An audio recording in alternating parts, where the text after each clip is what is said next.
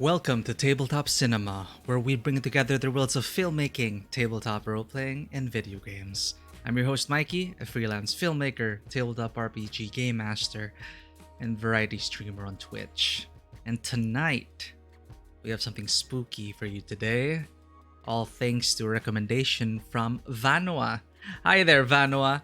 How are you doing? I finally got SCP Secret Files, and it looks very intriguing. Now, I think for other people out there, they already know that I don't really do well with horror, in a sense that I get scared super easily. But as long as chat is there, I think I can handle this. And it's not like horror, right? Like, well, I don't know. I was also very surprised at how similar it was from how similar it is to Control, at least some of the snippets I've seen. Full disclosure, I knew nothing about the SCP Foundation until Vanua brought it up. Now, I don't know anything about the SCP Foundation, the wiki, any stories. I don't think I've heard any of the stories from SCP, so this is going to be my first experience with the SCP Foundation. How are you doing, Fisher? We're gonna get spooky before we do the finale for Exocolonist, which I decided I'll do it on Tuesday. I am so tired from HEMA. It is a great workout today, but almost killed my fingernail, and my back is killing me. But felt like I could still got it in me to play some horror. Oh no, it is a horror game. I'm doomed. Okay, but I'm not exactly like the most expressive person, so just trust me when I say that I do get scared super easily. Even if it's not that scary, like jump scares are my bane. But yeah, it's a collection of different things. What are we getting into today? We are getting into SCP Secret Files. It is a collection of paranormal cases from the SCP Foundation, an organization tasked with containing dangerous anomalies. If you played Control, it should be very familiar to you, the kind of concept. I was surprised. Like, I didn't know Control was heavily influenced by SCP. Asian Terror Face, not... Sorry, how's it going, Matthew? Anyway, you join as an assistant researcher for Dr. Raymond Ham and complete a strenuous induction program that will make you question everything you know. I do like questioning everything I know, right? Like, it's super awesome. Asian Terror Face, not as good as White Horror Face. I don't even know what that would look like, but we're gonna get into it. We have a lot to cover for Spooky Month. So I took Vano's suggestion and got SCP Files, and I want to fit in as much as we can. We're starting early. We can't fit everything in October, right?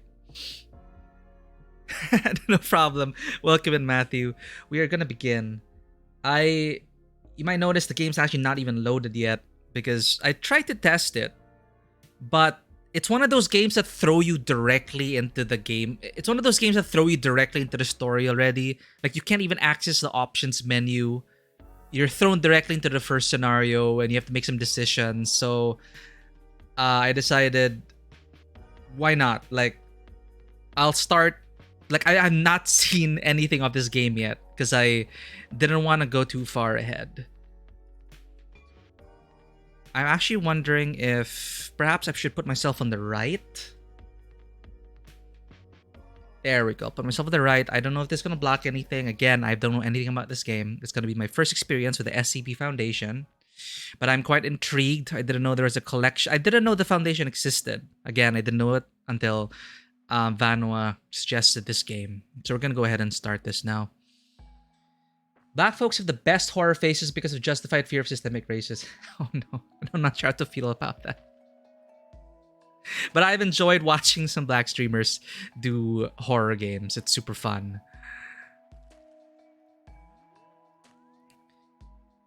We're gonna turn off this happy music. I already dimmed the lights over here. We have a slightly different lighting setup today. You notice kind of warm and kind of dim. Because I want to I want maximum immersion. Launching now. So how's everyone today? Yeah, Vano, I'm also quite interested because this will be my first SCP experience. So I'm not gonna have any. I don't have any expectations at all. I'm not familiar with any of the stories, so perhaps it'll be interesting to see what happens. See, like it's I can't like the resolution. I think Vano, you're talking about this resolution problem. It's stuck at I don't know what the resolution is, but it's not my monitor's resolution.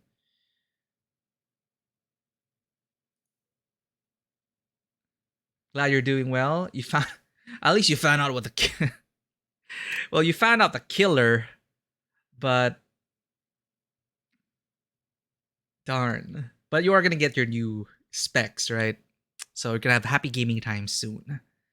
Yeah, I'm gonna try and see if I can go into the menu after this. But again, I didn't want to push through yet because I realized the game starts right away. So I already stretched it. Just let me know if it's weird. Like I stretched to fit the stream. It's not even 1080p. I don't think it's even 1080p. It's less than that. So I had to stretch it. But yeah, I can't wait for another control-like experience. If I did love Control, like I love the universe of Control, and again, I didn't know that it is inspired by the SCP. Or is it inspired by the SCP Foundation?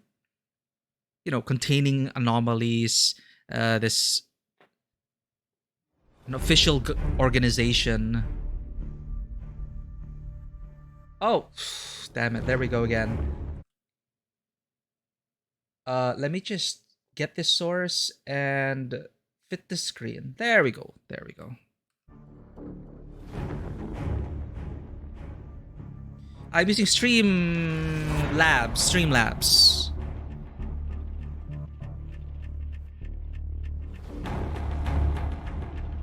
Your new motherboard killed your. Oh man. Well, at least you pinpointed the problem. So that's one major step. Hopefully you get to fix it soon so you can join us for some gaming. See, and it begins right away. I'm Carl Astana. A few months ago, I was preparing my dissertation in a restaurant on L Street. The pies there were rather to my liking. I became startled when the man sitting across from me suddenly shouted out, "The pies here are total shit, like a pile of vomit. I'm not reading fast enough." After seeing that there were other empty tables in the restaurant, I said to this man,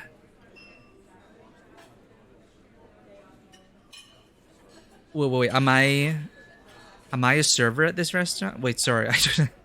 Look, this seat's occupied. Find yourself another table, alright? Excuse me, I don't believe I know you. Is there something I can help you with?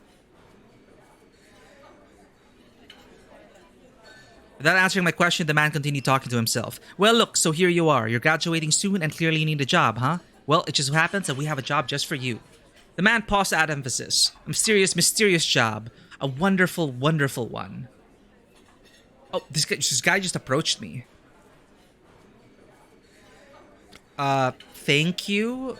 I have no interest in your proposal. I don't even know you. Do not refuse my offer in haste. He then handed me a business card. Both sides of the business card were black, with 3 letters printed neatly on one side. SCP. Click to open the envelope. Carl Oh, it's addressed to me. 142E Washington Street, Madison. Is WI... What's WI? 53703. Are we gonna get a jump scare? No? Okay. Honorable Carl Astana, congratulations on becoming a member of the SCP Foundation. The Foundation highly values your knowledge and expertise, and we firmly believe that you are the one we have been searching for. You will assume the position of Assistant Archivist in the Archive Department, Group 3. Director Chuck Auer will be your superior. please go to the security office of sector. How do you say the symbol again? I'm not sure how to say that symbol. On August 13, 2012, 0900 hours to pick up your employee card. We look forward to working with you. Personnel Department of Site 105 SCP Foundation. Secure, contain, protect. Yeah, Fisher, strap in for the end of the month. It's going to be wild. And even more games will have released by then.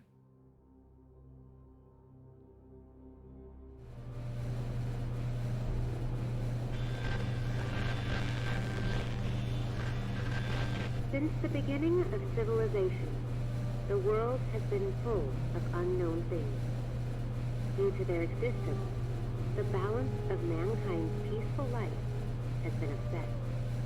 However, no matter how advanced our technology, no matter how great our scientific breakthroughs, there will always be anomalies that cannot be explained. Huh. We don't know where they come from, or what their purpose is. These questions plague mankind and affect our daily lives. It's because of this that we founded the SCP Foundation, an organization dedicated to containing anomalous items, individuals, and It is the Federal Bureau of Control. SCP Foundation is committed to maintaining the normalcy of the world so that people may live free of fear.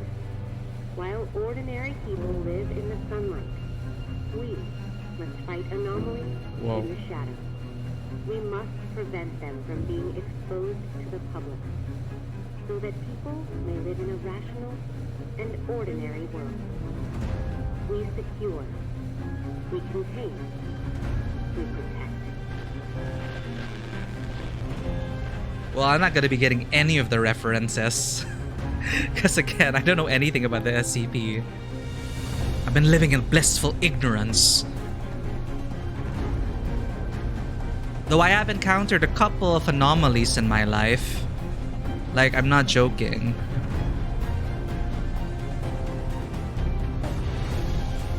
Still unanswered to this day. Where was the SCP then?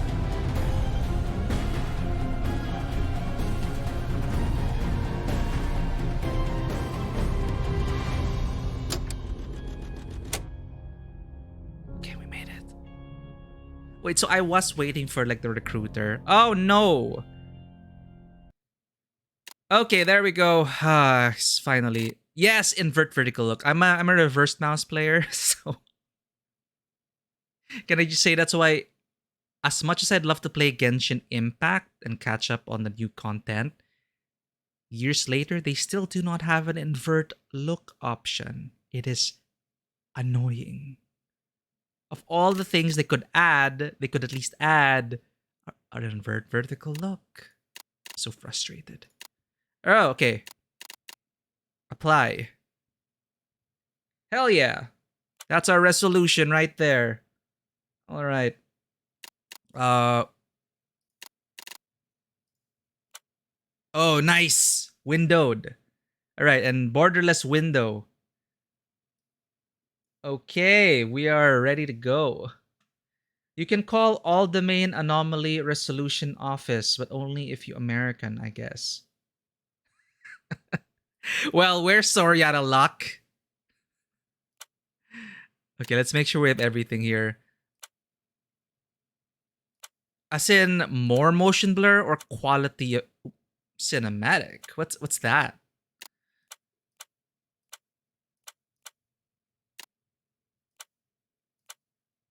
Okay, I guess cinematic's like the best. Okay, if the stream... right. Thank you so much, because I changed the resolution. So we are gonna fit it to the screen. There we go.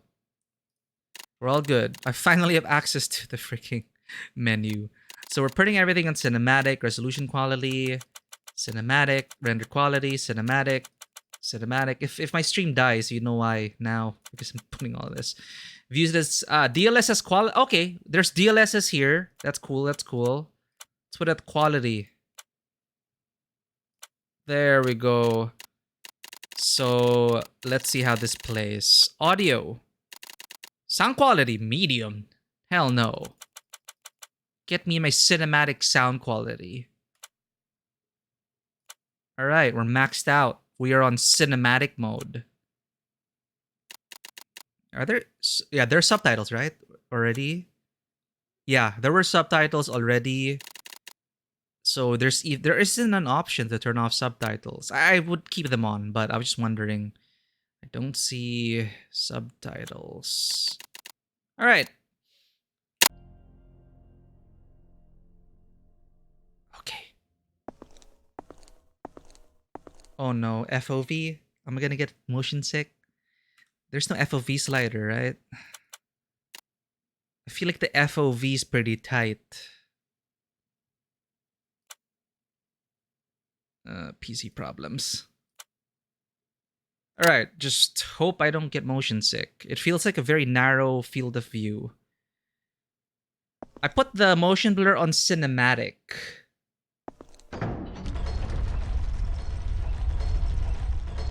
I will confess. Oh, this is totally controlled. What? What? Mission statement. Operating clandestine and worldwide. The Foundation... actually... Well, my problem is the FOV, the field of view. It seems pretty narrow, but I'm honestly... If motion blur is implemented well, I actually like it. Hopefully it's not too distracting for people. I put it on cinematic. I don't know if that means it's even more motion blur or the quality is okay. I'm fine with this for now. Mission statement. Operating clandestine and worldwide, the Foundation operates beyond jurisdiction, empowered and entrusted by every major national government with the task of containing anomalous objects, entities, and phenomena. These anomalies pose a significant threat to global security by threatening either physical or psychological harm. The Foundation operates to maintain normalcy so that the worldwide civilian population can live and go on with their daily lives without fear, mistrust, or doubt in their personal beliefs, and to maintain human independence from extraterrestrial, extra-dimensional, and other extra-normal influence. I remember we were talking about UFOs, UAPs, sorry, not the UFOs, UAPs the other day. Secure. The Foundation secures anomalies with the goal of preventing them from falling into the hands of civilian or rival agencies. Oh, there are rival agencies. Understandable. Through extensive observations and surveillance and by acting to intercept such anomalies at the earliest opportunity. How convenient for them to put this here. These doors are totally like those safety rooms in Control. Hell, it's already kind of looking like the oldest house. Can I, like, investigate these things? No? Can I open this? Damn, look at the quality of the doorknob. Can I just randomly... Look at how the light hits that doorknob. That's like the doorknob I have in the studio. And the light's like hitting it the right way. Sorry, I'm just like admiring this doorknob. Door handle? I don't know. Do you call it the doorknob if it's shaped like that? I still... Okay, I'm gonna like treat this like I'm in control again. All right.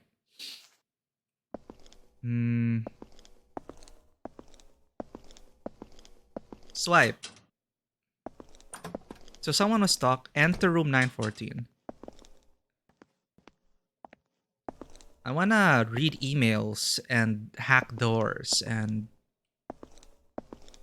explore. I guess not.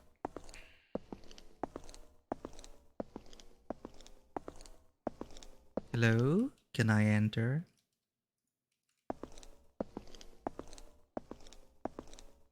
Alright, what's this? I'm sure it means something. USS Kitty Hawk. You can even read the text. Oh, what's this? 4 men who met Hitler and his party when they landed from 2 in Argentina, approximately 2 and 1 half. Are these all like from the SCP like wiki? USS Kitty Hawk, command history, officer roster, in accordance, declassified by authority of the director.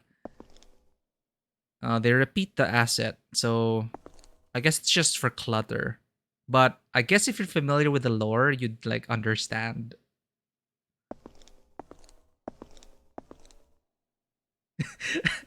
Look at the graphics, still doesn't. Look at the doorknob.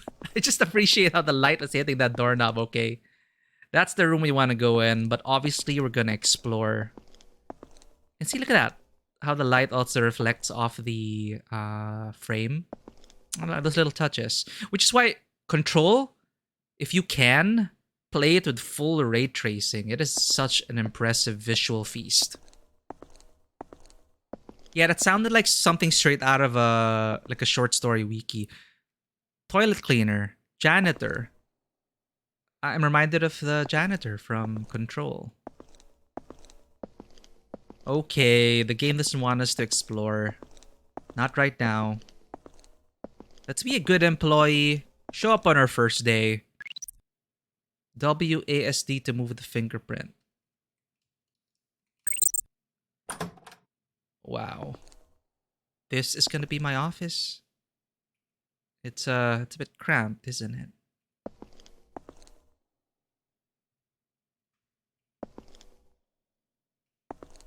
Huh. Okay. The top secret SCP and SCP anomaly collections. History. There's a skull. All right, let's get to work. So they even prepared coffee.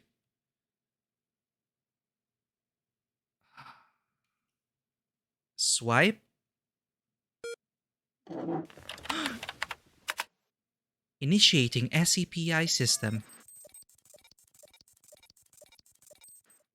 Name, Carl Astana. Date of birth, 5/25. That's May, right? May 25, 1989. Yo! Same year. Massachusetts Institute of Technology. Archive Department. You will have access to classified and top secret archives. Please confirm that you are aware of all confidentiality clauses and agree to swear by and strictly adhere to all SCP Foundation regulations and guidelines. I'm not even going to read the document, just agree. This is how they screw you over, right? Welcome to the SCP Foundation. Before starting your work, please allow us to introduce you to the software used in the archive department. Each day, your superior will assign tasks to the mission module. When there's a new task, the button will blink red to remind you. Communication within the site relies primarily on instant messaging system, where information is processed using Level 2 encryption. Please pay attention to blinking red reminders and view them promptly. Training is an effective means of information sharing within the Foundation. New employees must first participate in new employee training before they may begin work. Oh no, the forced tutorial. This page shows public information of all sites around the world. You can view the information at any time. This concludes the introduction. We wish you success in your work. I have a friend. How'd the mission go, Kent? Did the information gathering on SCP-1299 go smoothly? Was damn close this time. Luckily, I know how to swim. Glad Chuck didn't send me there. I can't... Oh, you're chatting so quickly! How do you chat so fast?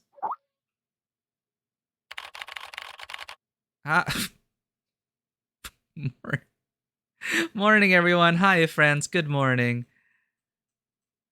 I'm pretty sure you guys would probably know like what SCP-1299 is. Are the stories like labeled like this? Like SCP-1299 is this story, SCP is this story. Is that how it goes? Welcome in, Nate Kappa. If this is your first time here, welcome to the table. Welcome to Tabletop Cinema. We just got started on our first playthrough of SCP Foundation. It is my first experience with the SCP Foundation. So I guess it's gonna be quite immersive for me because just like the character here, it's our first time. You have no idea what it is. Are you familiar with the SCP Foundation, Nate? Welcome in. We're just playing this evening. This is our I guess I'm going to be trying to stream in the evening and Saturdays. But yes, I am Mikey. If you need to know, I'm a variety streamer and I like story rich games. So that's why I'm playing this. Recommended by Vanua as well. Thank you, Vanua. All right. So the stories are so SCP-1299 probably refers to something. Was damn close this time. Luckily, I know how to swim. Glad Chuck didn't send me there. I can't stand the feeling. I love this because in Control from Remedy, Control the video game, you're an outsider coming into this and you don't know exactly how it works. Thank you for the thank you for the anonymous gift. Thank you so much, anonymous gifter. Enjoy ad-free viewing and cat emotes, Nate. Welcome in. Yeah, I only knew from Vanua that it is a wiki and everything. I didn't check out the wiki myself, so I guess this is gonna be our first experience with this. So I heard it's an anthology of games. I guess this is the anchoring point. Like you're an employee coming in, and thank you for the follow, Nate. So yeah, it's an anthology of games, each story with a different kind of gameplay treatment, which is super awesome. Which sounds like a perfect fit for something based on like a wiki with different stories, because each story would have you could tell the stories in different ways, and it's super cool. So yeah, I was talking about Control, and if you ever played Control, if you have not played Control yet, I highly recommend it. It is one of my favorite games, and apparently it's very much inspired by the SCP Foundation, and now I see why. Now I see where the roots are coming from. But this is a great experience because you're playing as one of the employees. For example, if Control, you are a member of the Federal Bureau of Control. You're not just Jessie coming in from the outside doing her thing. So this is like an inside view as to, the inner workings of such an organization which deal with anomalies. And also, I love pretending that everything here that we're going to witness is real. It's all real, chat. That's what it is. Everything is real. So I just logged in to my terminal. It's my first day at work, and I apparently have part of a group chat already. Zoe and Gant. Glad Chuck didn't send me there. I can't stand the feeling of being drenched in water. Ugh, I think I caught a cold too. Stuart Moore. Morning all. Good morning. Morning. Guess what? Our group's got a new member today. Carl. How about introducing yourself first? That's why I had to do this. Hiya, friends. Good morning. Morning, everyone. My name is Carl Astana. You can call me Carl.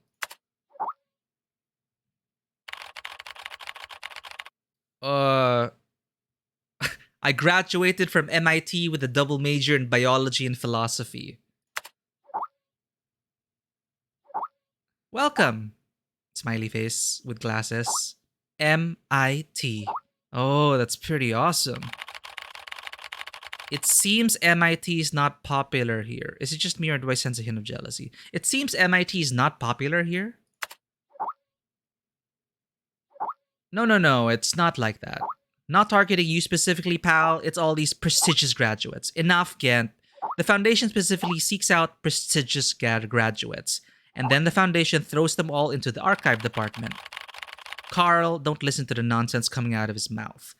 Have you all conveniently forgotten about Jonathan?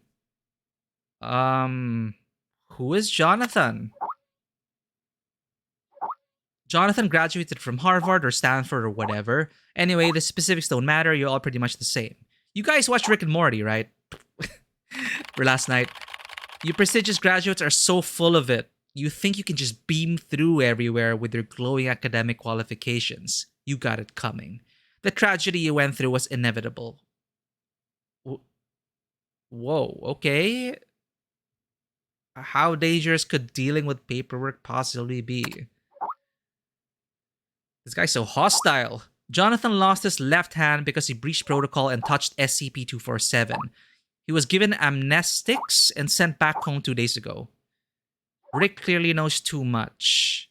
Oh, no wonder why he looks like Rick from Rick and Morty. His thing, his user profile. Ah. They're chatting so much. I can't. I need to catch up. Fine, just finish chatting. Yeah, Rick and Morty's not a children's cartoon. Again, I think you scared Kyle. Yeah, it's realistic, right? It's like, damn it. But I can't. At least in the Messenger app, I get to read instead of it like giving it like instantly dropping us down.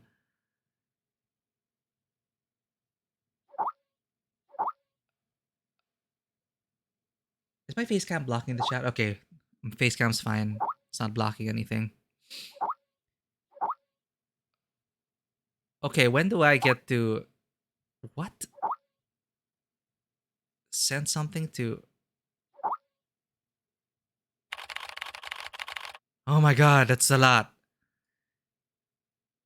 Anyway, Gant going so aggro on us in the first day. So we stopped here, right? Breach protocol, and he was given amnestic. So amnestics, did they like wipe his memory, like his short-term memory? Is that what an amnestic is? What's an amnestic? Rick clearly knows too much. I really don't want to recall those details. I can't even eat medium rare steak anymore.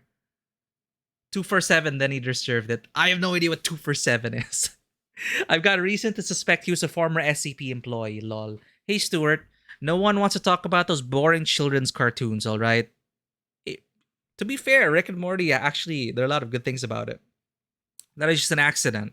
Accident? Who cares? He was just a prestigious graduate with a higher consume rate than Class D personnel. In this year's annual report, I'm going to replace Archive Department with Relief Station. Rick and Morty is not a children's cartoon. Gant, I think you scared Carl.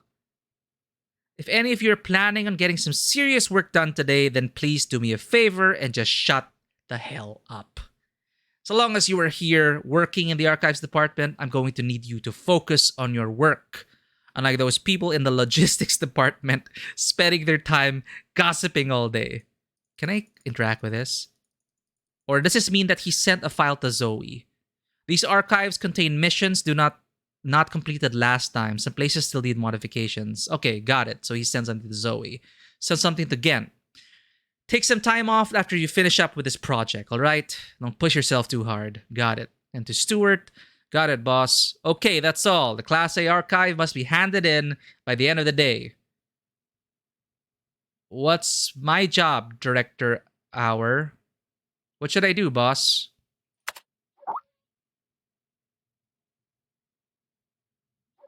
In the archives department, we need to review, organize, catalog, and modify all existing containment archives, but no need to hurry, young man. You'll need to attend the new employee onboarding training first. Okay.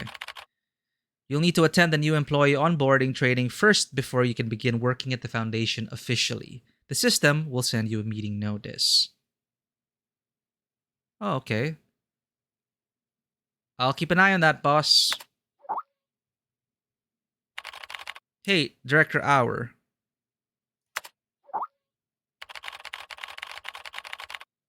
I'm honored to be given the chance to work here at the Archives Department.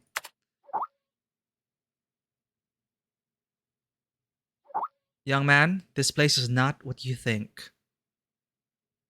You must abandon your past self and start again from zero if you hope to survive here. No one will take care of you. You must demonstrate your own ability. Understood, Director Hour. Heh, the new employee onboarding training will be hosted by Dr. Ham this time. You will suffer, Carl. I suggest you prepare a paper bag for the vomit to come. He's just messing with you. Dr. Ham is one of the most knowledgeable containment specialists. Guys, you still have no idea what you will be doing, do you? Now, move it. Remember, Carl, stay sane and always in awe. Huh. Oh, okay, my face is blocking this. System notice. The course you signed up for is about to begin. Please join the meeting in the training system. Click here to enter training system. I can't investigate any further. Rule number 1. Verbal abuse of any form is strictly prohibited. Those who do not abide will be injected with amnestics. Hear that, Gant? Contact with SCP-999 during working hours is strictly prohibited. Oh man, I'm pretty sure for you guys who are like super deep into the lore, this would all make sense to you. But I am already quite fascinated. Let's go for training. First class, Raymond Ham, August 13, 2012. Meeting room 1106, Sector A. Online meeting entry, SCPQ search, blah, blah, blah. Application of special containment equipment, Steve Tyler. So let's go to this conference. Assessing account authority. I love virtual desktops or like made up desktops in video games. I don't know. I just really love them. I even got my coffee for maximum immersion.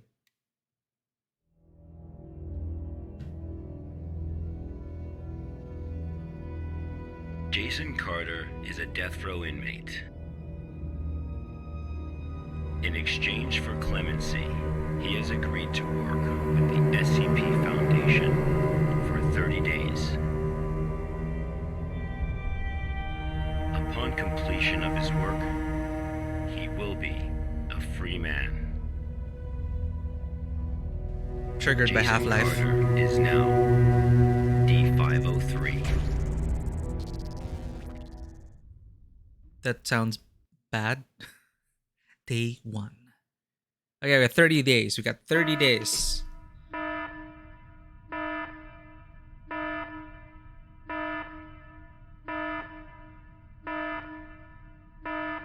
Press.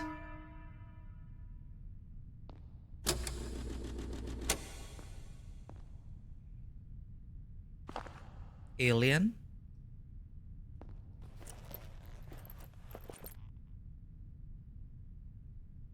Textures are pretty interesting, like almost painterly, almost. Yeah, it feels like a painting almost, like oil paints. Interesting. Oh, Nate, I am in the Philippines, so got a bunch of UCC. It's a Japanese cafe. Is bottled coffee not like, you don't see it a lot where you're from? For a quick fix, I just got the bottled coffee. I feel like I'm an alien now. With the motion detector. So this is the conference. Whoa! D503 was given no clear instruction of the task to be completed. He must find them out for himself. Why? That's not good. Are they coming closer?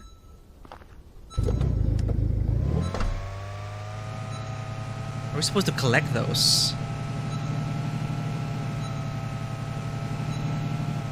Oh, none in Canada. I guess, you know, for the sake of the environment. Like, we're not as crazy as in Japan. Like, the vending machine culture there, everything's bottled and everything is packaged. Like, you have packages within packages in Japan, right?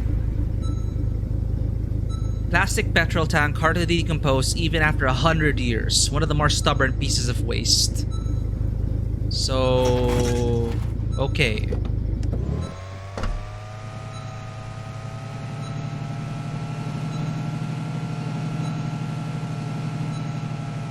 What an interesting style. It's like...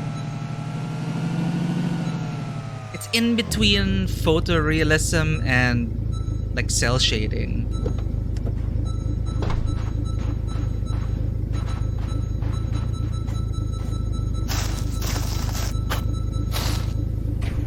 Discarded roadblock.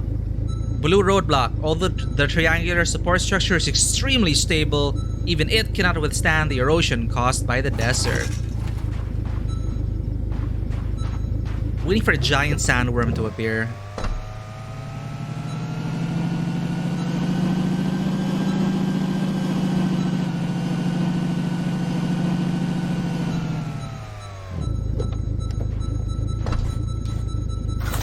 just collecting random shit.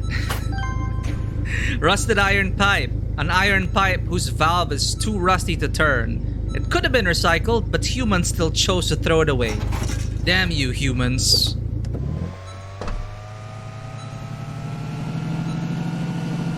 Oh, it's all appearing back there. Move to the incinerator. What is this, Death Stranding? I want to pick up more shit. Here we go. Actually, this truck also looks like the one in Death Stranding. The one before you enter the incinerator in Death Stranding. It's at Game Pass now, by the way. Damaged tin drum. A tin drum with a danger sign on it. Having once protected hazardous liquid from leaking, it is discarded upon the completion of its mission. Is that a foreshadowing for us? Yeah, actually, kind of like Borderlands, but you know, the style of the characters itself are a bit more realistic.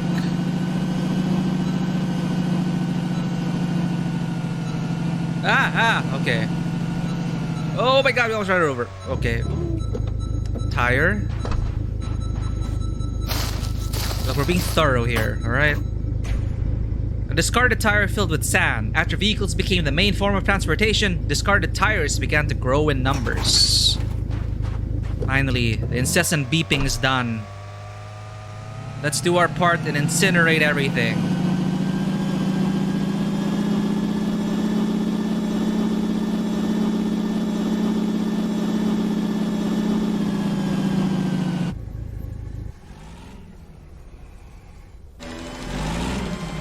So death row inmate, they just say collect waste. Please pull down the lever to confirm incinerate. Cool.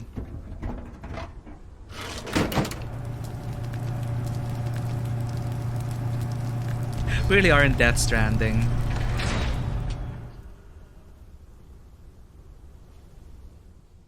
What, like were those anomalous objects or something? This was D503's first day of work. Not bad, okay. So this is supposed to be the conference. SCP protocol mandates that D503 now undergo a psychological evaluation. 30 days. Beep. Please take the level 2 mental test to assess your current mental state. Please drag the left graphic fragment onto the back square area to fill the whole area square. Oh no.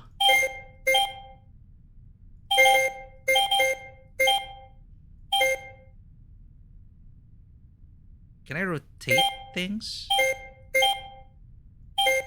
Aha! Puzzle skills. Testing personnel D503. Identification complete.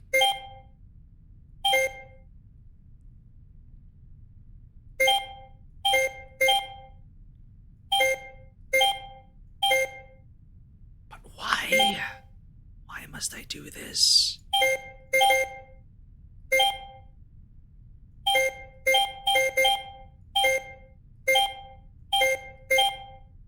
Alright, I didn't embarrass myself. Yay! Damn it, there's a time limit! I mean, there's... what? I feel challenged.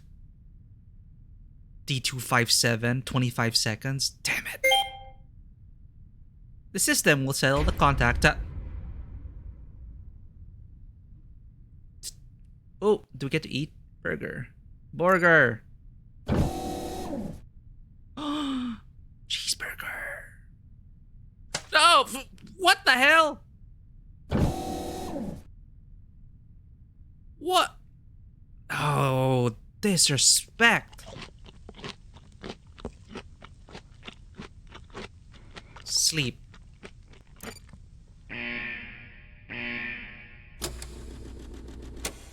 Well, life of someone on death row. This was the first day D503 psychological data was collected.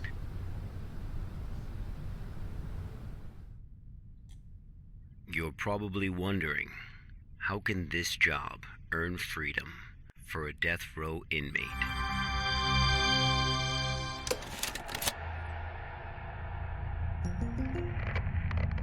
Good afternoon, everyone. I'm Dr. Raymond Ham from Site 83. Welcome to today's training conference. Today, I'm going to share with you a little project I've been working on called SCP-7457. The desert you saw just now is SCP-7457. D503 is a volunteer who we invited to help us learn more about this desert. Prior to the Foundation's involvement with SCP-7457, 329 people went missing in this area. Jeez. As a precaution, we have introduced lockdown measures as we attempt to find the cause of these disappearances. As everyone here is new to the Foundation, it will be good for you to learn about SCP-7457. Let me explain how it works. Before we get started, are there any questions? Dr. Ham, I'm Will Barton, 3rd Special Squad, Site 86. Hello, Will.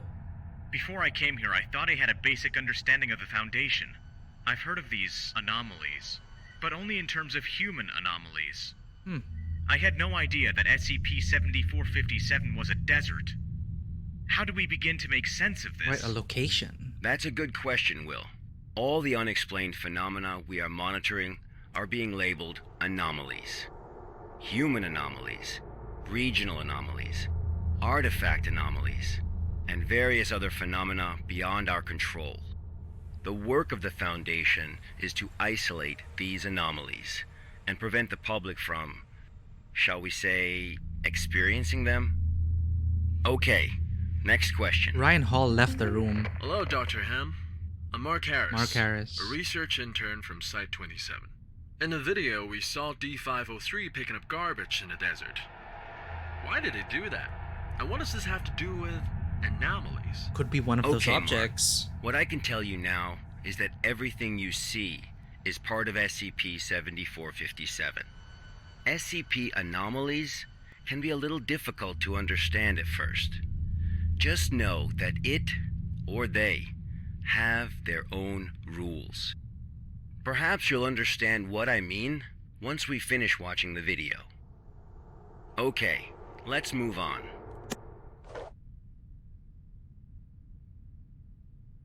My time with the The FCV first trained me week for was this. fairly normal. However, there was an interesting occurrence on the 8th day. Okay, we're time skipping to 8th day.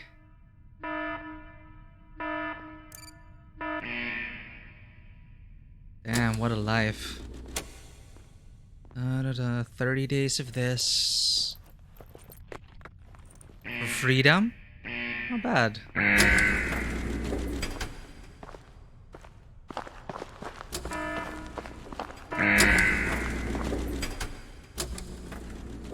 Let's have a look at what happened.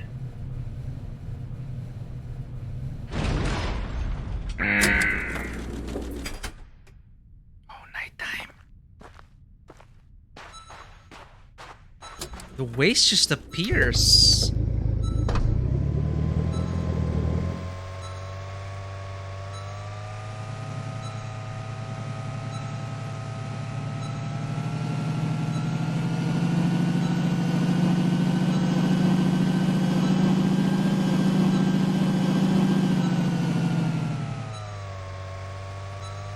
Oh my god. Okay, wait. Getting chills. Wait.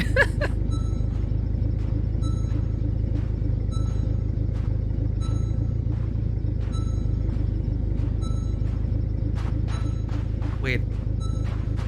Wait, what? We stopped too far. It's over there, that one.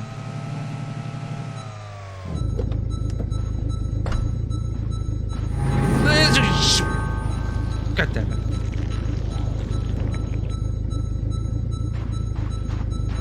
We're fine. We're fine.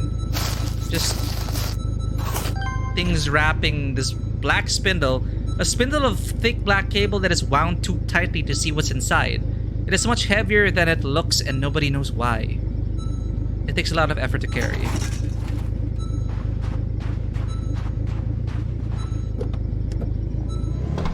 just collecting trash. It's not scary.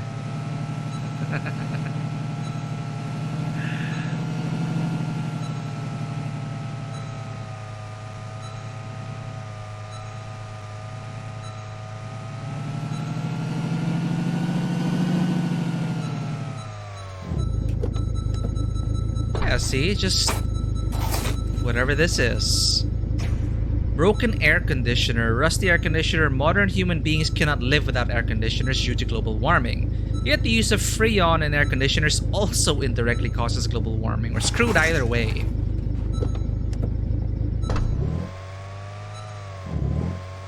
Oh, thanks for pointing that out, Nate. Sorry, it's just my gamer instincts make me collect everything. I want to do a good job. Oh, shh. No way. No, no. Okay. Ah, what? Yeah, I care about the planet, right? This stupid trash. Always popping up here. The surface of the barrel is corroded, and the liquid inside is highly corrosive. Ah, no more beeping.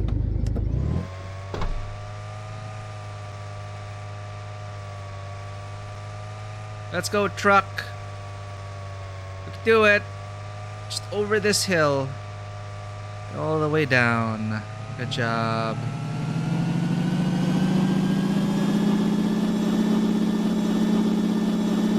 I feel like going at an angle means we're gonna flip.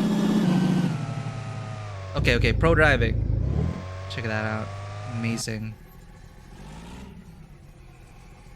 Okay. Black spindle.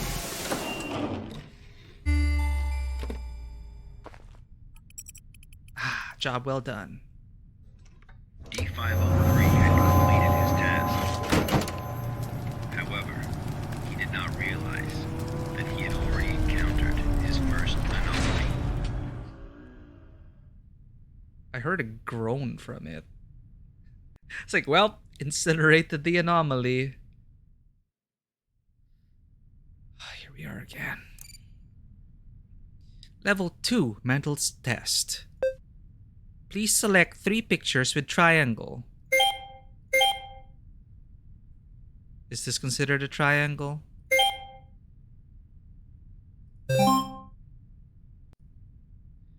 Select the 3 pictures that calculation results are equal to 5. Oh my god. I hate this. What do you do with PEMDAS? Which goes first? Do you divide first and then add? Or do you add and then divide? I feel like you divide. Oh my god. Divide plus then add. Alright. So this isn't even 5. 356 times 120. This is so embarrassing. Chat, I failed my math, so 483. This is equal to 6.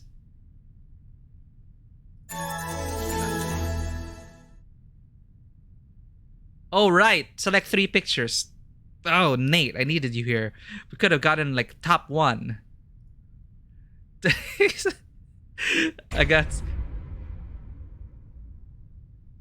I'm hearing the 24 countdown. Such an iconic sound effect. If you ever watched 24, the television series.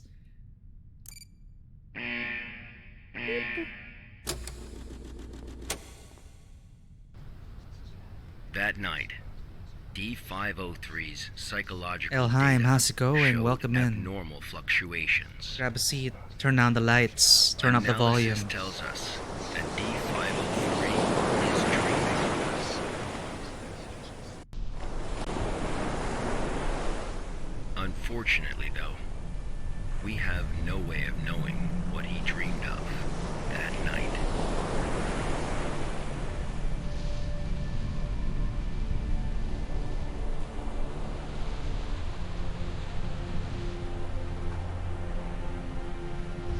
We're playing SCP Secret Files, Elham. It's an anthology of games based on the SCP Foundation,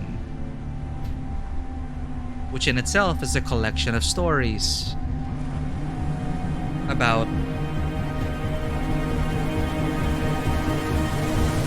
stuff like this.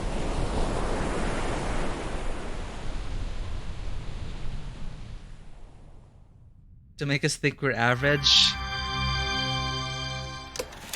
There was no... Oh. Here we are, conference. The 8th day marked a significant turning point. The start of SCP-7457's impact on D503. Oh no, he's gonna go Are nuts. there any questions before we go on? Hello, Dr. Ham. I'm Spencer Jones from the Special Operations Department of Site-21. Hello, Spencer. It's still unclear as to why D503 needs to pick up all of this trash. If you wanted to monitor his psychological response to SCP-7457, why not just leave him out in the desert? Why assign him these tasks when there are already psychological evaluations taking place? Okay, our analysis has indicated that SCP-7457 produces a new cluster of trash every 8 minutes and 37 seconds. If waste collection is not done regularly, all that trash may soon flow into our world. Jesus. It is worth noting, though, that the quantity of waste created here pales in comparison to the amount produced by humans. Well. However, it still has the potential to become a significant problem in the future. By assigning these tasks to D503, we can monitor his reactions while also containing the trash. There is another reason, but we will get to that one later. Is it not the case that the Foundation is exaggerating the importance of a minor issue before the issue is fully understood? Okay, everyone. I must emphasize that behind us is the general public, who are wholly unaware of any of this. Being meticulous and maintaining a serious attitude is essential at the SCP Foundation. Any oversight or underestimation of the enemy may result in disaster. Calling it an enemy. Thank you, Dr. Ham. I understand. Good. Let's move on. The effects of SCP-7457 on D503 became most obvious on day 15 of the test. Oh, things are getting good. Alright. What Due happened? to the conditions that day, we were only able to track his movements after recovering data from his radar. It was definitely a bad day. Perhaps the worst. Even for a death row inmate.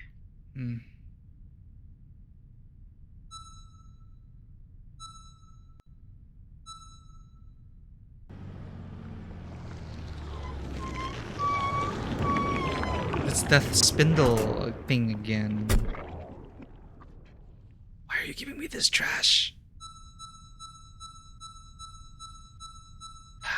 Day 15 to freedom.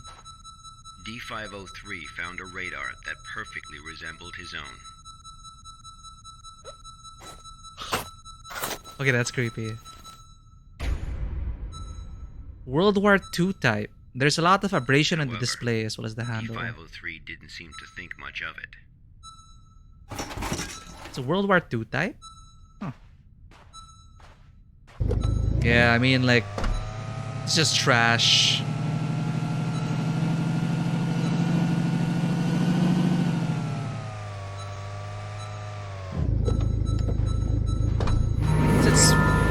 It's a spindly thing again.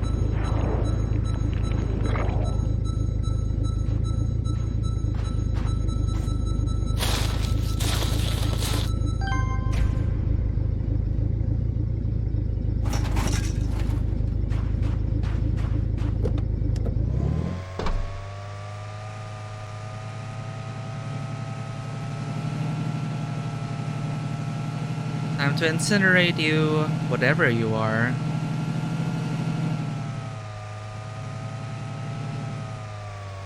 I'm not sure, Nate, actually. Well, this is 2012. The game right now, the segment we're playing is 2012.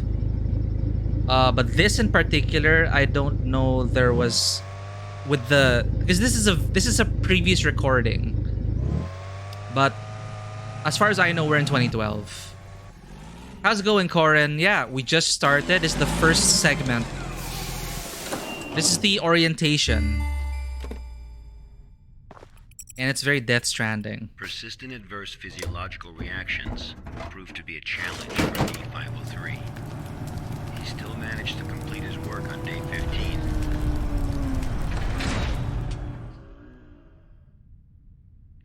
But then he encountered an incident. What incident?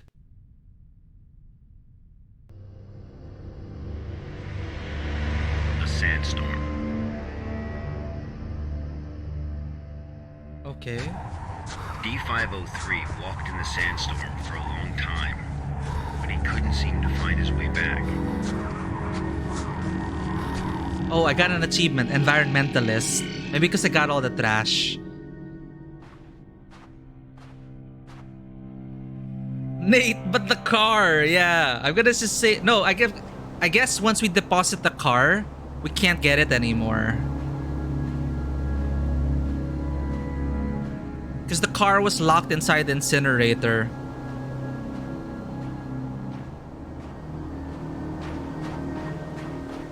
Oh, it's those spindly cables.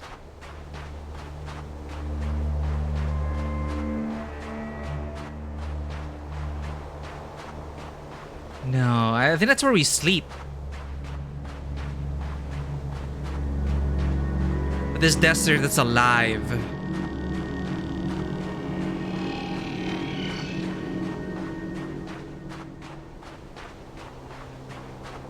Are you familiar with the SCP Foundation, Corin? Because this is my first time. Oh, home sweet home. Home sweet home. D503 managed to find a site just as he was beginning to grow weak with exhaustion. Oh, there are multiple A sites. site he was not familiar with. Oh, shit.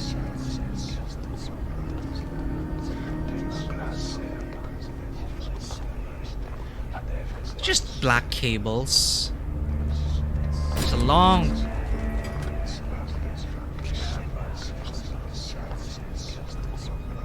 Are you me? Are you me?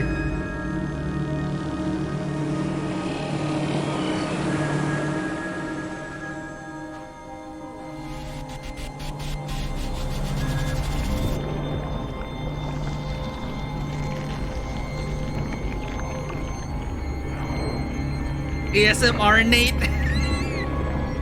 Well, this ain't relaxing me.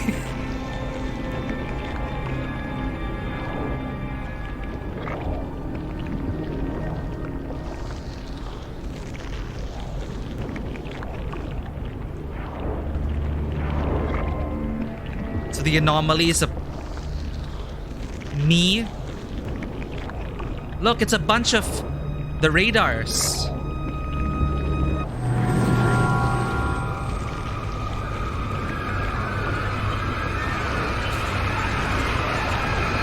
Ah! It's like the Yellow King. What is that?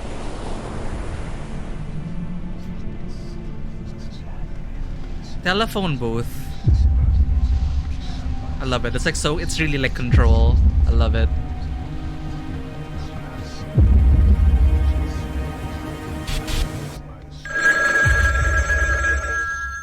Have you ever experienced a call from an unknown voice?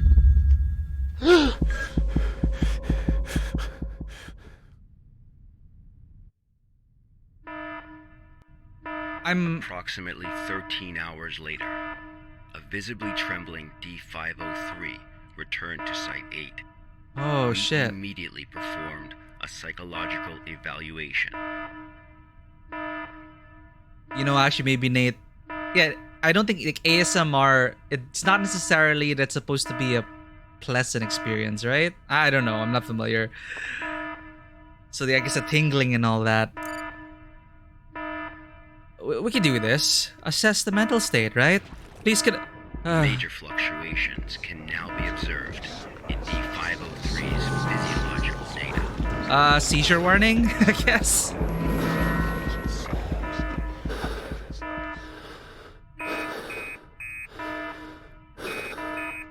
results of the psychological evaluation were so troubling, we had to abort the mission.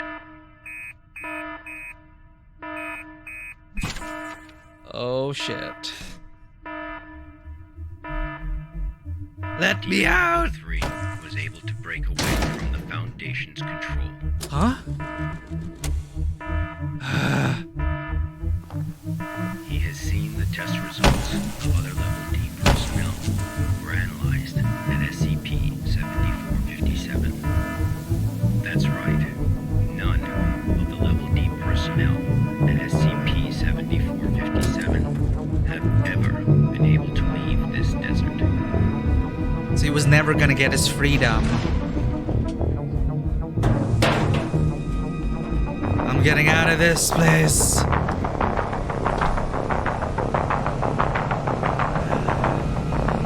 This desert's not gonna be the end of me.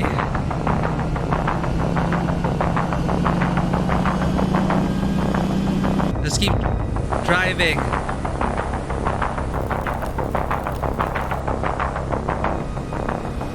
This is style in the sandstorm.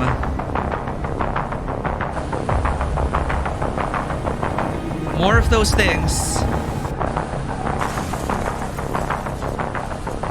Oh, you're screwed, man.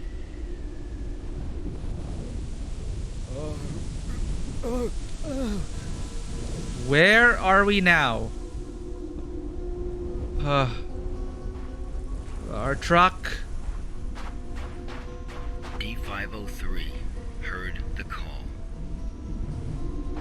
What call? What call?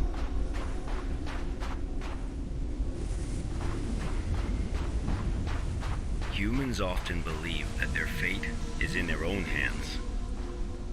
That all choices come from their own free will.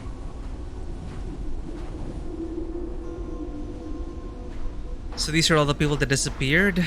They don't realize that we humans form only a small part of this world. Out there, in the unknown world, we are as insignificant as a grain of sand in this vast desert. Well, it's one way to put it clearly. It's the phone booth.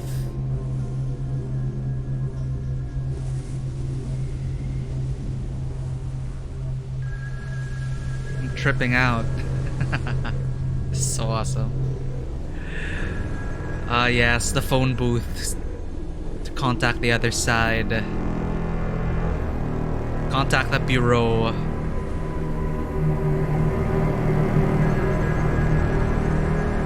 The board, I mean.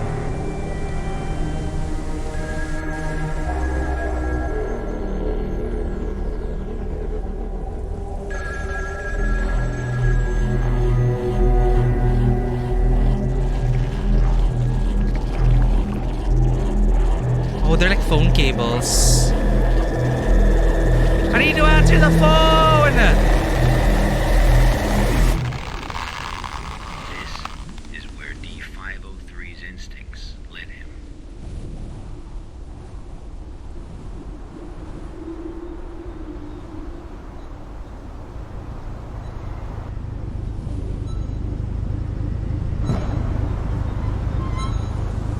Okay, I was suspecting there's a person inside, but...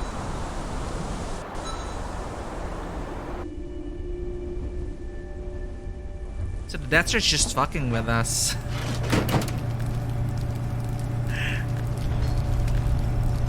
We've been cremating our other selves. Or other inmates.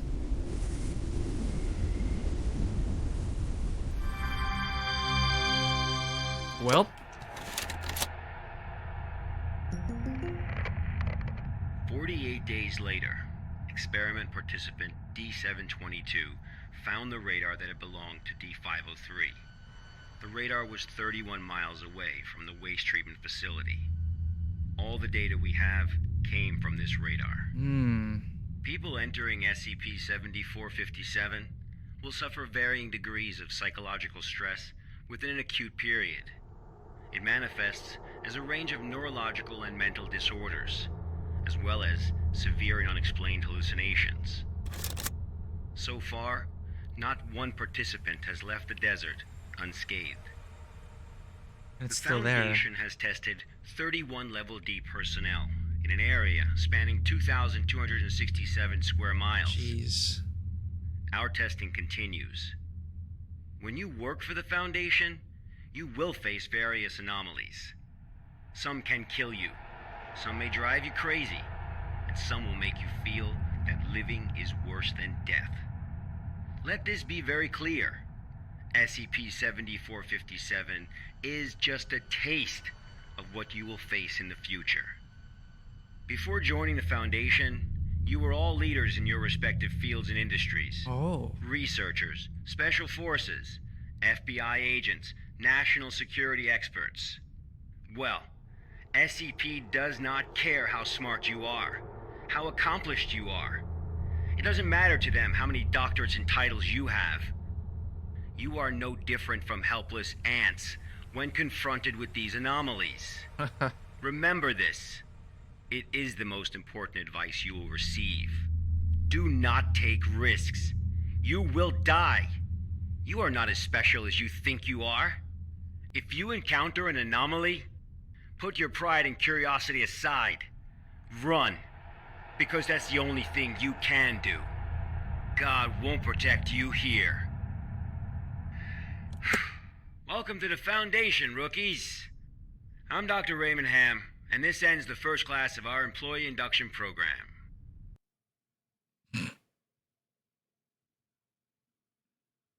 Well, it's a good way to ease you in. Training courses ended. Please add your comments. Please evaluate the training course. You know, as someone who doesn't know anything about SCP, you know, it's just I guess it's just to onboard you. It's literally onboarding us. The lecturer was qualified. Courses arranged appropriately. The connection was smooth. Yeah. Notice that the meeting was punctual. Yeah.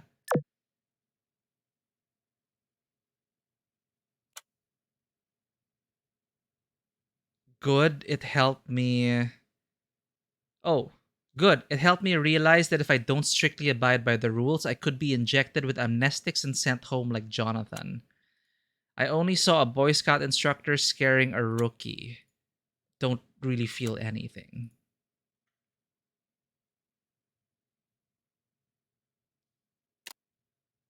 Well, it is a bit sudden, right? So maybe 4 stars. Submit.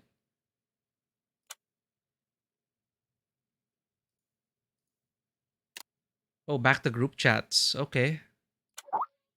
Hi, Carl. How'd it feel?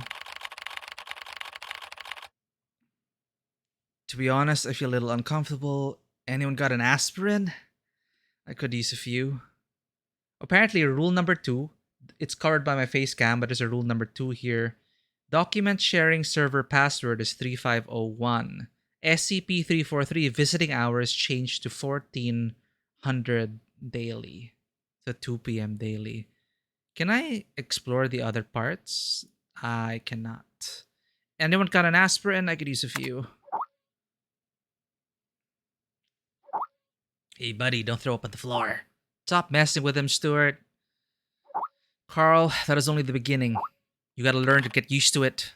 Live with it. I got it. And everyone here wants to teach you something, Carl. Live with it. Come on, Stuart. Thank you. I feel much better. In any case, you're welcome to join us, Carl. Smiley face. The past hour has been torture. I don't know how the other things managed to hold on. A message during jumped off a cliff, fell into the icy water, and choked hard. I can even taste it in my mouth. The foul taste of the river water.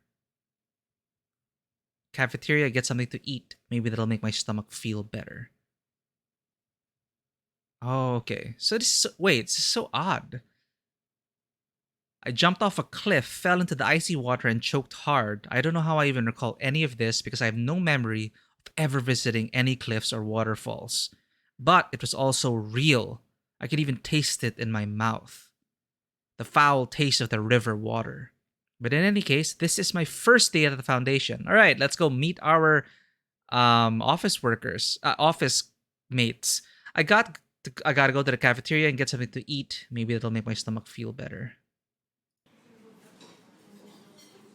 Yeah, you're right, Vanway. It was a good teaser, and it sets the mood. And I'm loving the mood because, again, I was a huge fan of Control. Are we back to the office? Oh, okay. Can I click other stuff here? Oop. Scientists at Site 73 have created super material, capable of releasing and absorbing extraordinary amounts of energy. The Anomaly Development Department hopes to construct new containment facilities using the super material. Site 19 is facing a shortage of D-Class personnel. According to the Foundation's Experiment Resource Sharing Protocol, Site 105 will temporarily transfer 40 D-Class personnel to Site 19 to support the operation of Site 19 experiments. So, D-Class, that is the death row prisoner we met. So, I guess they're the fodder. Critically endangered species have been discovered in a Guatemalan sinkhole, one after another. Foundation agents believe it may be related to the previous escape of SCP-994. Are we Class D? Oh, we're not. Okay. So Class D was the janitor. The death row inmate. And they're the ones that they just chuck into the desert with the promise of freedom, just to clean up trash so it doesn't spill over into the desert, because they can't solve the desert problem yet. Pretty terrible. Level D, fugitive personnel. D33921 from Site 17 was recently found in the eastern region of Mexico. The Foundation has dispatched a new MTF to arrest him. So like the person we played, the D-Class personnel, he tried to escape from the Foundation, but the desert claimed him.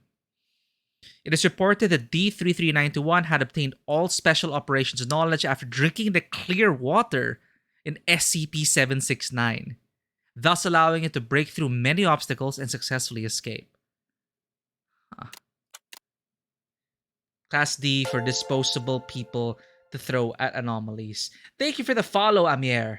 Did I pronounce that correctly? Welcome into the stream. We just finished the first... was that considered the first game / story of this anthology? We Class D in the SCP containment breach. I think I saw that in the trailer.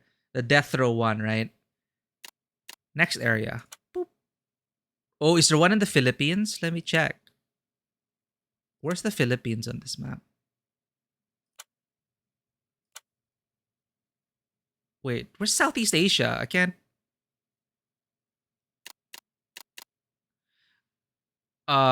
Wait, I'm kind of turned around. Wait, how many levels are there? Okay, so Site 73, we already saw this. Super material. Next, 6.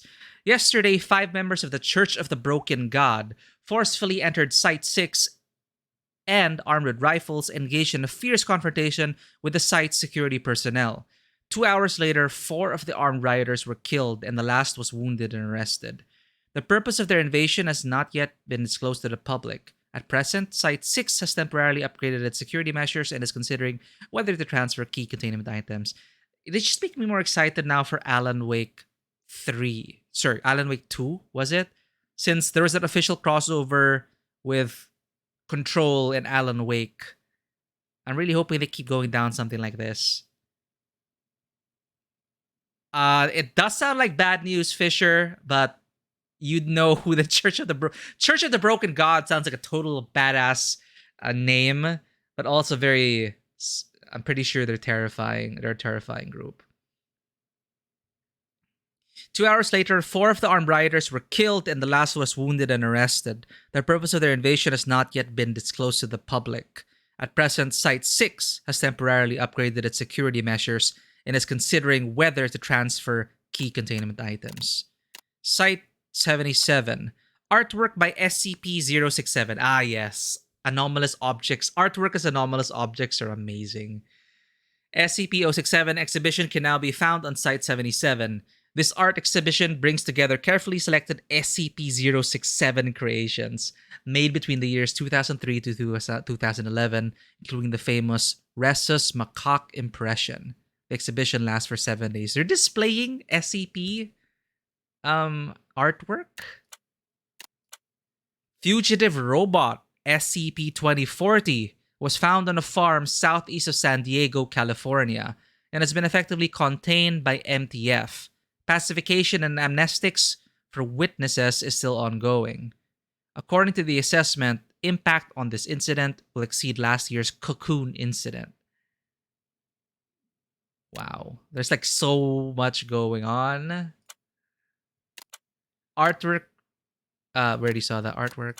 Site 6, Church of the Broken God, artwork, and Fugitive Robot. Next area. Site 314. Oh yeah, totally fine. Like, who is the Church of the Broken God?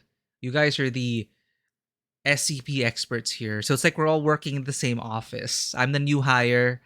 I am the new hire. Wondering about the full list, SCP Wiki. You know, I might find myself like in a rabbit hole, like diving into that wiki. I may as well keep it open, so in between activities, I can like just check the SCP Wiki. Today, an agent of the Foundation discovered an intact human corpse in the northwestern forest of Yekaterinburg. The corpse contains anomalous properties and was previously contained in a standard Type A humanoid containment cell at Site 128, coded SCP-3170. As of now, experts at Site 314 haven't provided any explanation as to why SCP-3170 suddenly appeared in the wilderness 730 kilometers outside the city. Can anyone contribute to the SCP Foundation, Vanoa?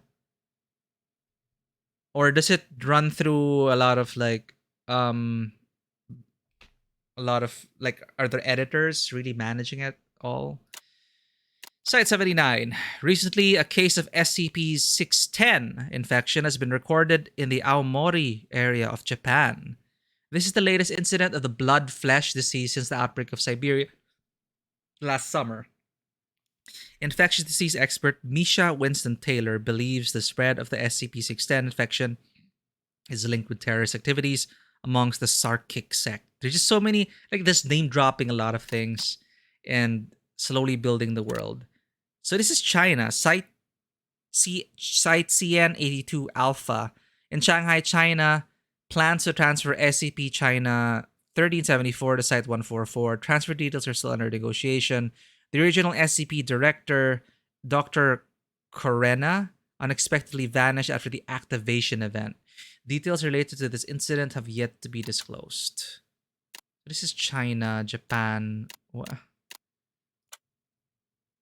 There are even more sites. Is this Australia? There's the Philippines. There are no anomalous incidents there are no anomalous sites. There are no sites in the Philippines. Right here. The Philippines is right there. Then Thailand, Malaysia, Singapore, go all the way down, Australia, and then New Zealand's like down there. As long as your staff gets approved and found interesting as far as I'm aware. All right, as long as it's decent. So they only accept like a certain level of quality, and if it kind of fits so there's an editorial board. I wonder how long have they been at it? How many years? Like, when did the SCP Foundation start? I mean, like realistically, assuming everything is real, right? Because I have more fun pretending that it's all real.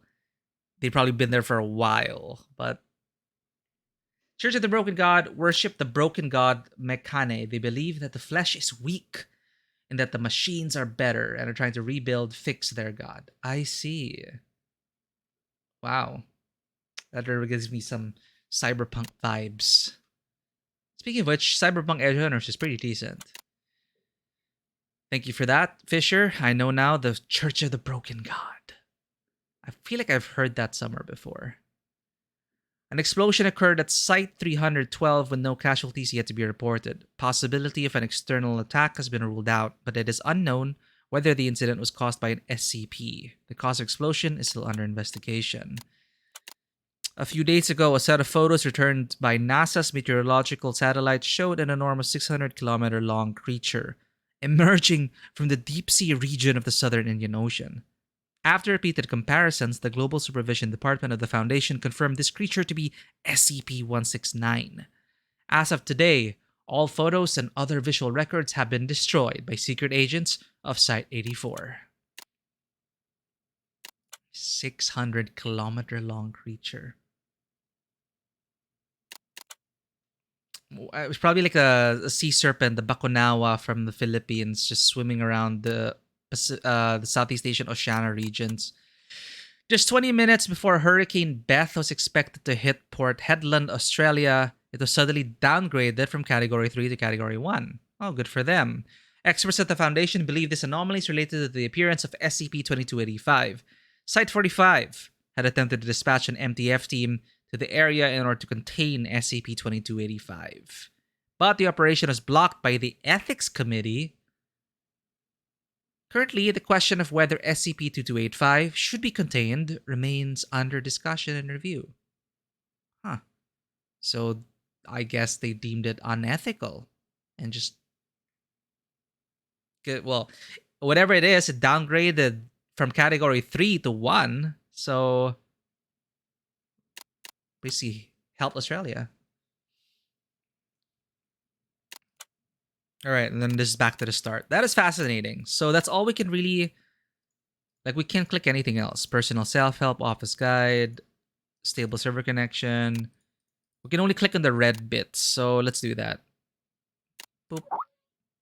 Sent the file to Zoe. Got it. To Ghent. Got it. The Stewart. Got it, boss. Hey, Chuck. Why am I being assigned to field work again? Something went wrong at Site 74. A person from the department went to provide support, so we need to take on more field work. Just like I said, our department should be renamed Relief Station. Stop complaining, Ghent. Carl, how do you feel now? I'm ready for a new job. Good. This is your first mission, Carl. Review the archives and organize them according to the requirements. Do not underestimate the task at hand. Go and finish it. I'll do my best. Good luck, Carl. Just one thing, MIT boy. Strictly follow the regulations and do not act on your own without authorization. Thanks. Got it. This reminds me of my first mission. Wubba-lubba-dub-dub. He's calling for help, chat. Alright, let's move. Oh, okay, files. I was waiting for like another message. Can I click announcements? Rule 1, Rule 2. Can I click anyone here? Nope. Files. Oh, okay. Today's mission. Enter data regarding the investigation reports into the archive system on the right. Method of operation. Click text with the red underline. After clicking, the data dragging effect will be activated. Drag it to the archive system on the right. Left click to release data. Data will be uploaded automatically. After entering all data into the archive system, click submit to complete the task. Ugh, data entry. Okay. We are doing a lot of office work here. Oh, there's like a new sticker here. Site 17 announced a containment breach of SCP-191 this morning. At 05:17 hours on the 21st, the digital scale alarm of SCP-191 was triggered. Containment Protocol 198.1.30 was immediately activated for the first time. At present, all personnel at the site have been examined and isolated one by one. The cause of the accident is still under investigation. The event, Caring for Innocence, held by the Ethics Committee, has now begun at Site 19. Caring for Innocence. Today's online premiere will feature SCP-2338. The purpose of this event is to allow Foundation members to be aware of the innocent side of certain SCP subjects, while improving member morale and building up the humanistic care of the Foundation as a whole. Let me guess, Innocence is this little child. Recently, all members of Site-54 have been administered with a mimetic vaccination. The vaccine was developed in-house by Site-54 researchers and has been given the vaccine ID CONX21. In response to the increasing incidence and severity of mimetic influence at Site-54, the site director gave a directive order to inject all staff with the vaccine prior to the completion of these new stickers of comparative trials. On the 13th at 9:30 a.m., many places in the United States received radio commentary of a baseball game. Extraterrestrial experts at Site 105 hold the general belief that this commentary was transmitted from a parallel universe. Well, the idea of a mass amnestic program conspiracy aimed at general audiences has been rejected by senior officials of the Foundation. And what do? You broadcast your... Instead, senior officials believe the Mandela effect will be one of the few viable options to remedy this event. Yeah, just that, it's so widespread, but yeah, it becomes so widespread that people just wonder, I thought I remembered it differently, and then it starts to correct itself. Fascinating. So that's news from around the world. Oh, level 3 penalty, Foundation, blah, blah, blah. Intention to use it for commercial purposes. Damn. So someone was fired, I think, for trying to use an anomalous object for commercial purposes. The incident report found that during the 3 months that the SCP-113 was exploited, 61 instances of gender reversal were recorded, in addition to 13 deaths and 8 cases of extreme paralysis. Site 17 announced the containment breach of SCP-191. Oh, we already read that. All right. Back to work. SCP-701 Archive Black Box Incident Recording. Investigation Director Agent Q. Click to play recordings and drag it, right? Oh. I'm Agent Q from the Accident Investigation Department. Containment breach occurred at Pony Station and contact with the Foundation has been lost. Agent Bella Lawrence was given orders to enter Pony Station and retrieve the black box.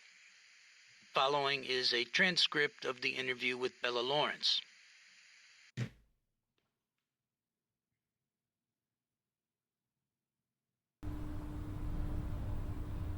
Can I just say, I already said this, I love like virtual desktops in games, and also, like fake sound files and fake files on the desktop. I love exploring stuff like that. Oh, okay. Blood pressure 175 over 110. Experiencing mild convulsions. Administer 5 milligrams of metapol to help control blood pressure. I'm gonna like this one, Vanoa. Bella? Bella? I wonder why.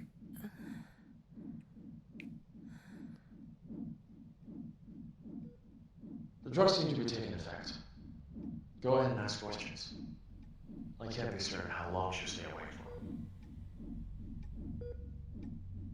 for. Where's the black box, Sparrow? Sparrow?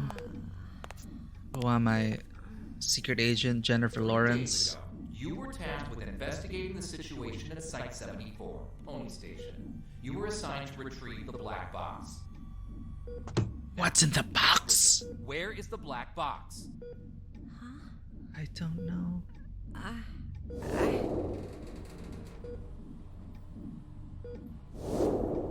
I brought it back. I brought the black box back. Don't lie to us. You never brought it back. No, that's impossible. I remember. I completed my assigned task. I swear. The tinnitus. All right, here now. This isn't an interrogation. We're not here to lay blame or point any fingers.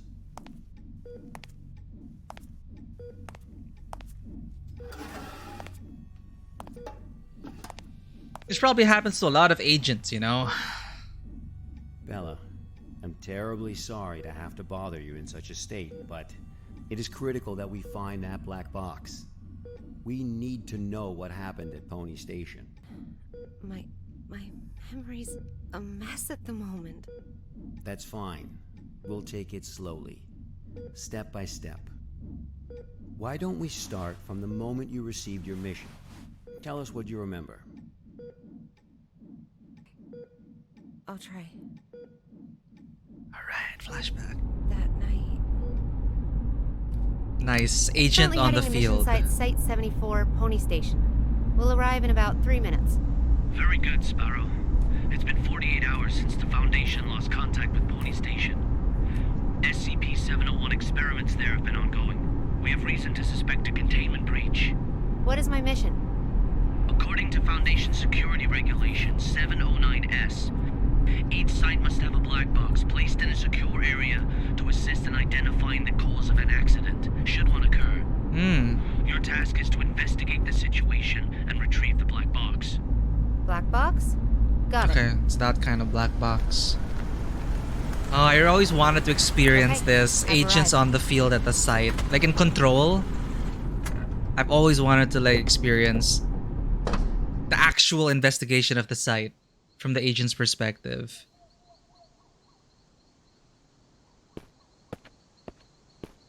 What, it's just me? I don't have backup or anything? I'm able to observe the mission site from here, but it doesn't seem like one of the Foundation's secure facilities.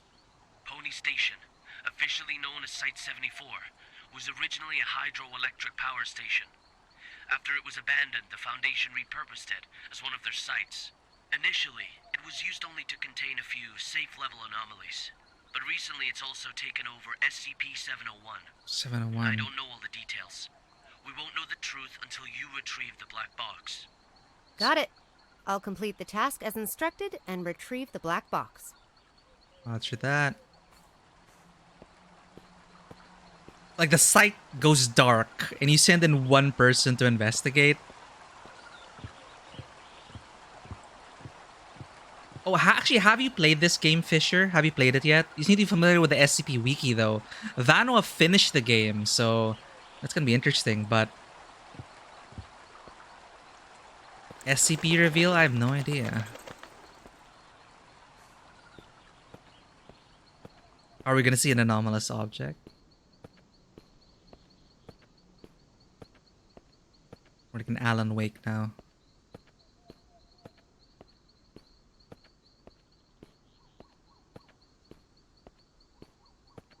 I was gonna say, like, am I not armed? Do I not have a gun or anything? But I'm thinking it's an anomalous object. It's an anomalous case. What did they tell us? Run. Huh? Oh. Huh? Tools. Okay. Can't counter. A device capable of measuring the humes of an area and calculate the reality bending rate in real time. Oh. Oh, that's super cool. Collect. Reality Anchor. A device capable of stabilizing the humes of surrounding areas. One of the best weapons for combating against reality bending and reducing the psychological damage in an area. Oh. Y blocker.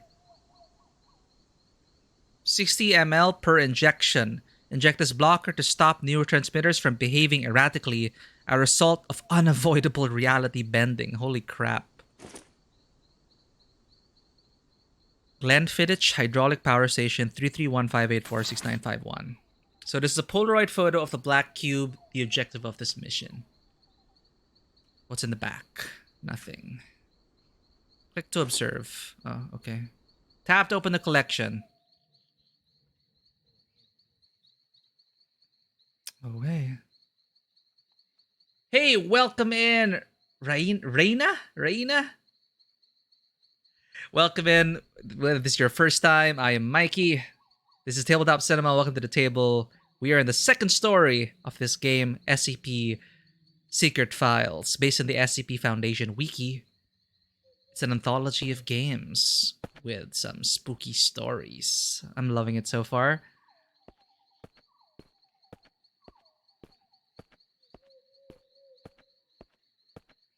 Welcome in, Reina. Okay. I just I get scared easily. I've just entered Pony Station. We are going to investigate what happened to Pony Station. Room 705. The elevator.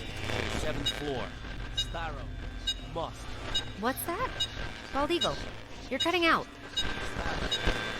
Damn. This is out of the safe range. Oh shit. I'll place a reality anchor. How do I place reality anchor? Press F to turn on. Reality anchor.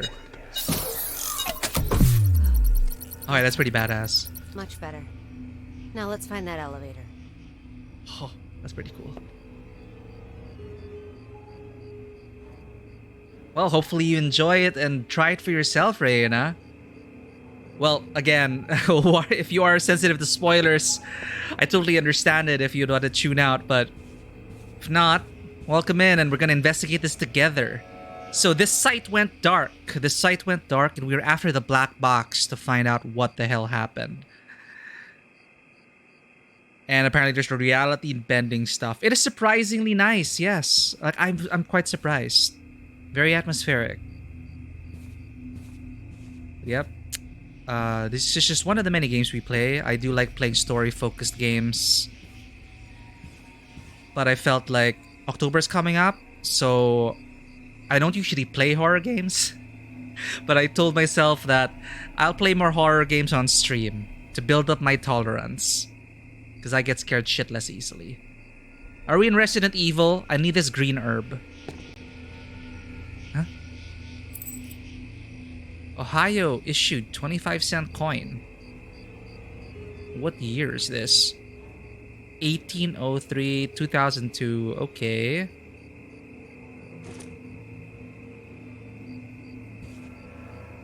Well, Reina, get Just lightning. Duh. But it's not even... it's not even raining. The Burr months will all be like spooky month.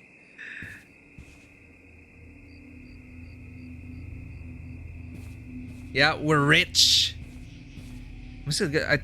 Oh. What was I gonna say? Wait, I'm like trying not to get scared, but I'm also trying to... Okay, we got this. Thank you for the follow, Reina. But yes, well, I've been so scattered. I'll introduce myself properly. I am Mikey, a freelance filmmaker, tabletop RPG game master, and variety streamer on Twitch, and I try to bring all these worlds together to give people some good content. Hopefully doing better on that front. Hopefully we can get more tabletop sessions going. But in the meantime, I've been playing a lot of different games as a variety streamer, and it's gonna be horror for these few months. Setting resource request form. Scene size palace, forest, monastery, banquet hall. Site 74. How do I... Okay. Click to observe. What's this supposed to be?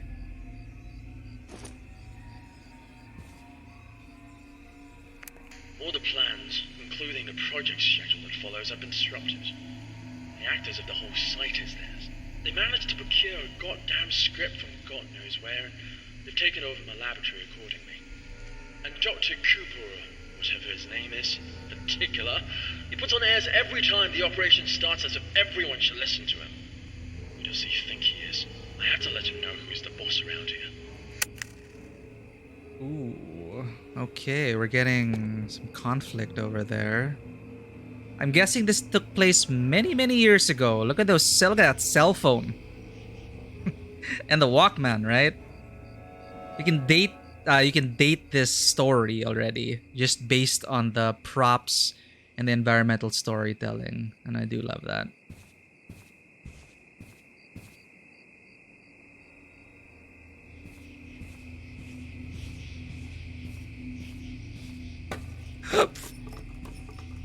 Yeah, typical paintings falling. I'm used to that. That wasn't scary. Commodore? I don't think... Is it a Commodore? I can't zoom in. You may be right. You may be right, Nate.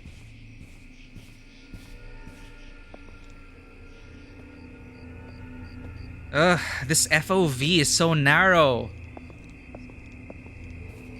I usually play with an FOV of 90 because I get motion sick easily.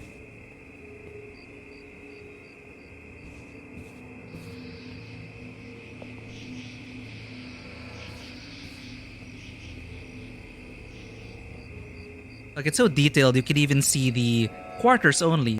2. Pull handle down all the way and let go. Okay. Can I take a sip of water? Did I miss it? Oh, I could take a sip in real life. Thanks for the hydrate.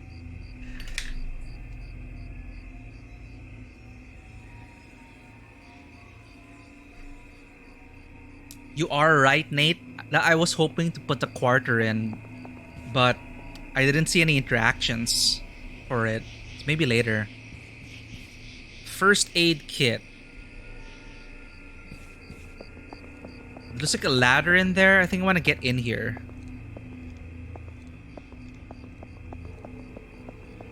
I cannot get in there. Okay, okay. Just a bit of steam. Yeah, there's a door, but...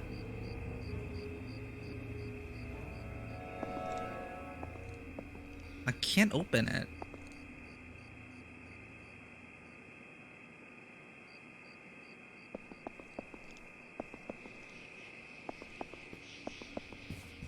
Storage room. There's a door here. Ah, haha.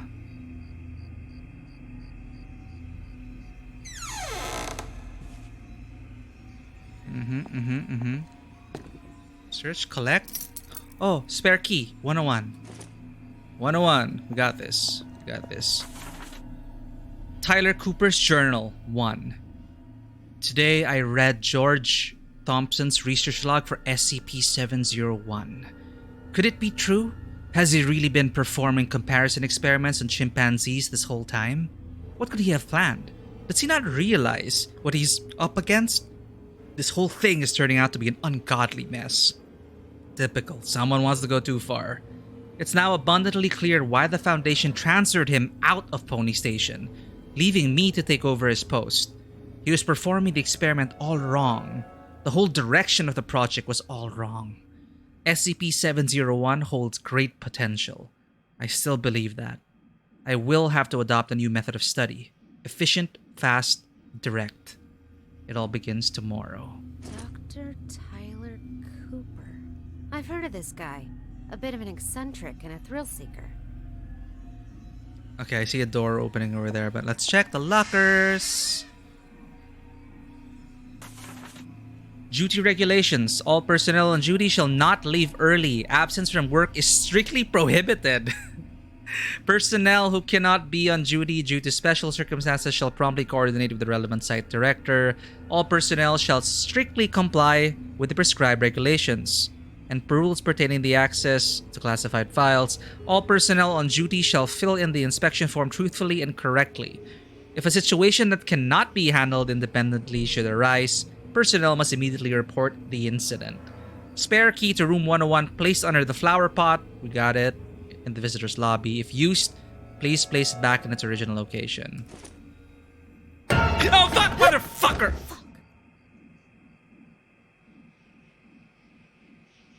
Right. I try not to swear on stream, but I can't help it.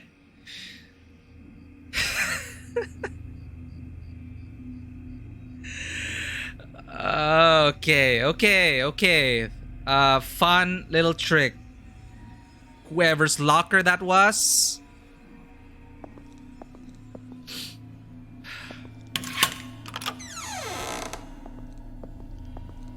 Cheap. That is cheap. Huh?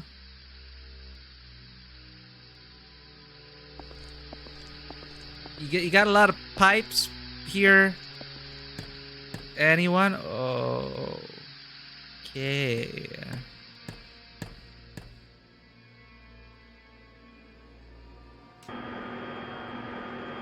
This is like straight out of Resident Evil.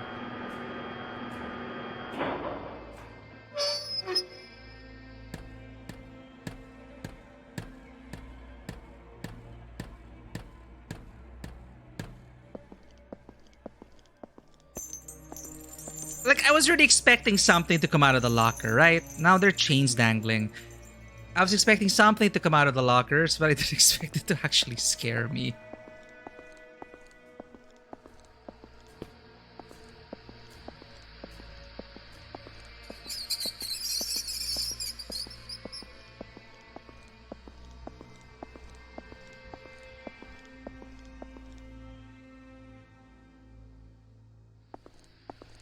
Oh, hello?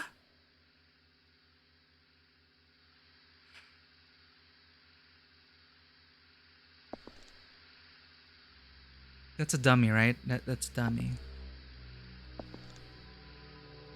Yeah, that's a dummy. That's a dummy.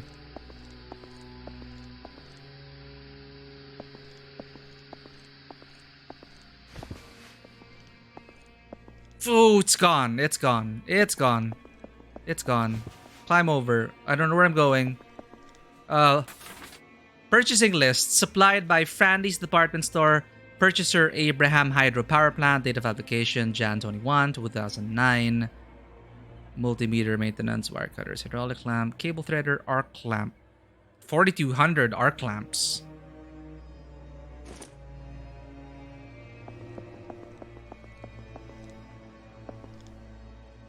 Oh, right, I have a flashlight. Oh, I have a flashlight. Right.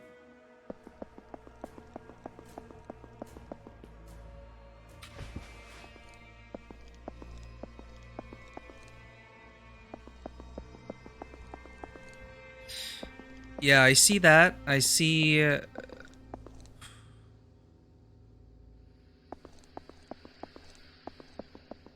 Hey, you chilling over there? How are you doing? How are you doing? Please turn around and boom! Oh, you're still there. Alright, something on the side, something on the side. Nope. This must be the elevator. To the 7th floor, then. How about no? Just check this room. Oh, nothing. Just go in, collect everything. It's a speed run. What we offered. The Hanged King reserved. I serve my king with my blood. Blissful suffocation, sacrifice of sin. What's this? Some kind of poem? Mother! Hey, that's the...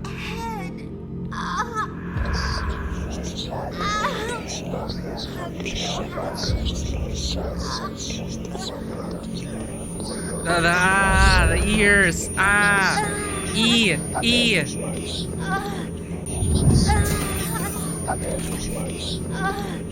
A reality serum thing. Holy shit.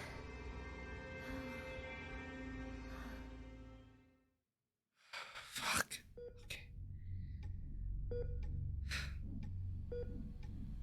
Okay, we're back here. This is... I'm very familiar with cognito hazards. I've been trained to deal with them. But this wasn't anything like that. I couldn't breathe. It was like there was a knot tied around my throat. I was weightless, hanging, gasping. No matter how much I struggled, nothing helped. That does sound terrifying. But perhaps it was just a nightmare, though. Probably not. No. We wake up from nightmares. Not from this.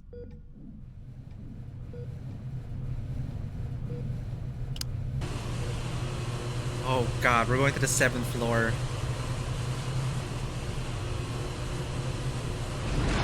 Are you kidding me? 4th floor. Damn it. Stability rate. It's even more than before. I've got to place it out. Look at them just observing us, just having fun.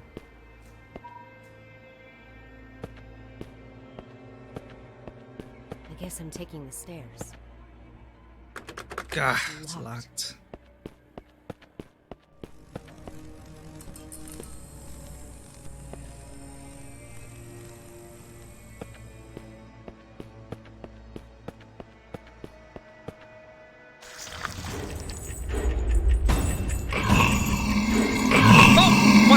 Okay, monster.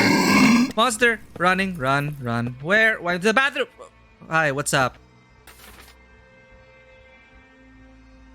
The floor numbers were reversed in the elevator. I didn't notice that. Incomplete script. Duke Sortino. The chains of fate coil like a poisonous snake. It is not only me they seek to entangle, but also you, Gonzalo. The curse before death is frightening indeed. Petruccio, get this meddler out of my sight. Let dead men remain speechless. Petruccio extends the noose and strangles Sortino's neck.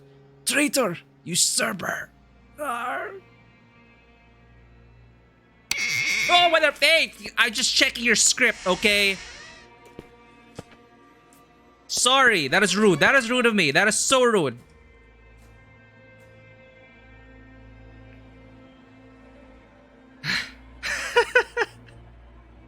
It's very wholesome. What's that? Help.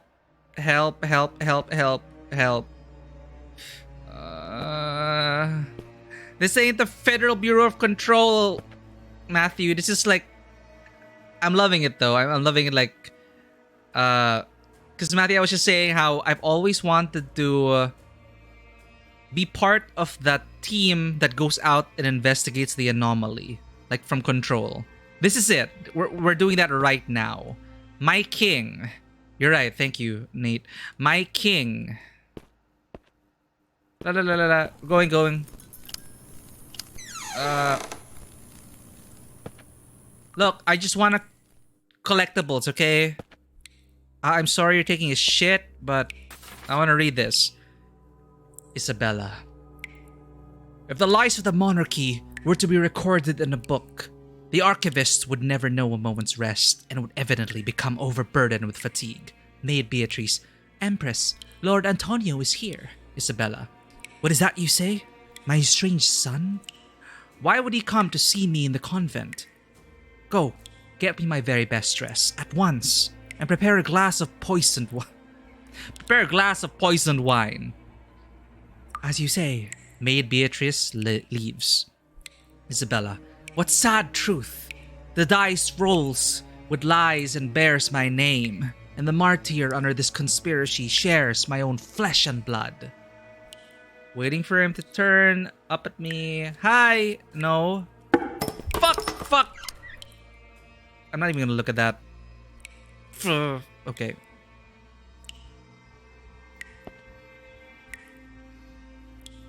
Out! Okay, there's someone there, maybe? Okay. That's not scary at all. Not at all, right? We're just... Can I look through? Will something pop up? I want to peek in? No? Okay. Ladder time! Let me guess. There's something on top of the ladder, right? Typical. Okay, no. Ladder jump scares. The ladder jump scares from fear. Could it have something to do with SCP-701? The situation here is much more serious than I expected. I need backup. Why did they just send this one agent? where they clearly know that this site went dark.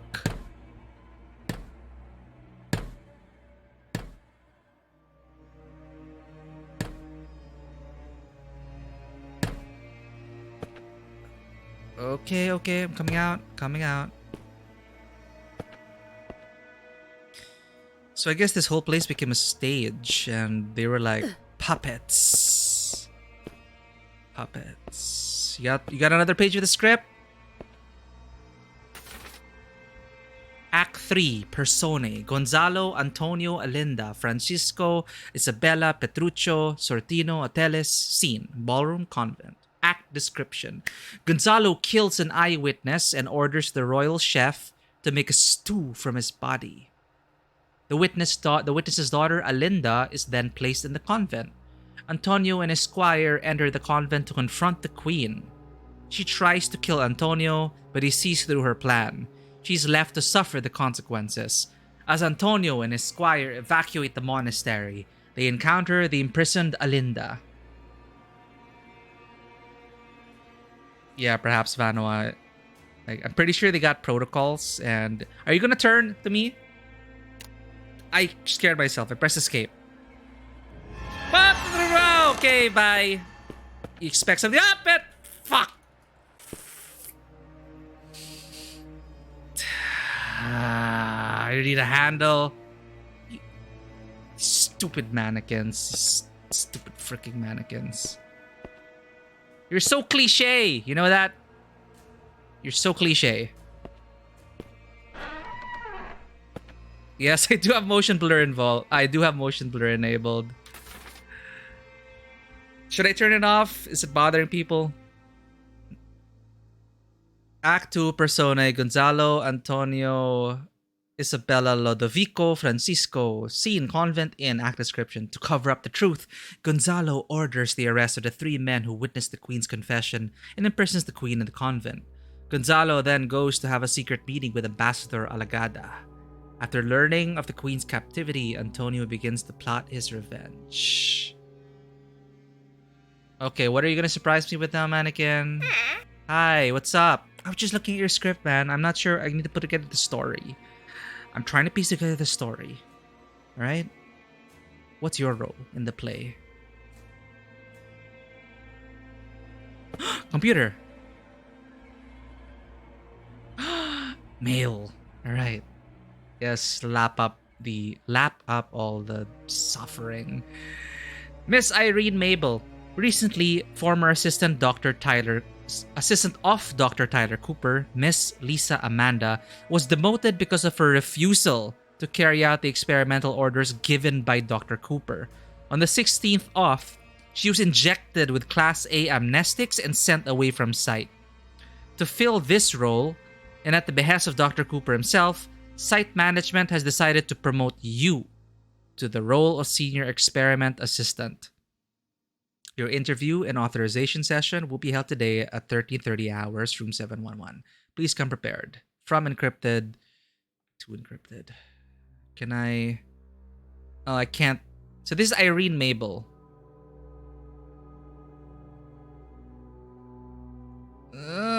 Just... Okay. Handle. Did I miss out on an item? Don't scare me.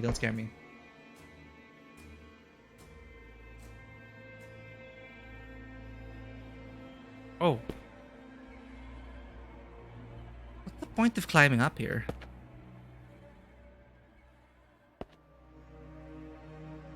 This reminds me of the bookcases in the library in Raccoon City Police Department. Cliche. Mannequins, cliche. It scared the shit out of me, though. Let's open the door. It's a dark room. Nothing's gonna get in. Nothing's in here. Play. It's all very unusual these days. Many people have come to the site, but they haven't registered with the authorities. I've heard that Cooper and his team are rehearsing a script into a play and that all participants are required to record their daily status. Why?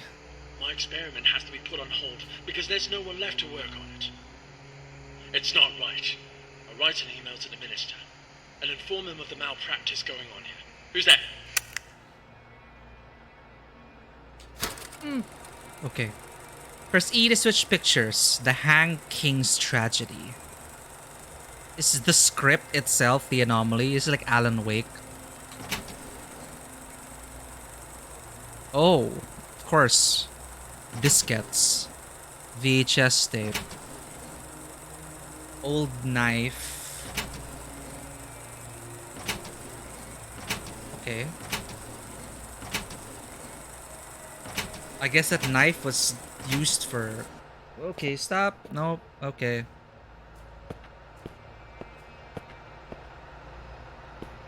Hey, it's them. Black Rattle Squad. September 22, 1996. How cool. Red Z. An analysis of warfare. Huh. Okay, we played that and we played that. Anything else? Can I read this document? It's a safe. Ah, it's the handle that we need. This is like I'm in Resident Evil now. Round handles. They may have been seen on other filing cabinets. If I turn around, is something gonna scare me? No. Okay. Okay, rushing out. Rushing out to the damn thing. Operate. Operate. I got this. Right click to exit. Alright. We're going up there. Motherfucker. Okay.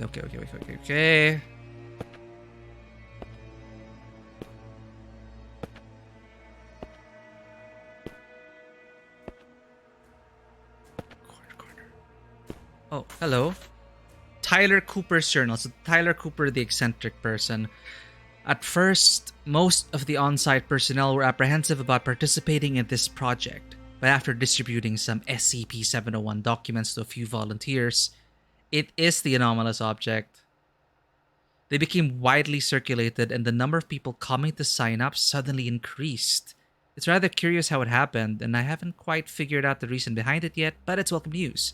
I'll take it as a good omen. Now we've managed to mobilize the entire station to participate. Every single person. It's my chance to prove myself. An opportunity like this doesn't come every day. So SCP-701 is the Hang King. Cooper needs so many volunteers. I'm thinking. What on earth is this SCP-701? Come on, let me out of this vent already.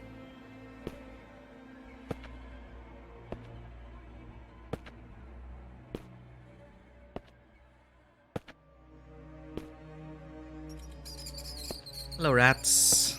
Keep me company. Run! Rat.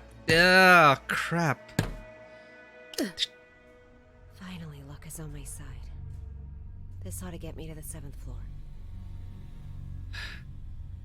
It's just cheap jump scares. Come on.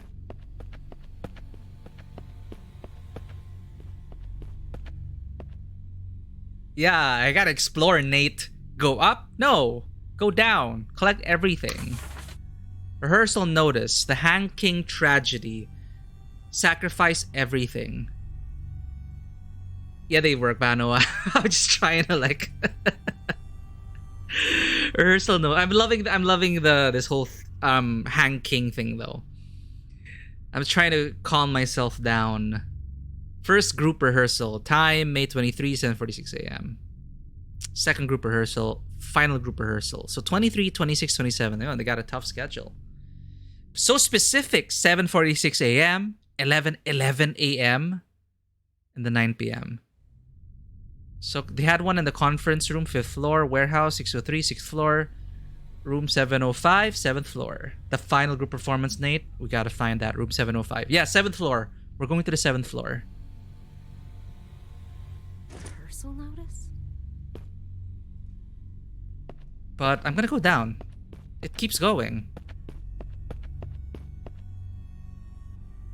Hold up. The fudge? I'm gonna go up.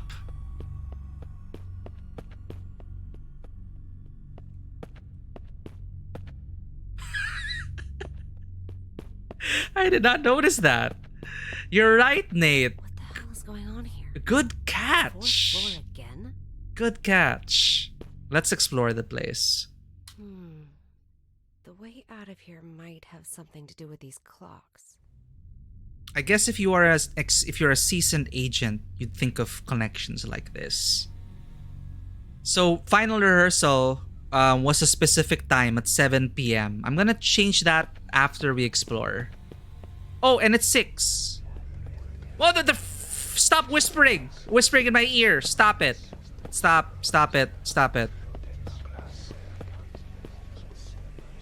Okay, I'm gonna change the freaking clock to 7.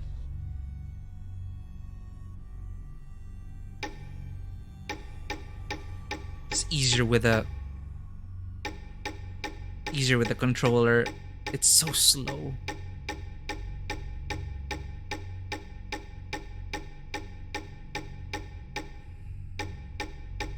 Oh my god, can this go any faster? Let me double check.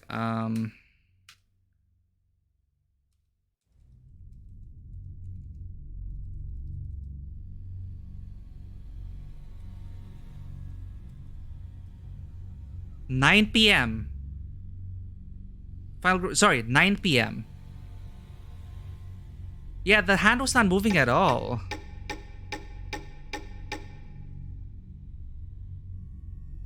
Let's go to the 7th floor.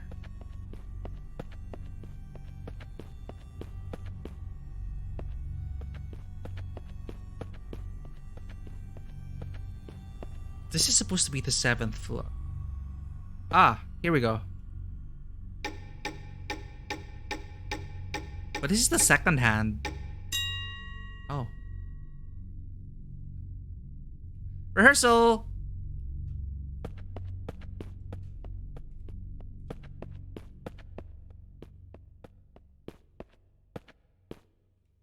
The hell?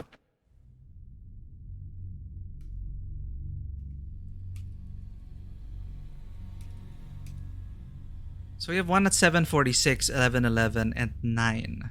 First, this is warehouse, conference, and room 705, 7th floor. 9 p.m.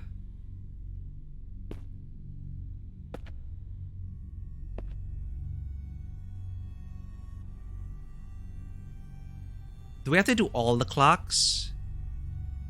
Yeah, you're right. It's already set at 11, so we just have to set everything. There. Oh. Okay. It's close enough.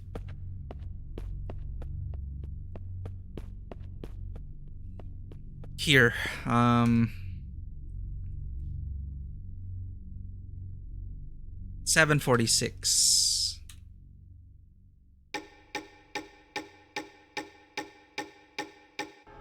Oh! There we go. Yeah, thanks, Nate. That's good. Showtime. I do love when plays get crazy.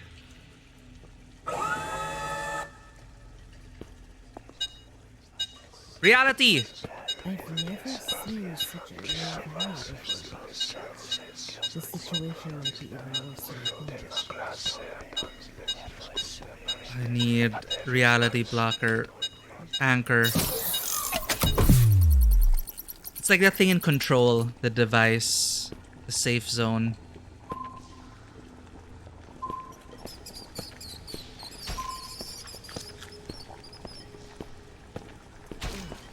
What the smell? When was the last time they cleaned this place? Not moving.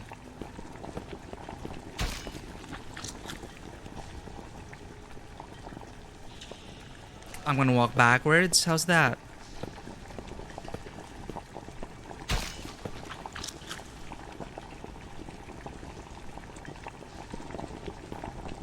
I'm getting closer. It's a mannequin though. But this is part of the play.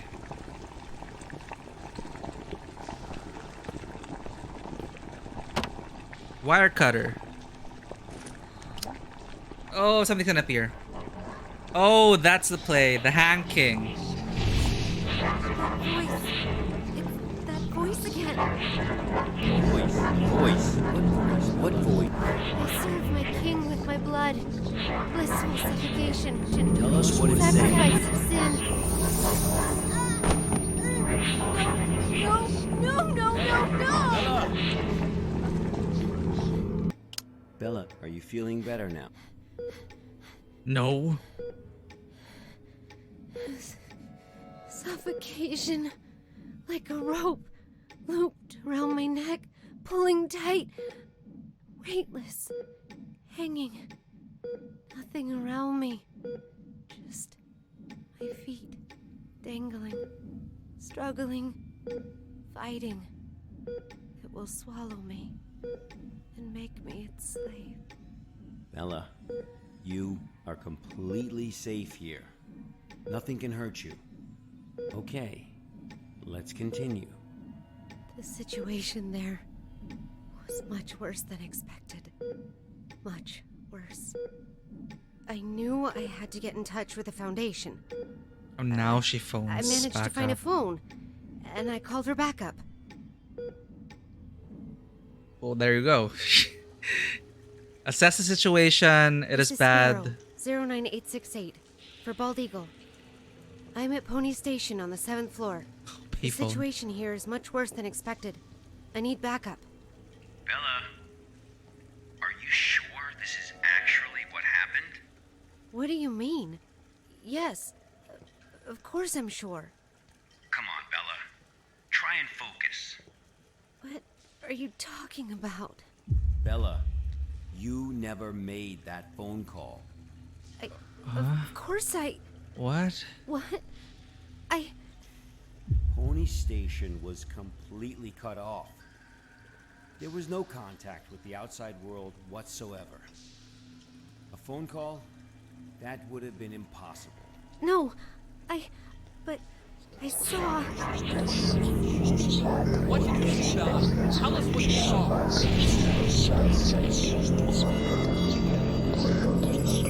The thing with chains.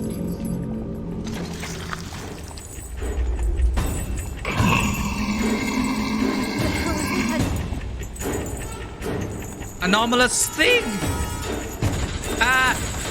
Faster. Oh shit.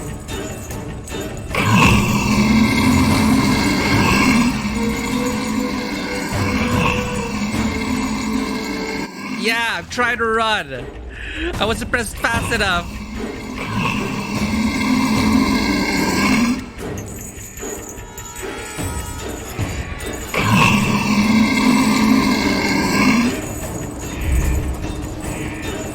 Oh, damn it, the mashing.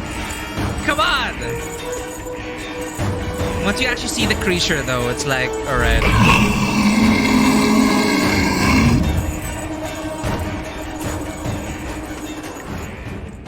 What the hell was that? What? Bald Eagle never said anything about that.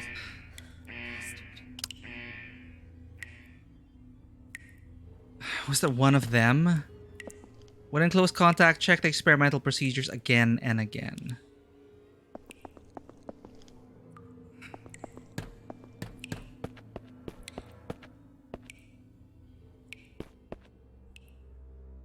Oh. Tyler Cooper's Journal 3. I'm pretty sure it'll appear somewhere else, Nate. SCP-701 scripts have been out for a week now, and the participants have had minor rehearsals as described above. But one thing continues to baffle me. They always seem to recite the wrong lines, every single person. It's strange, almost like it's orchestrated. And when I try to correct them, they become defensive, insisting that they read the correct line. But other than that minor hiccup, everything else went well. I'm very much looking forward to the first full rehearsal in room 705 the day after next. After the full rehearsal, all will bear witness to the potential of SCP-701, and my name will become synonymous with it. Tyler Cooper, the genius behind the experiment who managed to tap its endless potential. This is history in the making. Yeah, that's my bad, Vano. I thought we could get away by not getting killed by it, but I was mashing E way too slowly. Rehearsals? A play? What is up with this SCP-701 experiment? I'm not sure if that's the way to progress it, because I also saw a door here. Let's explore here.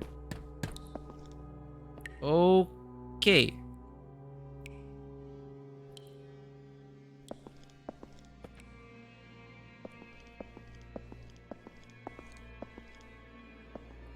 What the hell is going on?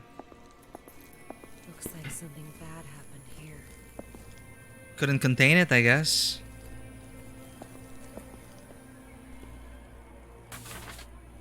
Experiment report. Project number. Site. Object class unclassified. Description. This experiment was a multi-object project including SCP, 3 SCPs. The experiment primarily focused on researching the process of reality distortion, led by Dr. George Thompson. Project lasted for a duration of 5 days. During the first 3 days, 2 Rorschach tests were conducted on SCP and SCP redacted. A level 3 hypnosis experiment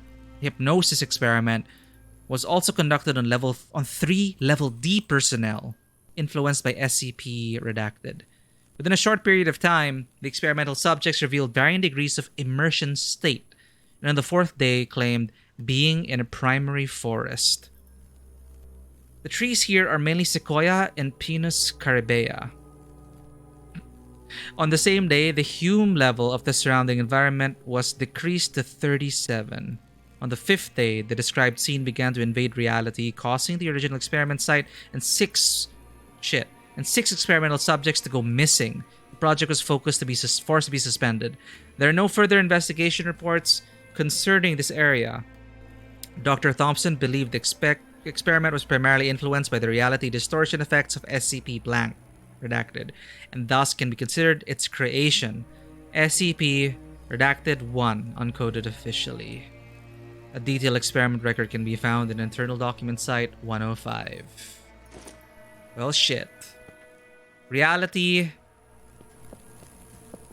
breaching into ours. Okay. That explains the forest. Guess someone got squished. How do I enter there? I can crouch.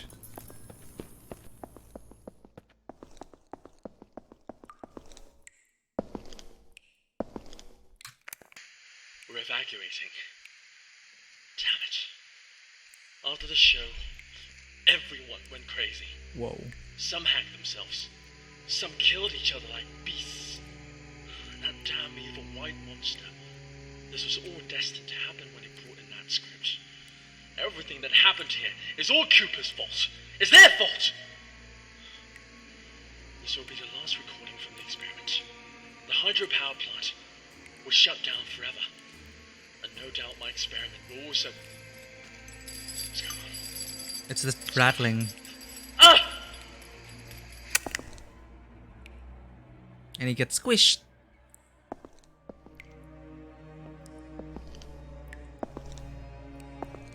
SCP made by another SCP. Oh man. This is messed up. Electricity needed. Got it.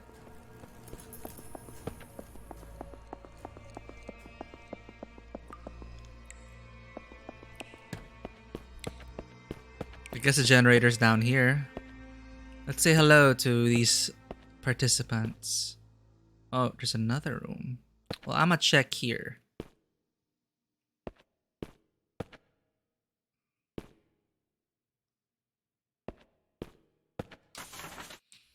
Incident Clipping 2. On April 27 local time, 5 students were involved in a collective redacted incident at the Cleveland Institute of Arts Drama Club in Ohio, and another faculty member died of stab wounds, and the janitor was taken into custody as a suspect in the incident.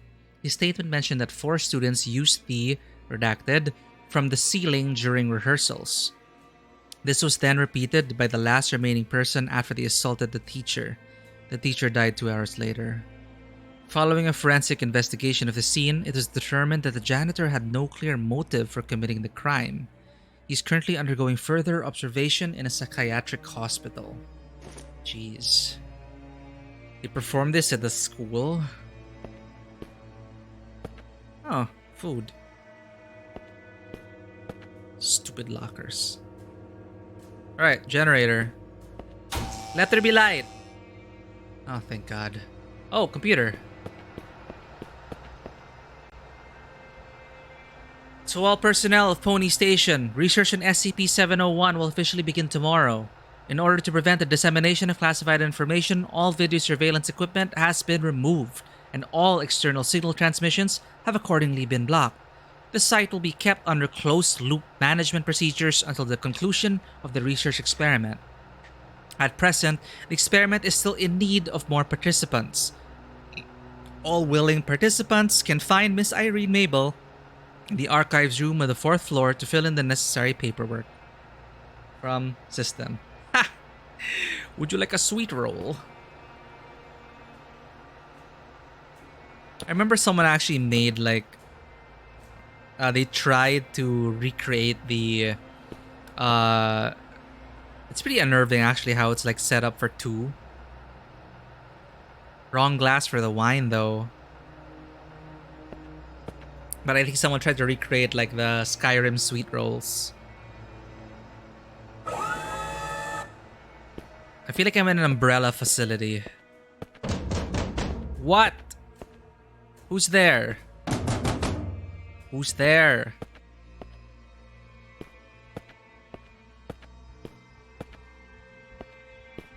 Forget it. Don't scare me now. Anything. Creeper. Bleh. Run to the stairs. Run to the stairs. Nothing's gonna happen. Run to the stairs. Run to the stairs.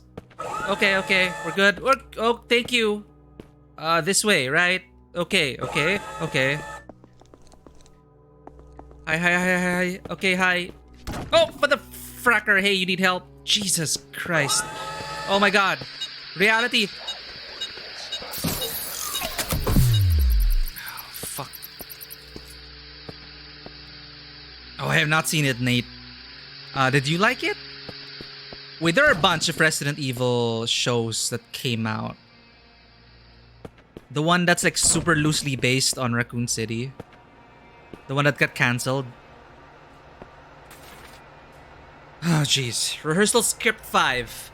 Act 5, Personae, Gonzalo, Antonio, Alinda, Francisco. The rest of the audience, scene, banquet hall, act description. At the banquet, Antonio bursts in and confirms Gonzalo's murderous crime, as well as his own lineage. Gonzalo was deposed by an angry group of ministers. Instead of killing Gonzalo, Antonio exiles him to the convent. Antonio then orders his squire to plan his wedding with Alinda, and the play ends with a dance by the group of courtiers. So, happy ending. Oh, they canceled it midway? 50% good, 50% real bad. Well, on Netflix, they demand, I don't know, perfection.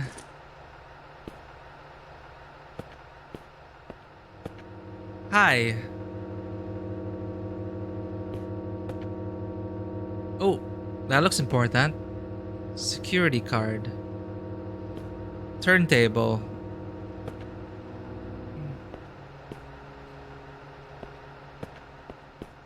Where is everyone going?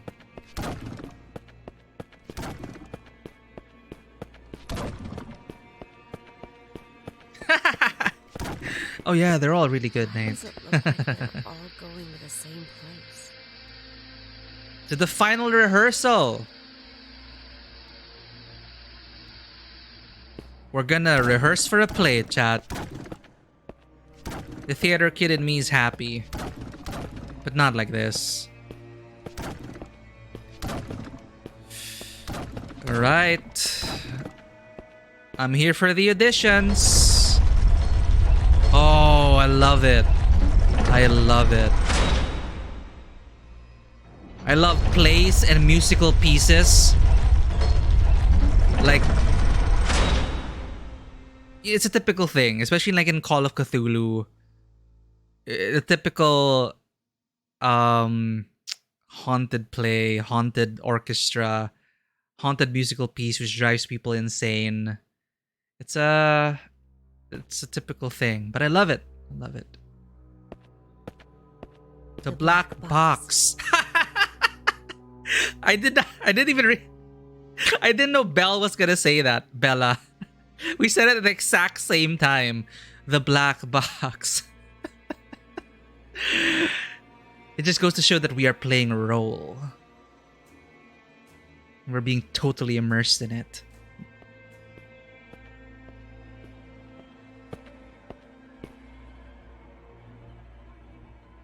Black box.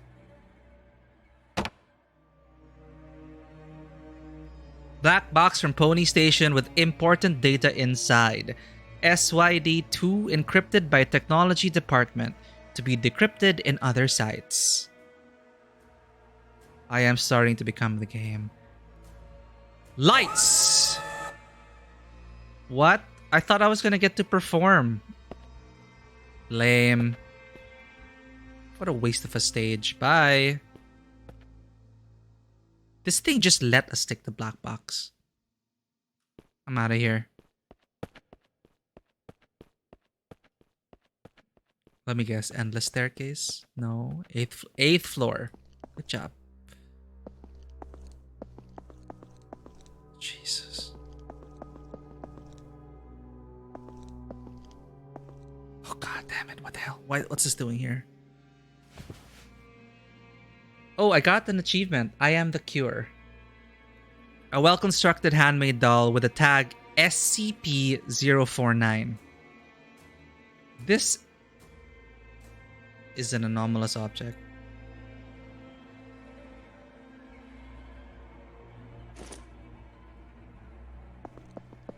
It's cute, but it's also an anomalous object. Why do you do this? Who's messing with me?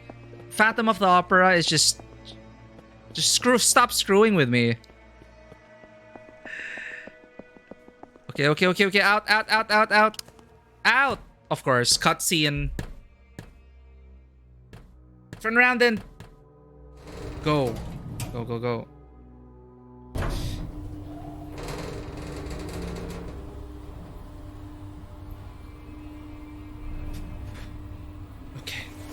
Okay. What's that sound? Oh, it's this part from her recollections. It is all just a play. Bella, we really need you to tell us the truth here. What do you mean? I'm telling you the truth. I completed my task. I retrieved the black box from Pony Station. Looks like the cognito hazards really did a number on her. What are you talking about? I'm fine. Bella, there was no black box in sight when we found you. That's impossible. I'm positive. I know I had it in the escape elevator. Which is all too there convenient. Is no escape elevator in Pony Station. None of what you're saying adds up. But that's impossible. It's just impossible. Look at me, Bella. Try and focus. What really happened? What really happened? Bella, think carefully.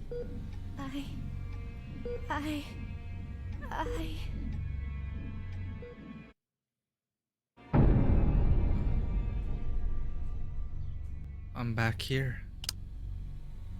7:05. I'm ready for my role, to play my role.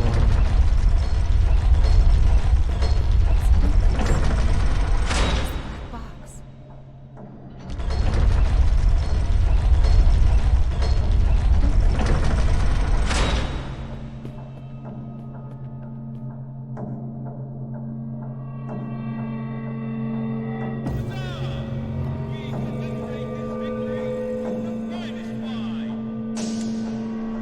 Gonzalo.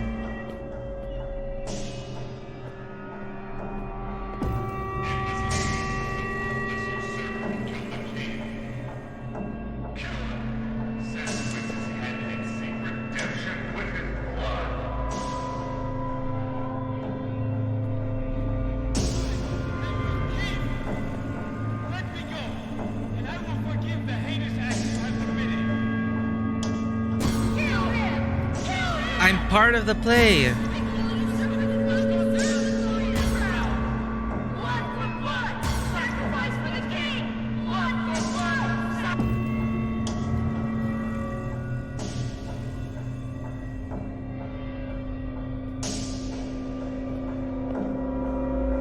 Oh God.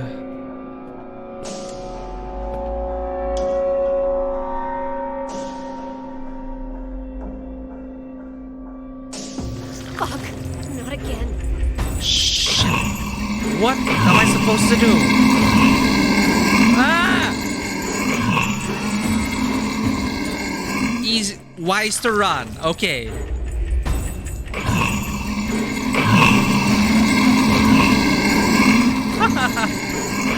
What are you doing?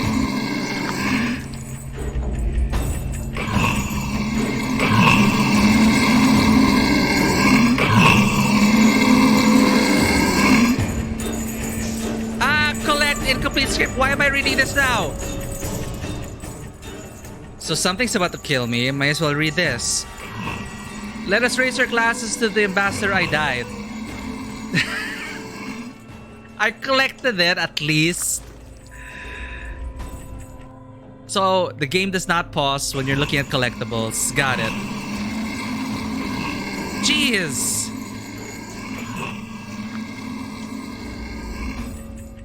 Fine, I just wanted to read the collectible. And I really have to bait it. Now I know why the achievement was tough for people.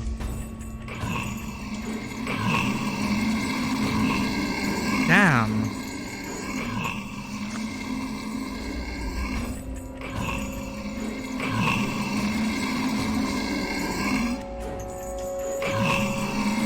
There we go.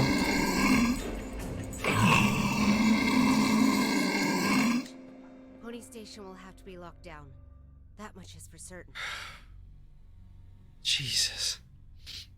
I'm here. Welcome to the chat. Again, thank you for the follow. Tyler Cooper's Journal 4. The rehearsals have officially begun. Positively brilliant. My hands are shaking now as I write. This experiment, the exciting avenues ahead. Although some sections stray from the original SCP-701. Everyone remained perfectly in character, wholly consumed in the act. The audience, too, seemed to be entirely absorbed by the performance. A strange thing, though. I noticed a certain something, a person, perhaps, appear on stage. He was not one of our original members, but, well, he was quiet and reserved, rather friendly, a tribute to Ambassador Alagada. This is... It must be the truth. The splendid, magnificent truth. Hang the traitors, one and one. Hang the betrayal and the ignorance. Together with a noose, hang them to alert all the world. Cheers, and cheers all around for our great king. Let us bask in this glory. Together we follow him. The blood of fools we offer to thee, hanged king. The writing that follows is obscured by bloodstains. I love it. So this is the one I tried to read. SCP-701 scripts have been out for a week. Oh no, we already read that. Ah, it's a part of the script. Here, this is the one I was trying to read while getting killed. Let us raise our glasses to Ambassador Alagada and pay tribute to him. Only the finest wine can commemorate this exciting victory. It was he, the ruthless usurper, who killed our king. The despicable man who plays executioner dares claim this bloody conspiracy as his trophy. Kill him. Let his head be the sacrifice, and for redemption let his blood pour out. I am your king. Release me, and I can forgive all your greatest crimes and misdeeds. Kill him. Kill him! The vile traitor is not worthy of the crown! Blood for blood, sacrifice to my king. So SCP-701 is a script. One performance and now all of Pony Station is ruined. Dr. Cooper, what have you done? One performance. Jeez. Whoa. They just went crazy.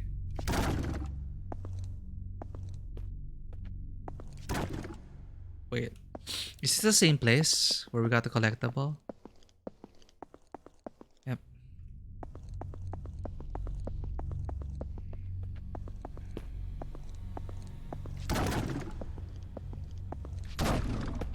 Love it. This reminds me of that Call of Cthulhu one-shot. It also featured a... It wasn't a play, it was a musical performance. And oh shit, that mansion went insane. It is so fun.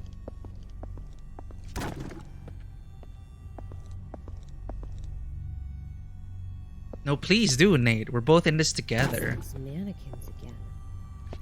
Where are they heading? But where have all those volunteers gone? I think they are the mannequins. This is... Oh, the first rehearsal script. Act 1, Persone, Gonzalo, Antonio, Isabelas, Forces, Francisco, Sortino, Alinda, Cornari. Scene, Ballroom N. Act description. The king of Trincula passes away. The king's brother Gonzalo succeeds him as new king. At the coronation, the drunken queen confesses that she colluded with Gonzalo to kill the old king and hang his body from a tree. The queen goes on to confess that the Greek nobleman Antonio is in fact the son of the old king, and as such has legitimate claim to the throne. Antonio scoffs at this, but upon returning to the inn, he meets the ghost of the old king, who confirms everything the queen has said. Blood we offered, the hanged king we served. I serve my king with my blood. Blissful suffocation, sacrifice of sin. They all tried to escape, I guess.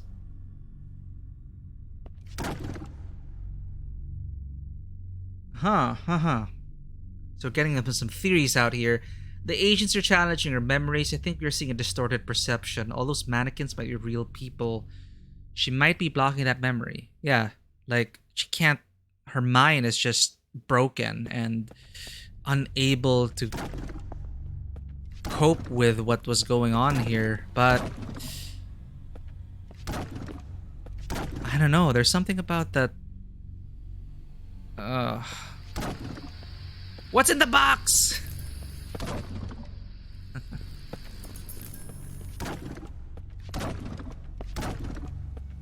We're gonna enter that room again. Oh.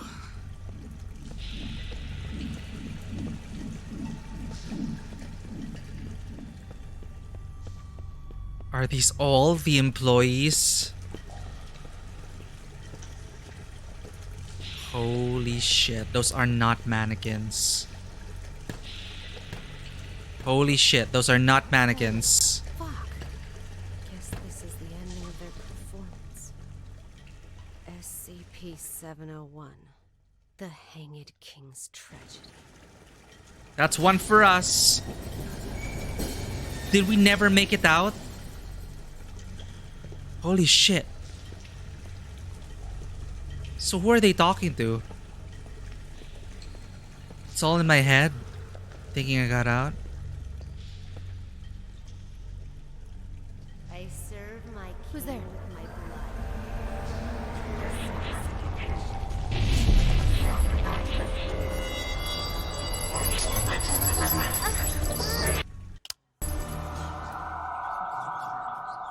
What the fuck?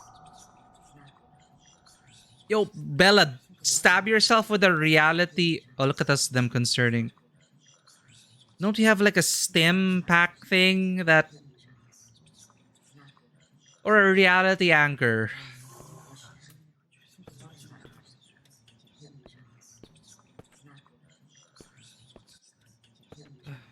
What the hell?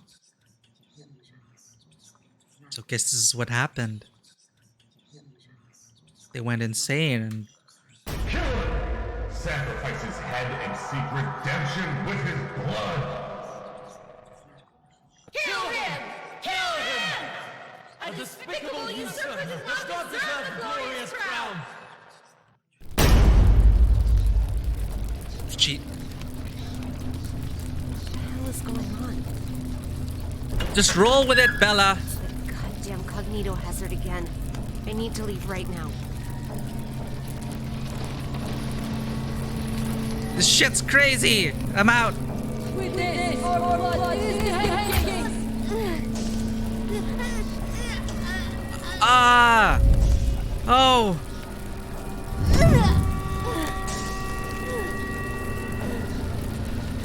Get out of there, Bella. Holy shit.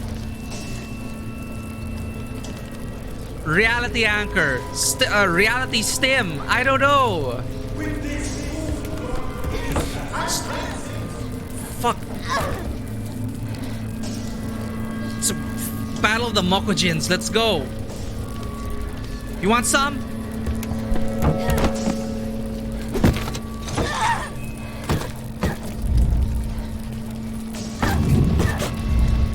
Oh, Bella's losing it. These are real people.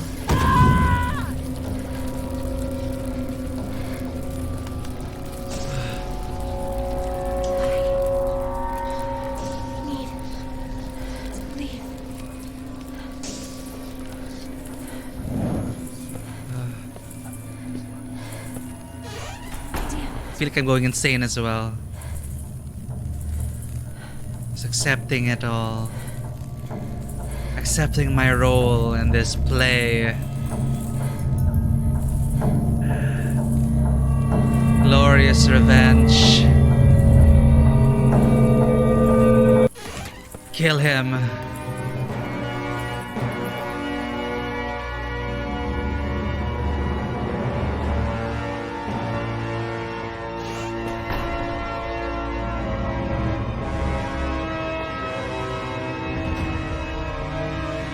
Blood.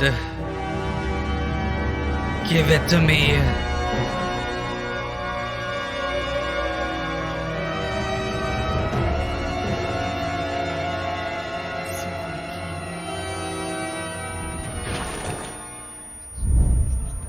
I want this blood. With my blood, I serve my king. With my blood, I serve my king. With my blood, I serve my king. With my blood, I serve my king. With my blood, I serve my king. With my blood, I serve my king. With my blood, I serve my king.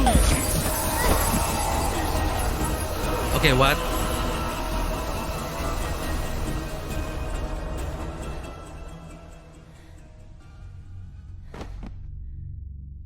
I finished the play? Her condition is unstable. I've just injected her with a sedative, but you need to let her rest for a while. Thanks, Doctor. Well, what the hell happened? Let's go then. What? We haven't found the black box yet. You still don't get it, do you? Get what? What do you mean? A black box is merely a vehicle for recording the truth. But a black box isn't always a black box. Me? I mean... That's right. She is now the black box. Makes sense.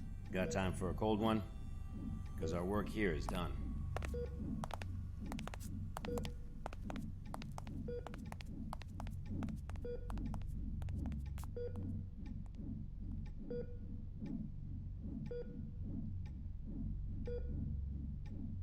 Well, I still got human hands. I serve my king with my blood. Blissful suffocation. Sacrifice of sin.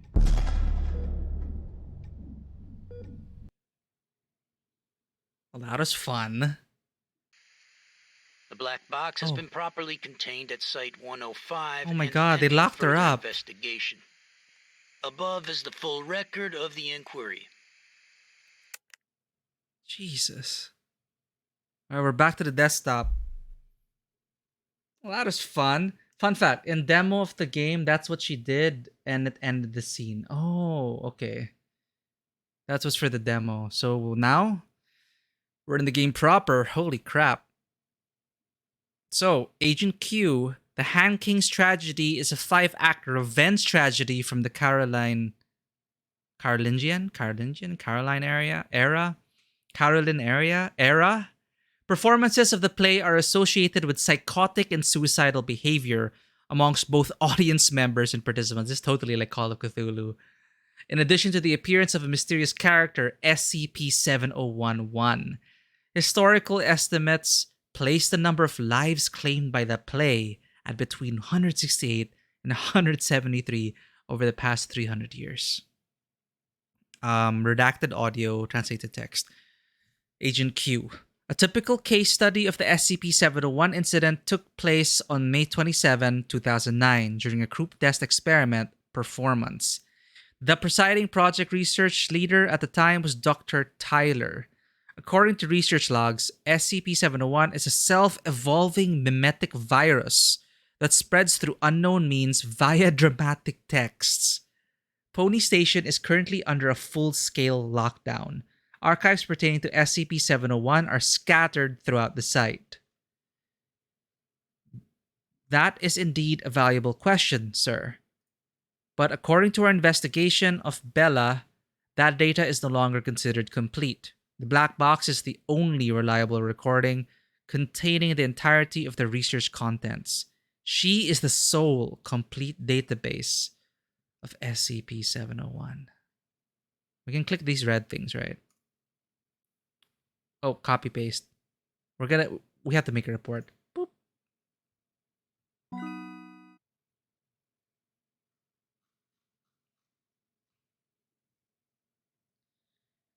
Oh, wow, this is super detailed.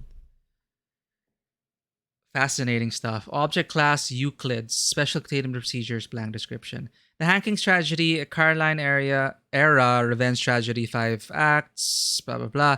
Performances of the Han King's tragedy do not always end with an outbreak. Of the redacted recorded performances, only redacted 36.78% have ended in SCP-701 events. According to historical records and investigations, these outbreaks generally follow the same pattern. 1 to 2 weeks prior to event. During the dress rehearsal period, cast members will begin to spontaneously deviate from the published text of the play.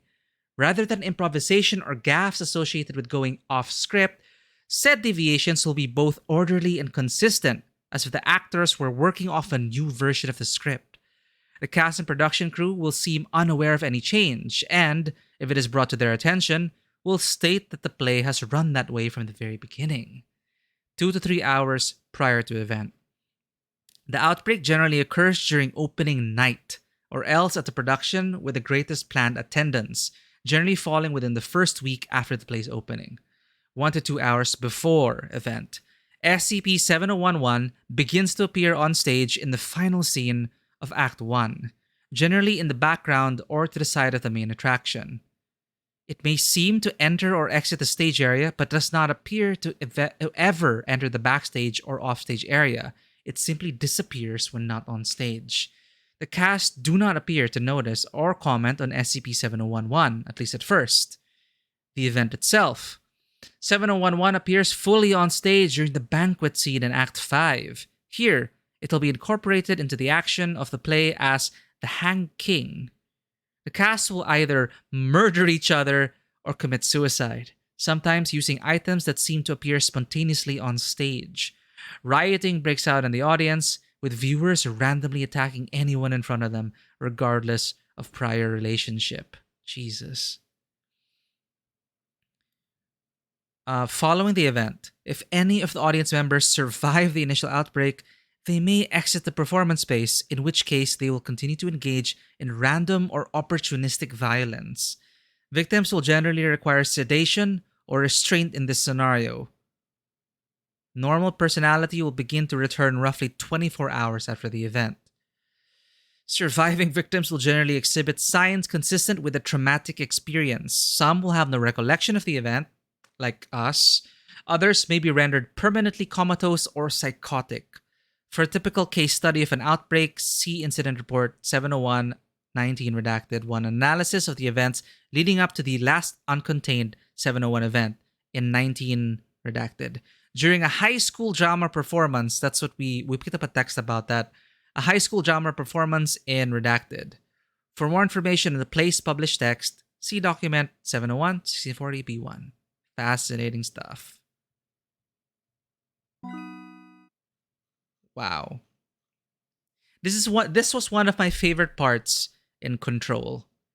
I loved reading the documents in Control because it is pretty much like this. It is describing the anomalous events and objects and redacting stuff, and it seemed so legit. Full-scale research on SCP-701 took place on May 19, 2011, during a group test experiment. Oh, wait. Project leader at the time, Dr. Tyler, according to research logs. In short, self-evolving mimetic virus transmitted through unknown means of the play. Dr. Redacted has theorized that SCP-701 events may involve expunged. Oh. This hypothesis is consistent with a spike in redacted levels detected by satellite in the vicinity of the 19 redacted incident, indicating expunged. Foundation agents are under standing orders to suppress any performance or publication of SCP-701 whenever found or detected. I wonder how many copies are out there in the world. Despite our best efforts to the contrary, however, the play remains freely available online, sometimes under different titles. I'm gonna Google it right now. What's this? The Hand King's Tragedy. Let's put on a performance, chat. Let's perform the play right now.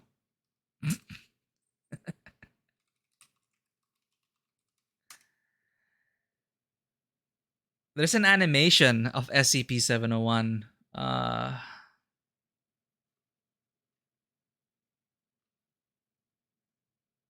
For those of you who don't know what the Hand King Tragedy is, it is an anomalous play which caused the participants and onlookers to become... It's real?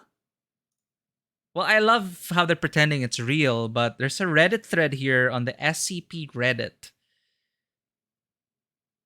that it's real. Could also be based on the King in Yellow. That's why it's so familiar. This is essentially the Call of Cthulhu one-shot I played about the King in Yellow.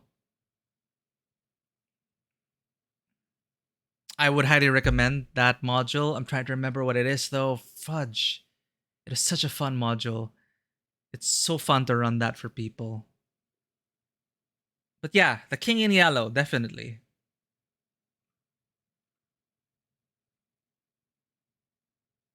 I'm familiar with that play. In my year 11 music class, we briefly looked at the composer's work.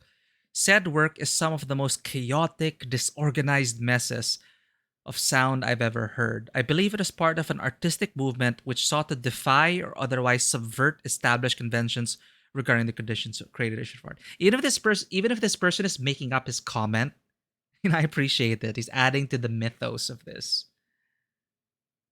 And then down the rabbit hole you go. If anyone finds a copy of the Hand King's Tragedy, let's perform it. Let's see if you don't drive Twitch insane.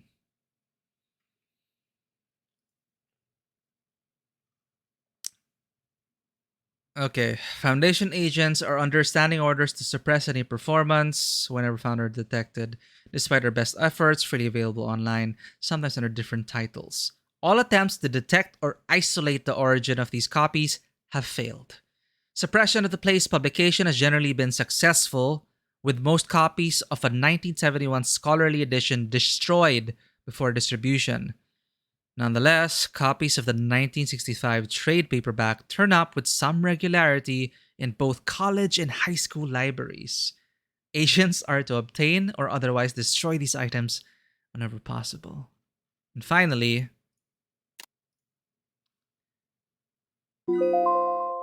so just imagine like typing the report. Full-scale research on SCP-1701. Wait. What did that add?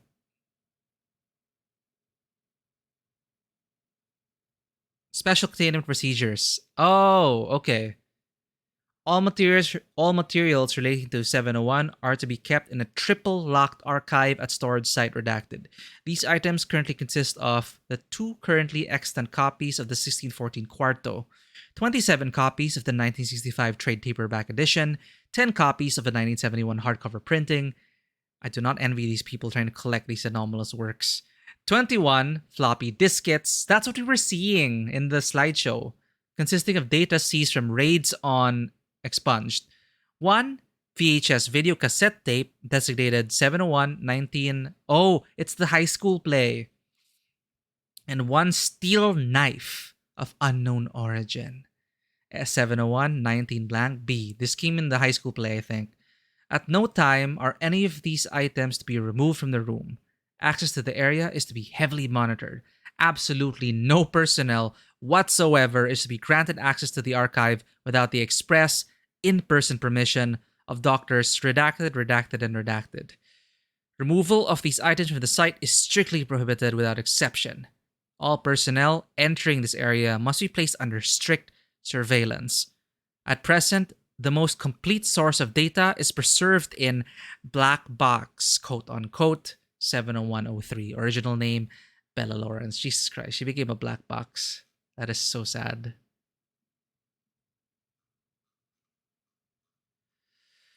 All right, done with this report. Let's send it over.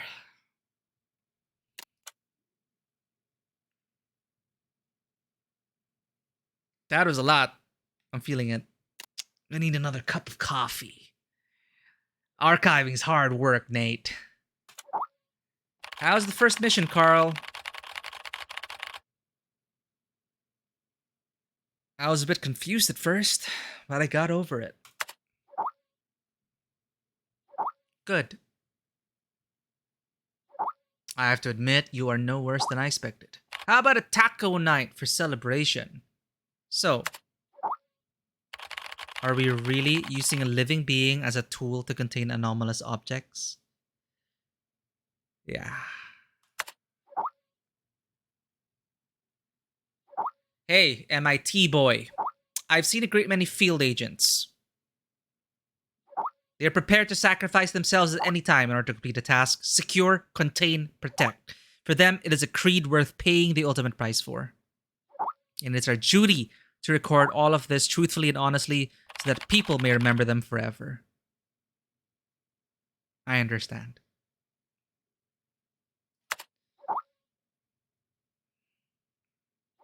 Anyway. You completed your first mission smoothly. We should celebrate. How about going for a drink? Old place. Count me in. Awesome. Let's get drunk. That sounds cool, but I can't drink too much. Not after that.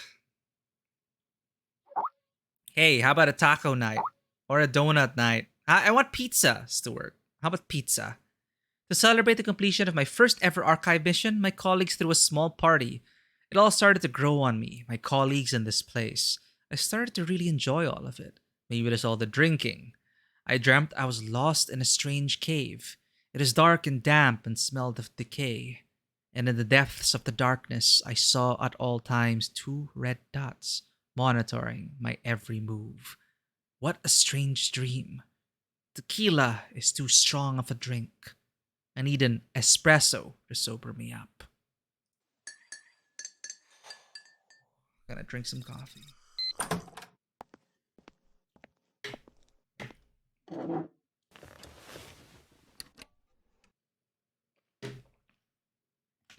Back to work. What's my name again? I forgot my name.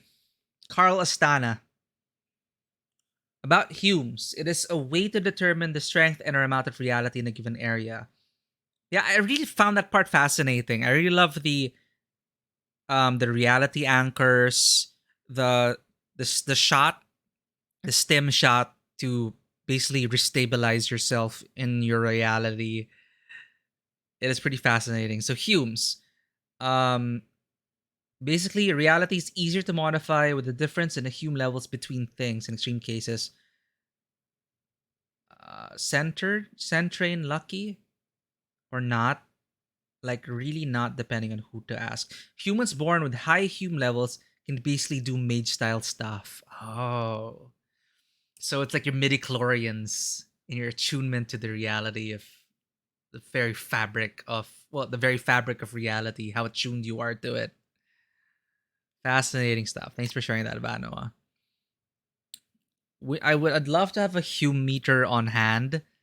Like I wish all this stuff existed so I could like walk around the place and check out the hume levels of my areas around this place, because the Philippines is really known for a lot of anomalous events, and it's treated more as a part of life, especially in the provinces. The anomalous events are just basically everyday, like everyday happenings for them. Like it's expected, especially in the provinces. Usually, they are getting killed by a foundation. Well, what's the motto? Secure, contain, protect. I feel bad for Bella though, but that is what she signed up for. And for Bella, we need to do our work properly. Let's go on to our next. I can only click files. All right, here we are.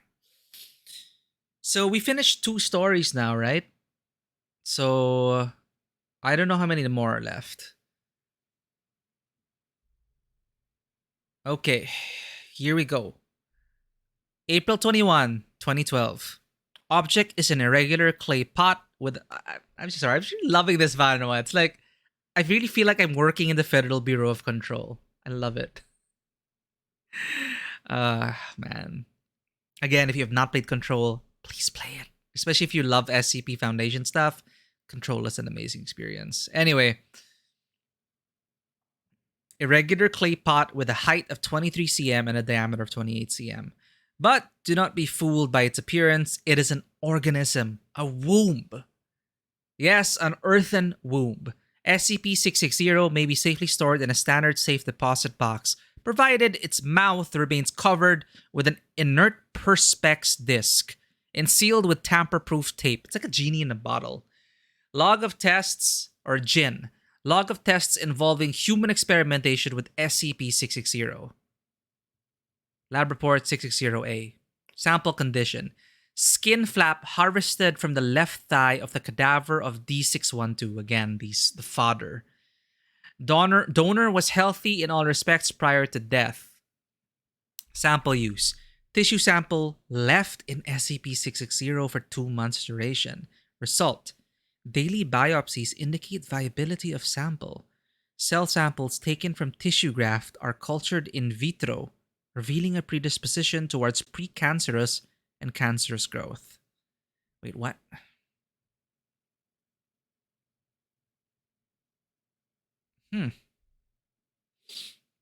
Lab report 660B. Skin flap harvested from the left thigh of 612. Tissue sample left in SCP-60, 2 months duration, grafted onto the torso of a D-class personnel with 2nd and 3rd degree burns. The recipient's anomaly testing record had no contraindications with SCP-660. Result. Tissue graft takes without complication. Healing according to usual steps of adherence, serum inhibition, and revascularization. However, as is common with severe burn cases, the compromised skin barrier led to infection and eventual fatal septic shock. Postmortem biopsy and analysis indicate skin graft would have returned to full histological structure and function had the recipient survived. 660C. Live member of musculus. House mouse. Aw, it's a mouse. Biopsy strain a card for laboratory testing by use of SCP redacted. The consciousness of D614 was implanted into the specimen. They could do that? Huh. 614 was chosen for its demonstrated resistance to the negative effects of prolonged isolation and sensory deprivation. Specimen left in SCP-660 for 2 months duration. They just dumped it and just plugged it inside the clay jar. Unusually, SCP Redacted was incapable of restoring 614's consciousness to its original body after removal from SCP-660. A computer interface was developed to facilitate two-way communication with D614. An interview was conducted once 614 was familiarized with this interface. An excerpt is included below. I guess I'll have to take your word for it. And how did that feel? 614. Suffocating and stretching. Dr. Brown, could you be more specific? 614. How the hell do you think it felt? Even mice need to grow and move and live. This is the consciousness transplanted into the mouse. Every part of me was straining, but I was stuck. I thought I would explode. Thanks for lurking, Vanoa. See you around. Full contents of the interview are classified. An autopsy revealed precancerous growths throughout the mouse's body. 6660D, sample condition, right arm loss and traumatic amputation just beneath the elbow. 778 was severely injured in an incident involving Redacted. Lost limb recovered as part of cleanup operation. Yikes. Subject would not have survived immediate reattachment surgery due to other injuries involving severe vascular compromise. Severed extremity preserved in a 660 in bid to preserve tissue viability. Right arm successfully reattached to previous owner. Subject reports return of sensation in fingers of right hand. Contrary to poor prognosis due to severe tissue avulsion and nerve damage sustained in initial injury. Biopsy reveals little to no precancerous cell growth. Wow. Transplant ruled a tentative success. 778 has been retained for further observation. Addendum. Oh. Human testing with 660 is suspended due to the sudden death of 778 from teratoma with malignant transformation. I've seen fetus in fetu before, but never have I had one try to grab my probe during an autopsy. Dr. Grayson, Appendix 730, 2012. As of today, 6601 has been neutralized. SCP-660 no longer exhibits. How's it going, Lichcast? This is our first night on the job in the SCP Foundation. I am Carl Astana, welcome in Lichcast, and we are here to secure, contain, and protect the world from anomalies. We just filed 2 assignments now. We just did the orientation. We did our first assignment. We submitted the report, and we're now about to deal with an anomalous object in the shape of a clay jar. So we're reading the report now, and we're gonna learn more about it. So it's a tough job. I might need more coffee, but you know, what's the motto? We work in. It's like the Assassin's Creed thing. We work in the night so people can live in the light, something like that. Anyway, it's an important job, Lichcast, which is why I'm here at 1 a.m. filing reports. I'm part of the archive division. We're in archiving. So, yeah, that's why I'm filing reports right now. A teratoma is a tumor made up of several different types of tissue, such as hair, muscle, teeth, or bone. Thank you for that, Nate. So, yeah, D778 just suddenly died from the teratoma. As of today, 6601 has been neutralized. Huh? Oh, they got rid of the arm. 660, oh no, the mouse, I think, no longer exhibits any other forms of or shapes. It has been classified as safe by the Foundation. Research on 6601 will be transferred to the Reliquary Research Institute. Details available to personnel with clearance 4/660. Okay, let's do the report. Boop. Object classification, safe. What other red texts are we looking at? Okay, earthen womb. Boop.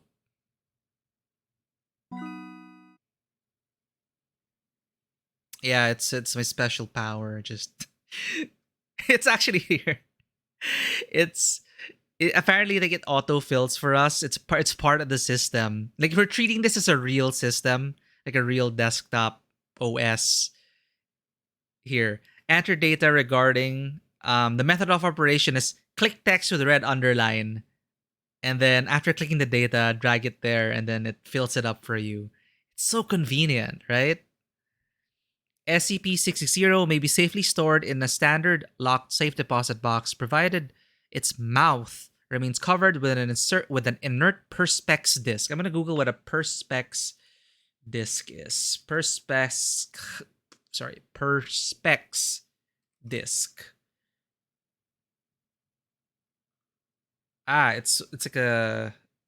It looks like a lens. It looks like a lens. It's a round disc. Right. Okay, covered in inert perspex disc, sealed with affixed tamper-proof strips. 660 may be checked out for testing and research with the written approval of staff of level 3 clearance or higher. This is pretty fascinating. Lichcast, I'm not sure if you saw the early part of the report, but it is an organism, a womb. So they've been putting stuff in and testing it, grafting this, like leaving a flesh sample in it, and then grafting it onto a body after 2 months. They put a mouse in it, all sorts of different stuff. There we go.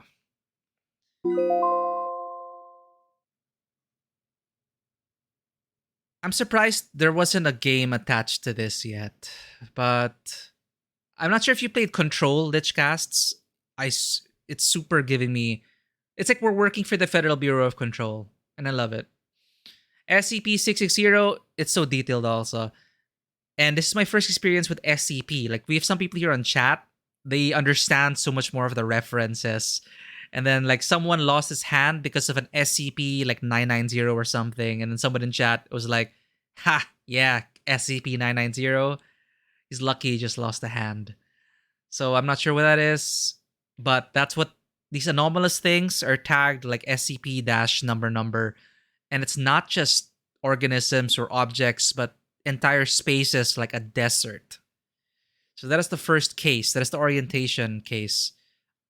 An anomalous desert, which pretty much like hundreds of people just disappeared. Boom. No explanation whatsoever. Until now, they're still doing experiments in that desert. And no one who goes in ever gets out again. So, Earthen Jar seems pretty tame in comparison. It's an irregular earthenware urn, roughly 23 cm height. Opening 20 cm in diameter. The composition of 660 is consistent with generic earthenware clays. The interior is coated with dried mammalian uterine tissue, similar to human endometrial lining. DNA testing is inconclusive. 660 is capable of indefinitely preserving all biological tissue placed within it. Oh, it's like a butcher's bag. It's a magic item in D&D that keeps organic material fresh. So my character keeps her sushi in there. Sorry. Regardless of external conditions or the state of the sample, until the tissues are removed, living tissue will remain viable, and living organisms will remain alive, even when deprived of sustenance for extended periods of time. While the exact mechanism responsible for this is uncertain, isotopic labeling has shown that it involves the exchange of biological matter between the sample and 660's interior coating. Cell cultures from tissues preserved in SCP-660... You know, I actually think my face might be better on the left. It blocks the reports. There we go.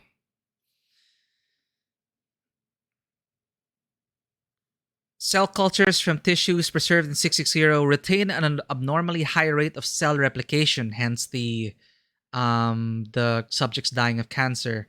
Several samples have tested positive for pre-cancerous markers in smear tests.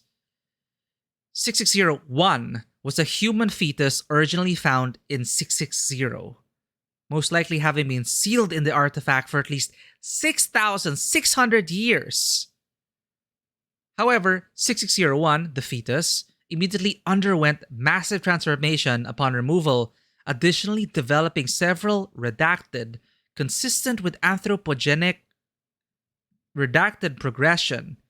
6601 is most likely neutralized. Details are available to personnel with clearance for... Wow, what happened to that? Recovery. 660 was originally recovered from an archaeological dig in Redacted, where it was found in a purported gravesite among a number of other mundane artifacts. A beeswax seal covering the mouth of the 660 was dislodged during the excavation process, revealing 6601. Data expunged, after which the site was secured by the Foundation. The notes of Dr. Redacted, presumed deceased, enabled the isolation of 660 from the rest of the artifacts. Fascinating stuff. Oh man, alright. Archiving's hard work. Submitting the report.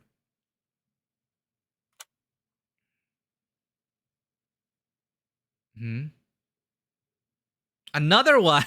We're just going through it now. Addendum 143-1. The trees were grown on site from saplings obtained from parent plants located in the Nara Prefecture, Japan in 1905. The parent trees were owned by a family of traditionalist swordsmiths, claiming to be descended from legendary swordmaker named Amakuni. They referred to the original trees as Jinki no Kodachi, or the Bladewood Grove. It is from the Foundation...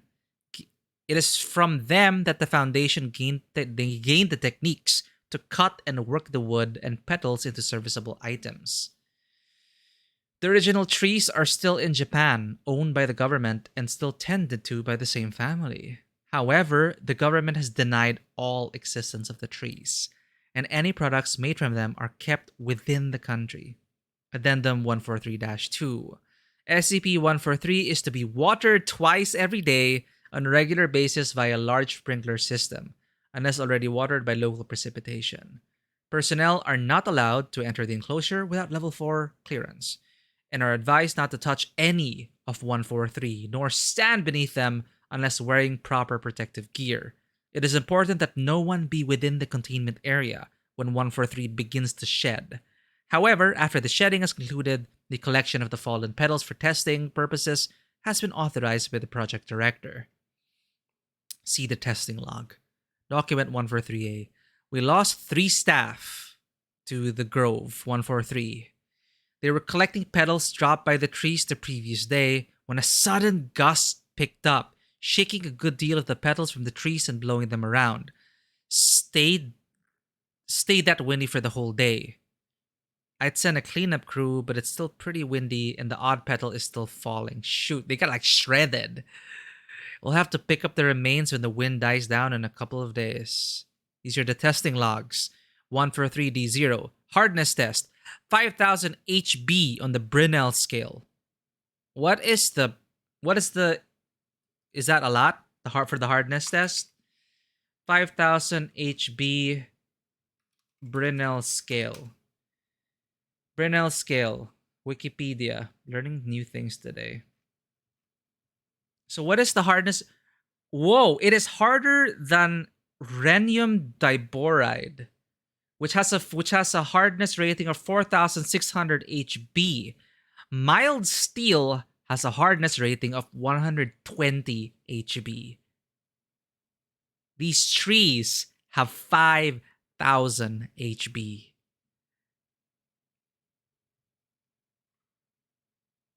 What is rhenium diboride? Synthetic super hard metal. It was first synthesized in 1962. It is... hardness comparable to that of diamond. These trees are as hard as diamond. Or harder than diamond. What is I'm curious. Diamond hardness Brinell scale. What is the hardness of diamond? Well, the trees are hard. That's what we get. Alright. Withstanding temperatures of up to 1,800 degrees Celsius. God, I want a katana made out of this. The weight to strength ratio surpasses even that of titanium, being some 15% lighter than aluminum. Both are notoriously difficult to work due to their properties. That's the thing.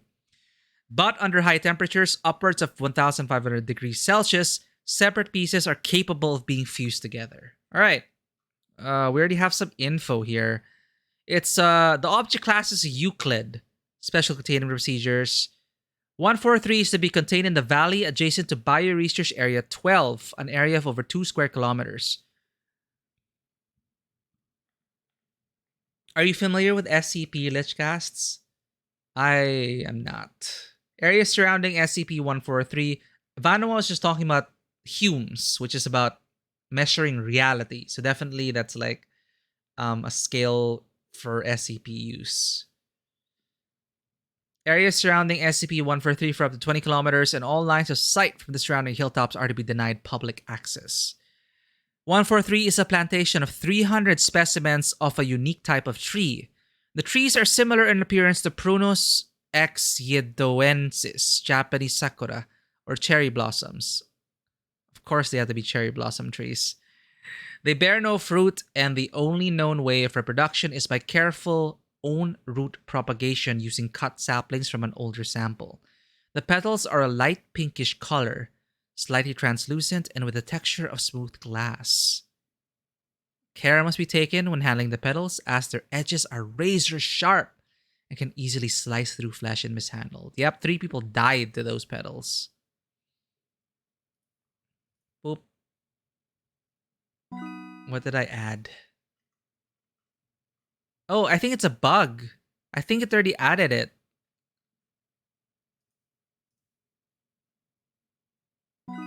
Oh, that's... Okay, this is new. 143 is to be watered twice every day on regular basis via large sprinkler system. Oh, no, we're just copying it. Unless already watered by local precipitation. Right, we read this. Not allowed to enter the enclosure without clearance. Not to touch any of the 143 nor stand beneath them because you'll get slashed up. Don't be there when it's beginning to shed. But you can collect the petals for testing once authorized by the project director and after shedding. Okay. Testing logs. The wood and bark are a light grayish color with a texture expected of wood, although the grain is very smooth to the touch. However, the petals and wood of these trees are much harder than most natural or man-made substances, reaching up to 5,000 HB in the Brunel scale, and withstanding temperatures of up to 1,800 degrees Celsius. The weight to strength, surpasses that of titanium. Despite this hardness, the wood and metals are quite supple, and the wooden petals are quite supple and are as pliable as most woods are. Both are notoriously difficult to work due to their properties. Separate pieces are capable of fused together. They make excellent armor, shielding, and weapons. Due to the slow growth of the plants, there it is. The material is slow to harvest. Although the petals are shed regularly enough, falling from the trees twice every year. So I was wondering, why didn't they just like adopt all of that for, I don't know, construction and all that? Understandable. Okay, submitting the report. Another report. Log of items vended during testing phase 8. 800 yen entered for each item. Items being dispensed every 2 minutes. SCP-261 is attached to power.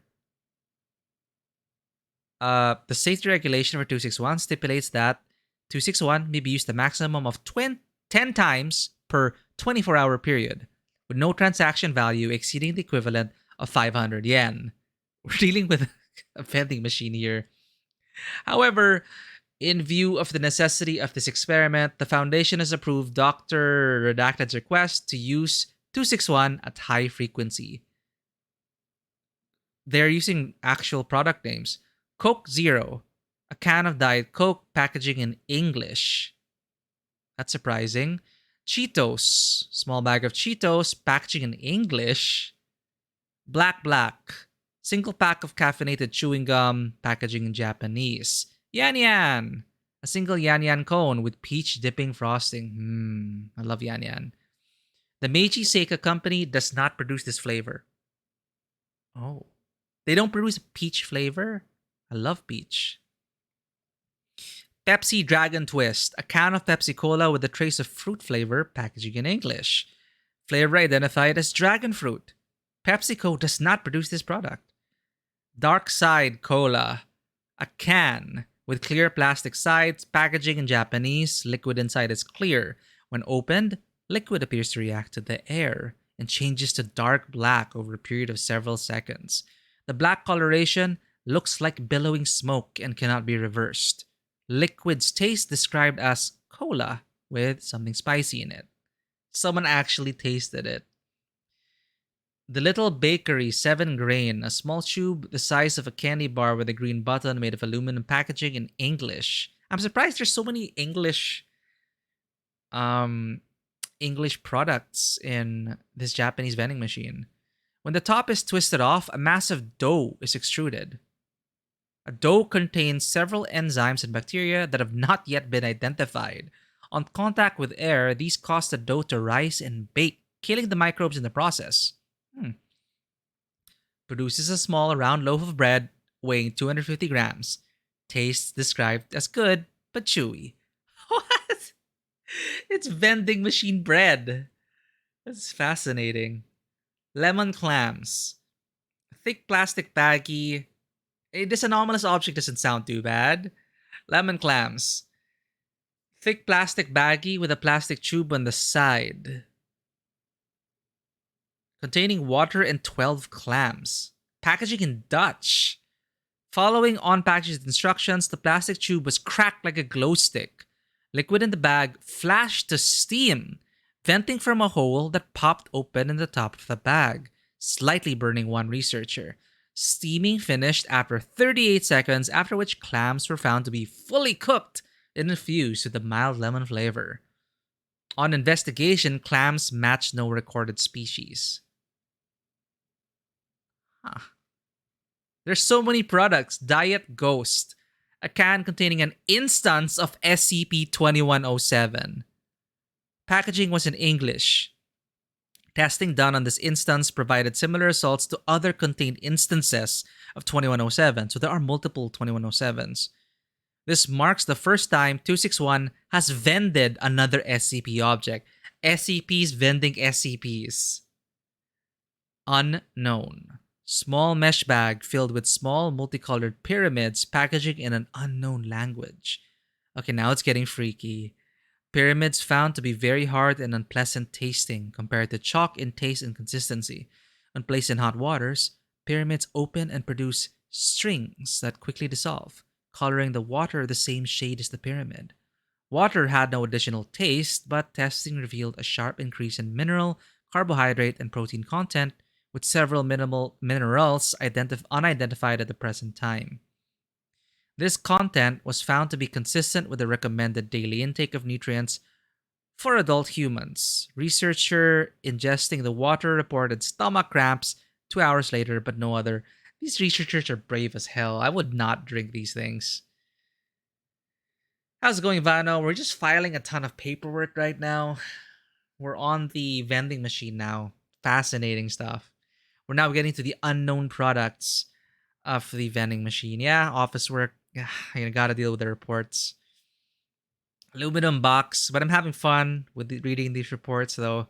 Aluminum box with a small glass window on the side and a large round button on the top. Packaging in an unknown language. Another unknown language thing. Box is seamless and appears to be filled with small round animals covered in fur. Each with 3 small paws and a single large eye. Pressing the button causes the inside of the box to rapidly become superheated, cooking the small animals alive. Muffled noises and scratching were heard for several seconds during the cooking process. After 1 minute, 30 seconds, the front panel opens and gives access to the now cooked animals. Professor Kane volunteered to eat the animals, with no other researchers willing to do so. Taste described as crunchy and very spicy, with a small hint of beef. These researchers are crazy! Unknown. Tall, thin aluminum can. Packaging in an unknown language. Opening the can caused a chemical reaction with the liquid inside the can. Liquid is apparently not intended for an oxygenated atmosphere. Oh shit. And detonated violently, causing several injuries and killing 2 researchers. Testing discontinued and area cleared. Testing area observed to smell like citrus for several days. Dr. Blank's conclusion. It was either food or drinks, nothing else. How awful. Let's call it an end. This vending machine lulled them into a false sense of complacency and gave them a bomb. All right, let's fill this report in. It's safe, contained procedures. Any access must be approved by staff with level 2 security clearance. Any and all items dispensed by 261 must be recorded along with the amount of money entered and the amount of time elapsed. Testing approved by site command is not under these restrictions. Okay. Items dispensed by 261 should be reviewed by site health and safety officials before consumption. Failure to do so releases the Foundation from any obligation regarding negative effects. Items deemed dangerous or useful to research will be confiscated by site security, with financial compensation provided in proportion to money spent. Oh, that's nice. They reimburse you. 261 appears to be a large black vending machine with no front glass panel. Damn, you don't even see anything inside. A small keypad on the right side. 261 was recovered in Yokohama, Japan. 261 was brought to the Foundation's attention after investigation of an urban legend about a magic vending machine that is circulating on the internet. 261 was found in a back alley behind a large shopping center with a handwritten sign saying "out of order" in Japanese taped to it. 261 has no marks or identification of any kind, and no locals remember when or how it came to be in its current location. After a key was made and the front door opened, no abnormal materials were found, and it was determined that 261 has never actually contained any food or beverage items. The keypad, while connected and operating correctly, does not activate any of the dispensing mechanisms. When money is placed into 261 and a 3-digit number is entered on the keypad, 261 will vend a random item. 261 has not accepted any currency other than yen, with rejected currency being deposited in the coin return slot. It is unknown how these items appear. However, 261 will not operate when the door is open or when recording devices are placed inside. Wow. The number entered on the keypad has no effect on the item vended, nor has any pattern been detected. Items are always some form of snack food and typically have bright, attention-grabbing packaging. 261 is capable of operating with no external power supply, but operation in this state will cause unstable vending to occur much more quickly than normal. If 261 is used several times in a short period of time and or large amounts of money are entered before an item is vended, 261 will start to dispense bizarre items. While still food, their suitability for human consumption is often non-existent. Damn. God, like research just blew up because of this thing. So some of it's already filled in, like the safety procedures.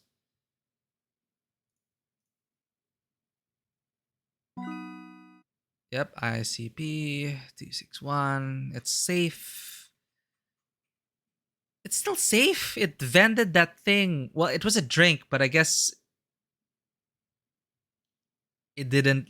It made a boo-boo. Like, oops. Oxygenated atmosphere.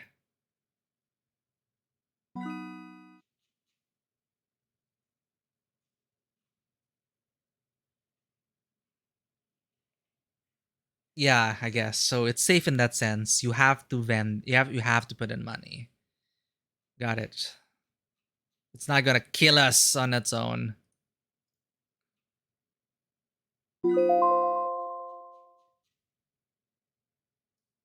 I think it's a bug, Vanua. Like the report is already filled in.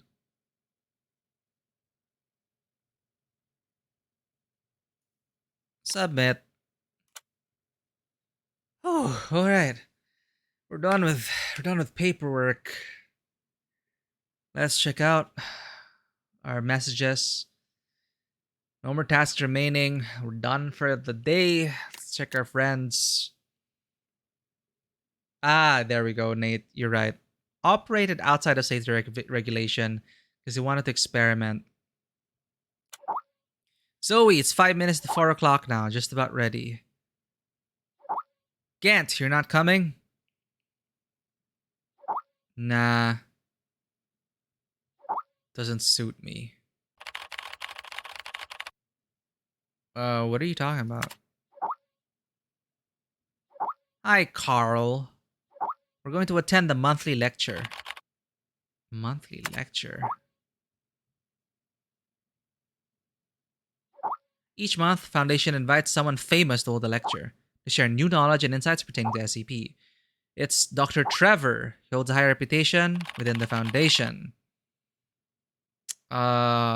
Interesting. Count me in. Am I not allowed? Oh, I'll send you the link to the monthly lecture just a sec. All right, let's do a lecture.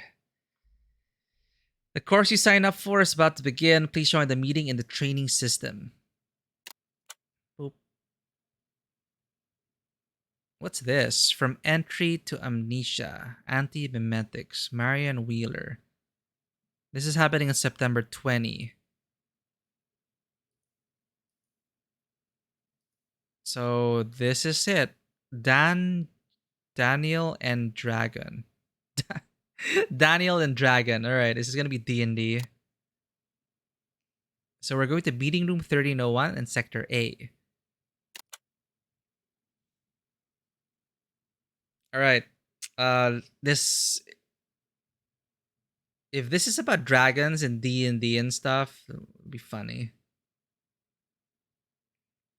Because, we are supposed to be playing tabletop RPGs here.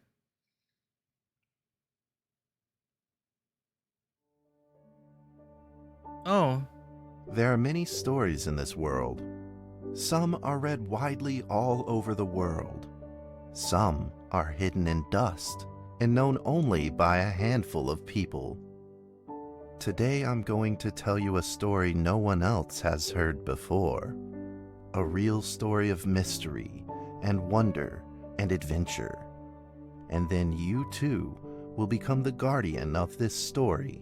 I don't trust it, Vanoa. The story takes place in a world of long ago. The hero of our story is a little boy. His name is Daniel.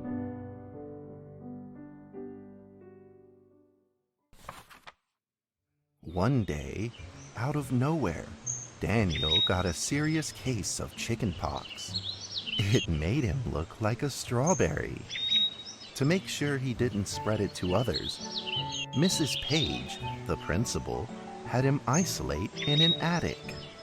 Okay, so, in the attic he lived, all on his own. It's too happy. I mean, I'm sad about the quarantine, but... While up here in this attic, you'll have plenty of time to practice your penny whistle. I hope you practice well and prepare for next month's art festival. But Mrs. Page, the melody is so difficult. Don't give up, boy. You don't give up before you fight. I'm waiting for... Oh, what? It's playable? Okay. I don't trust you, Vanoa. Daniel was reluctant at first, but he trusted Mrs. Page, and he knew he should listen. And so he practiced the penny whistle. Yay? Oh, what? ASDF space? I'm not ready for this. This is so hard. Rhythm game on a keyboard? God damn it.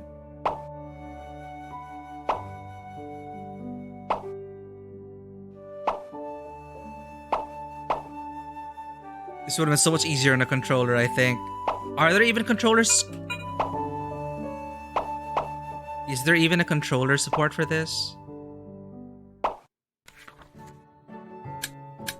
Suddenly, he heard some strange noises in the corner of the attic. Oh, there it is. Huh? Who's there?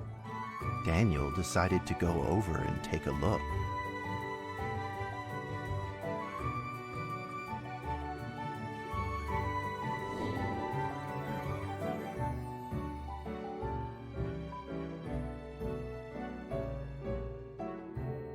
I'm the new hire. Okay, I'm a new hire. Oh, cool style though. It looks like it's 2D and then like, oh, cool.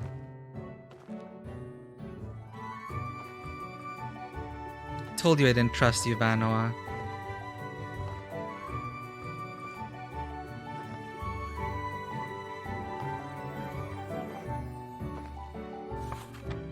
It was a mousetrap, and there was a red origami paper dragon inside of it. Oh. Oh no. Daniel carefully removed it. It was marvelous and beautiful. The only problem was part of its wing was damaged. Oh no. But Daniel found a way to repair it. Really?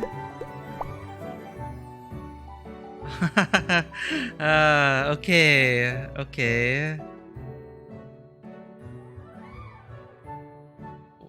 What are these, like, stickers?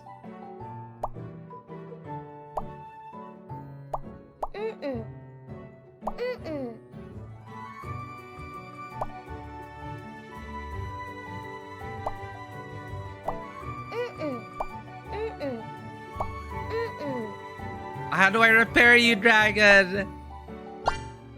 Oh, okay. What's happening, chat? Daniel held the repaired paper dragon high up in the air, imagining that it soared over all the world below. He played and played with the paper dragon. Wee! Woo! Dragon! Soar! In the warm afternoon sun, Daniel had to fight his eyelids just to keep them open. Aww. Could it be? Or is this all just a dream? The next day, with boredom and loneliness weighing him down, he began to fiddle with the old radio. Okay. Our town is located in the plains, where earthquakes are not particularly common. Although there are 17 fault zones around us, they are all inactive. Okay. A scrunched up ball of paper rolled over to his feet. Check it out, Daniel. Where did this paper ball come from?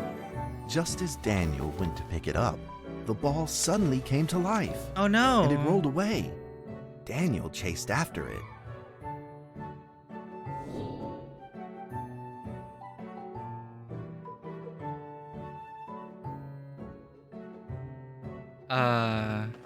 Hey, cool.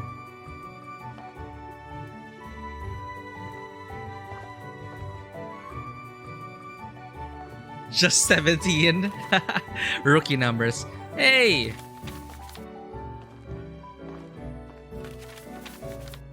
Hey, how am I supposed to catch this? Oh my god, Just as he was about to seize the rolling paper ball, suddenly, terrible sparks erupted from it. Oh no!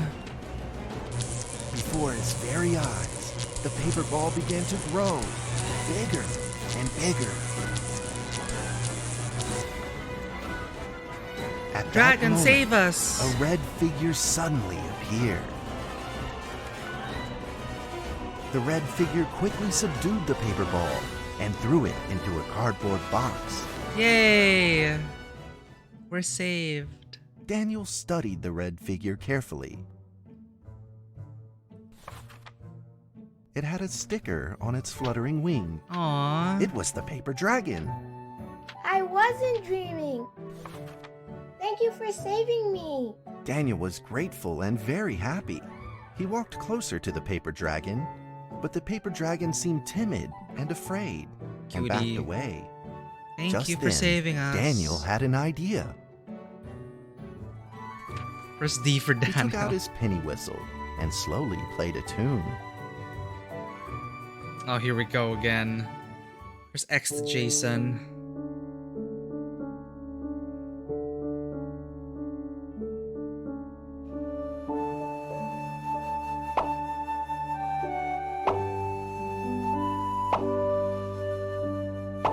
Aw, that's so peaceful though.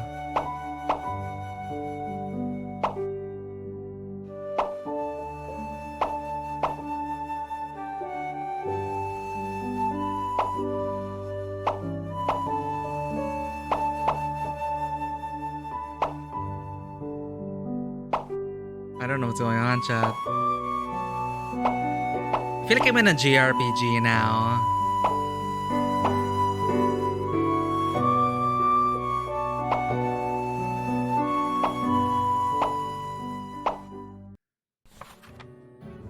The paper dragon enjoyed the sound very much. Yay! It began to move along with the rhythm, flipping up and down in the air. Soon the two were playing and dancing, just like old friends. So, this story take this in the SCP? I mean, the dragon is an anomalous object, I guess. The paper dragon traced out a beautiful arc in the air, communicating with Daniel in a unique way.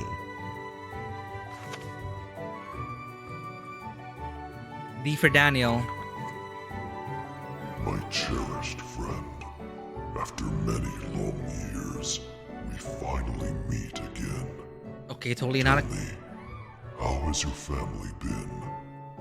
A great thank you for playing that music for me.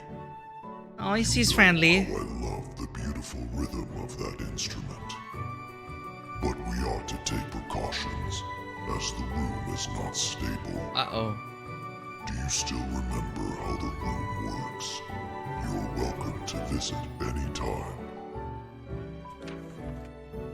The piece of paper then changed back into the shape of a paper dragon and flew into the cardboard box. The box closed shut, and a calm silence was restored to the attic. How did we get to this story again? Right, this is the lecture. You say. Daniel rushed to find Monthly a lecture. watercolor pen and marked the box with excitement in his fingertips.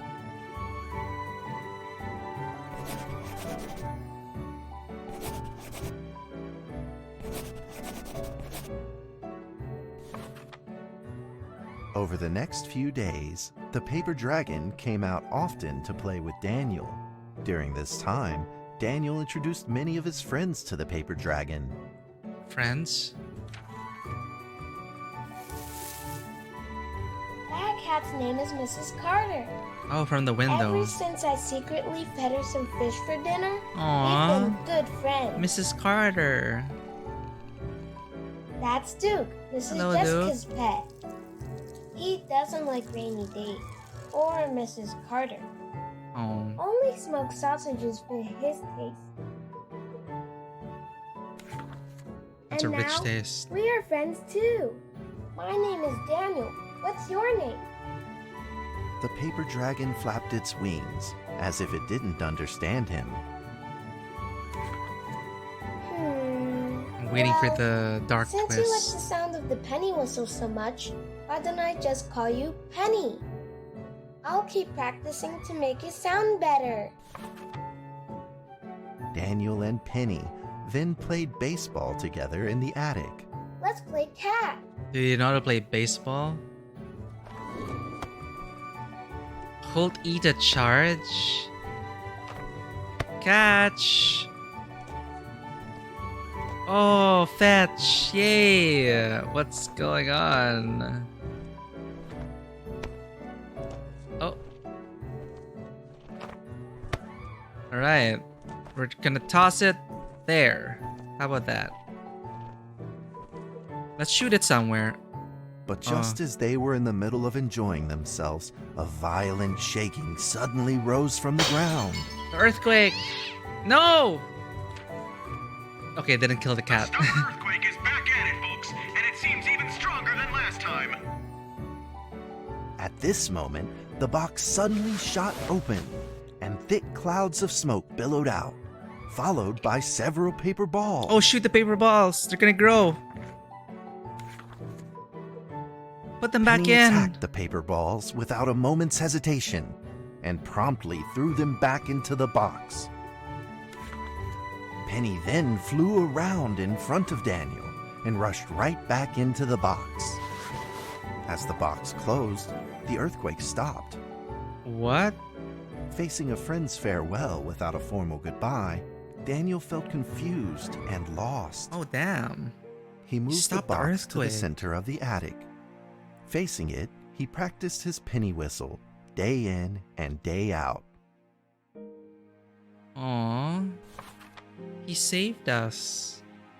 Okay. As the days went by, Daniel's playing became smoother.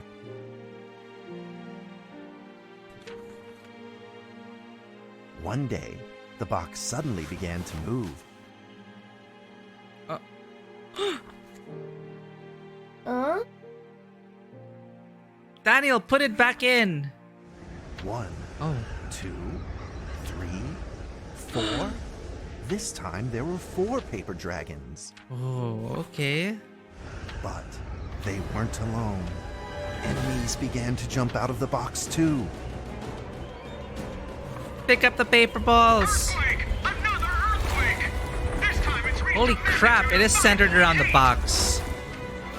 In that small attic, the 4 paper dragons fought fiercely against the paper balls. This time, the paper balls used new tactics. They clumped together into a single monstrous ball of paper. Wet it, began to burn shoot it. strong bursts Oh, of electric shit. sparks at the paper dragons as they flew through the air. Those are the most terrifying were paper hit, balls I've ever the seen. paper dragons fell from the air, one after the other.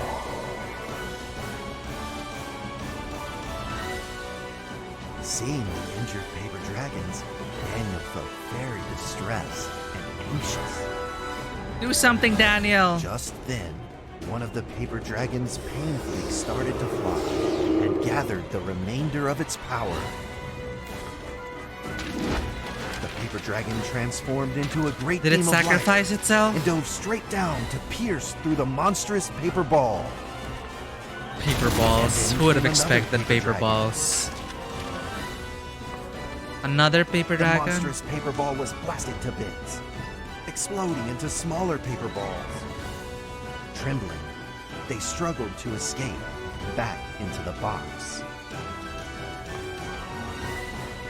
The sacrificed paper dragons were reduced to swirling shreds of paper. The guardians are And a gone. silence pervaded.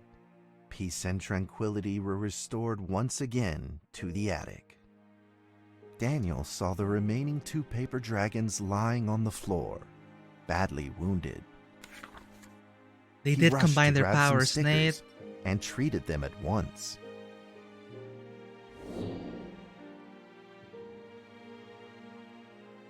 Oh no. Pick up gently. Flatten slowly. Put stickers on. Wow.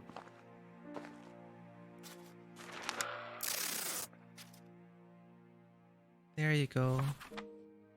Suddenly, countless paper dragons began to gush from the box. Oh. The 2 wounded paper dragons were repaired and began to fly.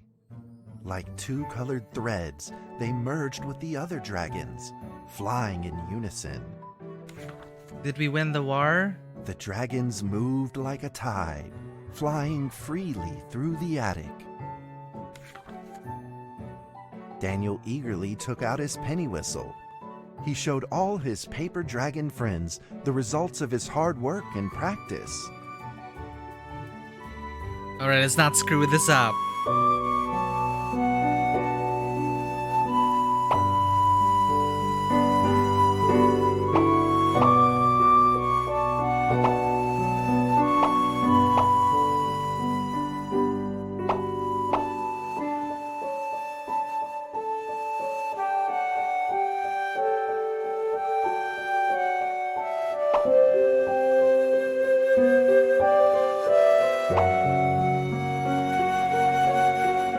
Did this kid, like, stop an anomaly from happening?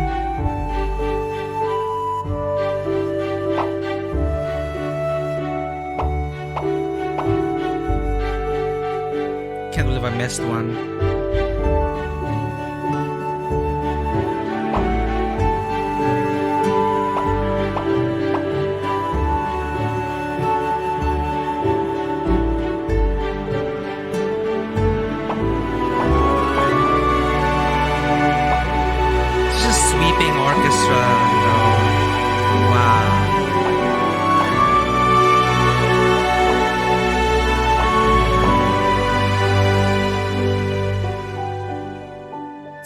Pretty epic music though. It's like from an epic fantasy film or something.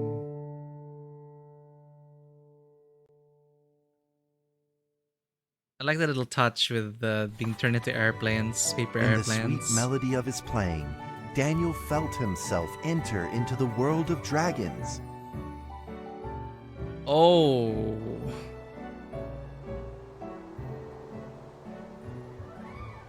Daniel got isekai'd. Wait, what's going on? Oh my god, that's the actual form of the dragon.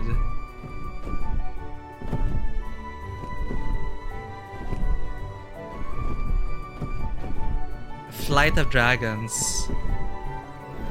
Bye-bye, dragons.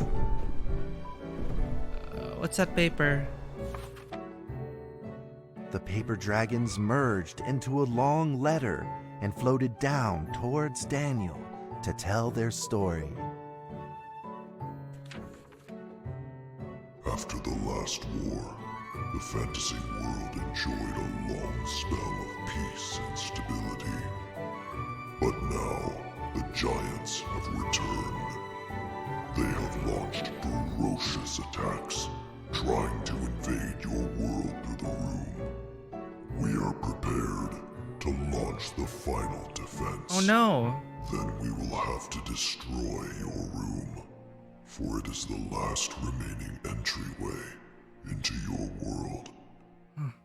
Please believe this farewell will only be temporary. We will not be apart forever, and we will never forget our eternal mission of protecting you.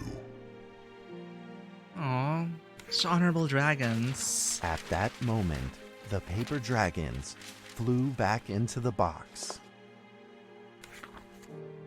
Daniel still couldn't fully understand what the paper dragons had meant, but he had a vague feeling in his heart that he may never see his new friends again. I think you need to leave the room, Daniel. A few days later, Daniel's chickenpox had fully recovered. He could now play the penny whistle very, very well. But the paper dragons never returned. Put into bag.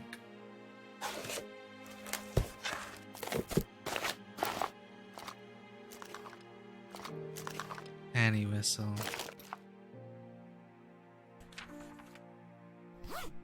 Maybe it was time to leave and move on. Earthquake warning! Magnitude 6.2! A massive earthquake is hitting our town! All townspeople, please leave your houses immediately and move to safe open spaces! They're gonna destroy the room. Just then, countless paper dragons shot from the cardboard box. However, it seemed like they were under attack. Again? Spinning and falling through the air in confusion. What's happening? Daniel quickly grabbed the stickers out from his bag and did his best to heal the injured paper dragons.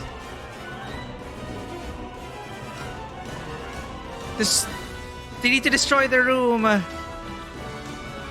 do I help them? There's so many dragons.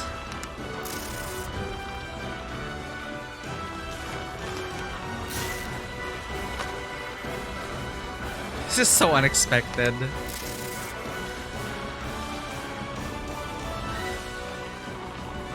Hurry up, Daniel. Get out of the room! Oh, wow. He's gonna die. The balls swarmed together and pushed Daniel away, subduing him firmly in the corner. He couldn't move. These are the giants. Suddenly, ominous clouds rose from the box, and a violent lightning flashed through the room. The figure of a giant slowly emerged from the thick clouds. Destroy the room! The entire attic became overwhelmed with its evil aura.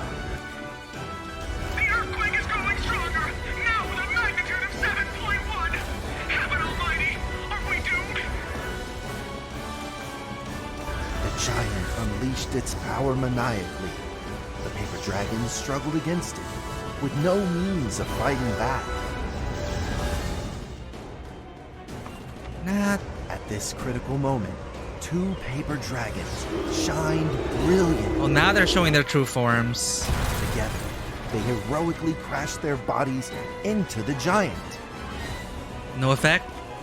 Daniel thought the giant had been defeated by the paper dragons, but soon he found that things would probably not be so simple. The giant's figure could still be seen in the thick smoke, looking evil and terrible. The attacks of the paper dragons had had no effect, and the giant had only grown stronger. Well, it fought back with a new ferocity. The paper dragons were simply no match for it. The earthquake is growing stronger still! The greatest disaster this town has seen in over 100 years! Wow. My heavens! Will this nightmare ever end? With the paper dragons now all but defeated, Daniel spotted a frail figure in the distance. It's a red dragon. It was Penny. It flew gently in front of Daniel and affectionately rubbed its head against his fingers, as if this whole crisis had never happened. Did they fail? Daniel felt like Penny was trying to tell him something, but he didn't quite understand what. Penny then left Daniel and soared into the air with a determination in its wings. Suddenly, the other paper dragons seemed to be summoned. They flew through the air, all together in unison, responding to the call without an ounce of hesitation. I thought they were all fried. At that moment, Penny turned into a great now red they're beam combining and rushed powers fast towards the giant. The other dragons followed, shining together like a shooting star. At that moment, Daniel seemed to see a real dragon flying. No!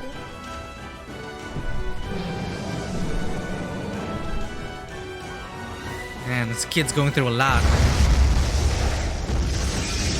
They destroyed the box. The huge explosion from the impact drowned out everything else in the attic. The attic rained down with countless pieces of paper, the leftover scraps of the paper dragons. Daniel wanted to collect And they all destroyed of the the box. pieces. He thought he could still fix them. Sacrificed themselves.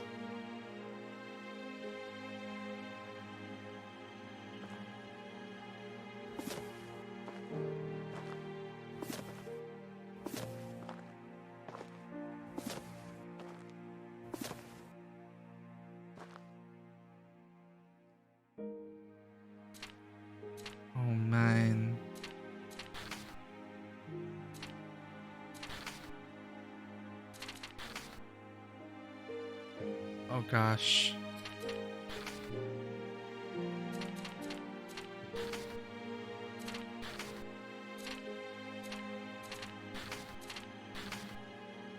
Does it have to be a certain way?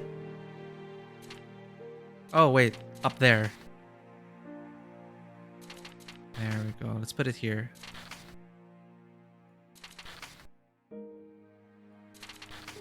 Still paper crafting, yeah.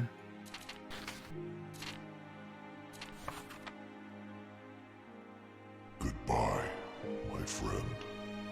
Goodbye, Penny. The nightmare is over. The earthquake has stopped. With God's mercy, our town is safe. We thank you, Lord, for your protection. I think Penny and the dragons. Oh yeah, bottom piece on top. I just realized too late. A few days later, the art festival was held as scheduled. Daniel attended the show with his penny whistle. Aww. And now, Daniel Trevor will perform a penny whistle solo of a song titled Fly With Me.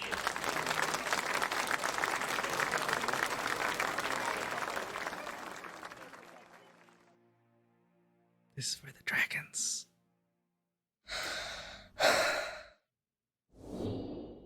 Oh. Is this gonna be with lyrics? Aw, sad music.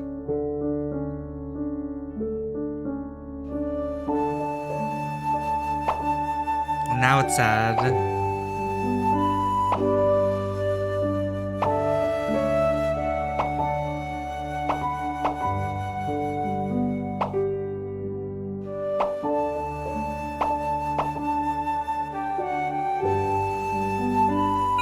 Damn it, too early.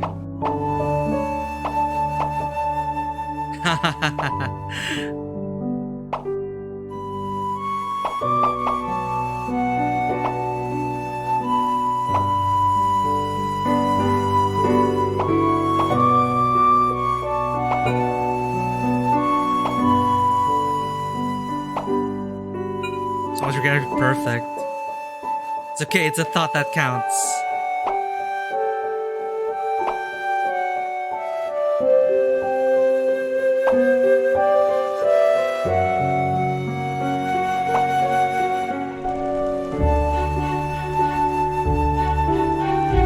Daniel and this anomalous object. I tried its casts. In the flashbacks, I think it really is a wholesome story about an anomalous event.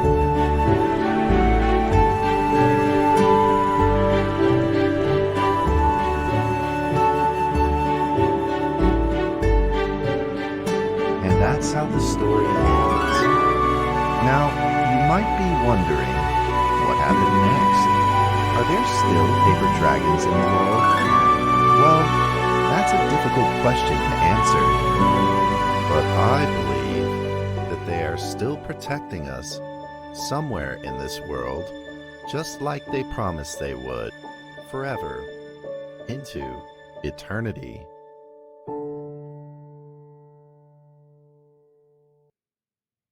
Oh, I should remember in the introduction they said that disconnected. There we go. They were saying anomalous objects are not all of them are necessarily like evil or whatever. It's just they're just anomalous happenings, like things we can't really explain. Oh, that is sweet. By Daniel Trevor. Name of this lecture is SCP-1762 by Daniel Trevor. Oh, it's him. It was his event. Oh, so 1762 was Penny. How sweet. The URL is called Fly With Me, yeah. scp.q search Fly With Me F9527. That's why. So yeah, it's a monthly talk. And Daniel was presenting his story with 7062 and I. So yeah, if only more anomalous objects were like that. I mean, I guess that whole town would have been demolished if Daniel wasn't there, right? Daniel was the one that helped the dragon. So this kid, when Daniel was a kid, he saved the entire town with the dragons. It's insane. So it really was dangerous with the giants and everything. But good job, Daniel and Penny, or SCP-762. I guess the box of dragons, the box of papers. Super, super wholesome. Wow. Right. Well, I'm gonna talk to our online friends. I'm gonna use the bathroom first. I should have trusted you, Vanoa. I was wondering. No way there could be like a wholesome story. Okay, this is unexpected. So again, this is my first experience with SCP. And yes, there are anomalous objects, and a presentation could be, a story could be told that way. So that is Daniel's way of telling a story with that anomalous object. It's probably way more terrifying in person, but he turned it into a children's book story. So that was pretty wholesome. All right, BRB. I'm just gonna use the bathroom, then we'll see how far we can go. BRB.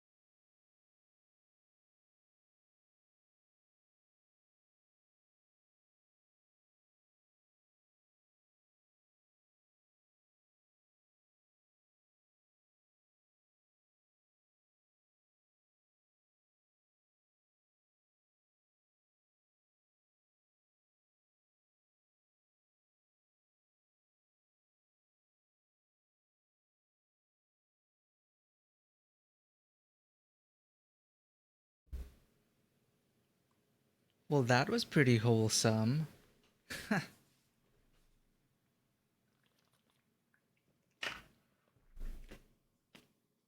Oh, has chat been? I don't think chat's been appearing on top of my head. Ah, it has. Okay, that is unexpectedly cute. Yeah, and thank you, Vanwa, for pointing out these details. I did not notice. It is by Daniel. It is Daniel, Trevor, and I. What? It's a raid at this time. We're just doing office work here. Goose, welcome in, raiders. You just arrived. We just finished up a story here, but a very wholesome story after a series of very terrifying stories. How's it going, Goose? How are you doing? You missed the dragons. Coincidentally, we have like dragon eggs as a sub badge here, and a dragon as it hatches over the years. Welcome in, raiders. How is it going? This is Goose. I must say, really chill streams with Goose just to hang out in. Big ara energy. Did I say that correctly? Did you end up finishing It Takes Two? I remember you were playing this last time. Were you able to finish It Takes Two? I guess you were playing a wholesome game as well. But welcome in, Raiders.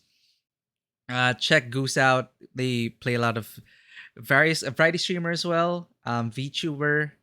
And again, if you're looking for late night ara energy, I guess you go for that. I think Goose, you also have the redeem. Yeah, they could check out your redeems there. SCP, everyone's in the know, Goose. Am I the only one in this chat room who is unfamiliar with SCP? I was introduced to this game by Vanoa, the whole world of the SCP by Vanoa, actually. Vanoa is regular on the stream. This is my first exposure to SCP. And I find it really awesome because it is an anthology of games with very different styles, and anchored by this experience of working as an archivist. So it's like it's a great intro for me. It's a great intro for me to learn more about the SCP Foundation.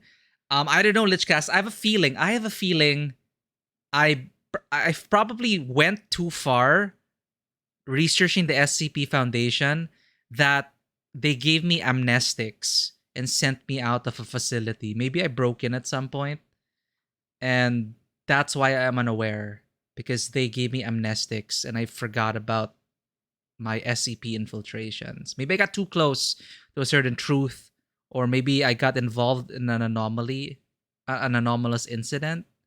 I think that's it, Lechcasts. So now my memory's coming back. I am the anomaly. And now you're all trapped here. You're all cursed. I was telling people here, if you get a copy of the Hang King's Tragedy, I want to perform that right now. It's a long story about the Hang King thing. SCP nerd, but I'll be quiet. Sorry. Okay. But thank you so much for bringing in your Raiders, Goose. It's 15. Crazy. Welcome in, Ethany. Verando. If this is your first time coming in on a raid from Goose, I do appreciate it. Welcome to the table, and welcome to Tabletop Cinema, where we bring together the worlds of filmmaking, tabletop role-playing, and video games. I am your host, Mikey, freelance filmmaker, tabletop RPG game master, and variety streamer on Twitch. And we are doing the variety streamer part by playing SCP Secret Files over the weekend. So I stream a variety of games. On Tuesdays, why do I keep forgetting when I'm playing? Tuesdays, Thursdays, and Saturdays are my regular schedules, but I've been streaming in the evening now on weekends, and on Sundays sometimes if I'm able to, because I'm starting to do HEMA, or Historical European Martial Arts, every Saturday. That's the whole thing. But welcome in, everyone.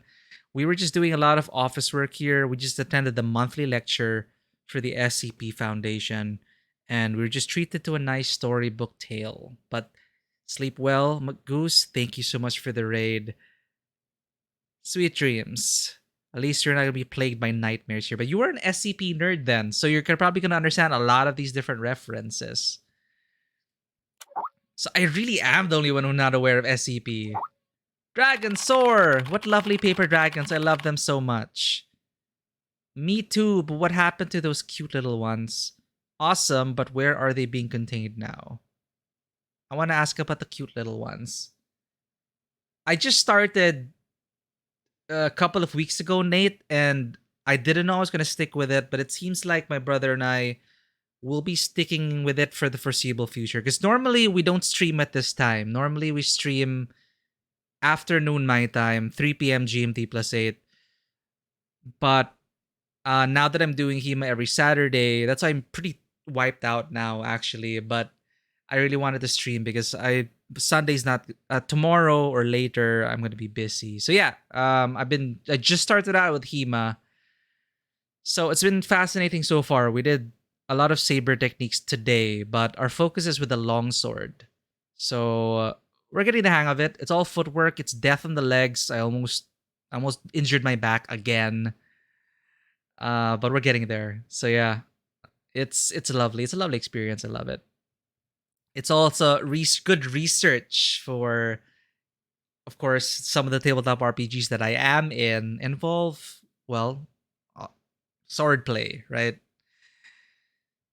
So yeah, I do recommend it if you can find a good school. It's a really interesting experience. It's relatively new, and it doesn't exactly have, since it's so fairly new, and there aren't, as far as we can tell, as far as we know, there aren't any like living practitioners, or that's how you call it, compared to, for example, something like kendo or karate or something like that. HEMA was just like, it came from, I think, excavated documents, and then some people thought, hey, these are interesting techniques, let's try to put it into practice. And it's a very recent thing. So of course, just be careful of the school you end up in, but hey, It's super fun. Now, where were we? We were doing office work. I got in the mood for the sword talk because we just encountered Daniel and Dragons D&D. Dragons soar. This guy watches Rick and Morty. That's why his avatar is like Rick. So, what lovely paper dragons. I love them so much. Me too, but what happened to those cute little ones? 1762 is now being contained at Reliquary Research Institute, where Dr. Daniel is supervising the director. The cardboard box has remained silent. How do you know all this, Gent? Yeah, Gent didn't attend. I thought he didn't attend the monthly lecture.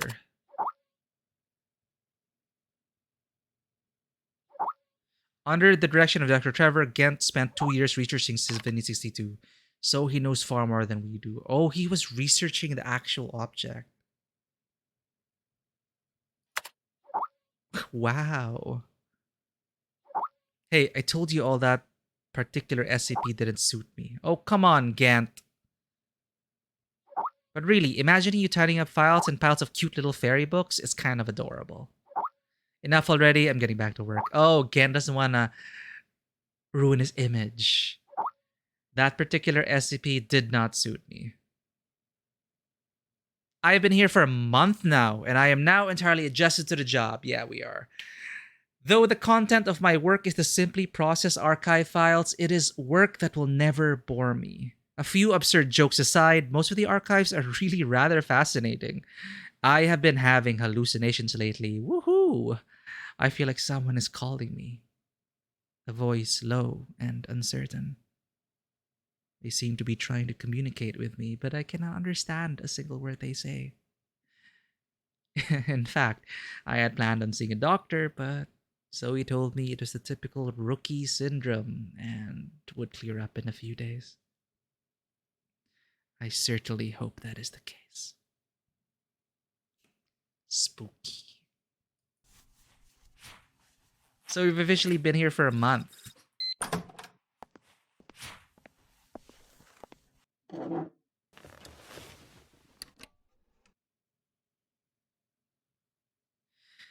Alright, back to paperwork. What object are we going to archive this time? This is from Yorkshire, England, Site 83, Antique Glass Perfume Bottle, Level 3 Senior Researcher, Victorian Era, England, 2 to 8 hours, SCP-300. So it's safe, special containment procedures. The 300 is stored in a locked and climate-controlled container at site redacted.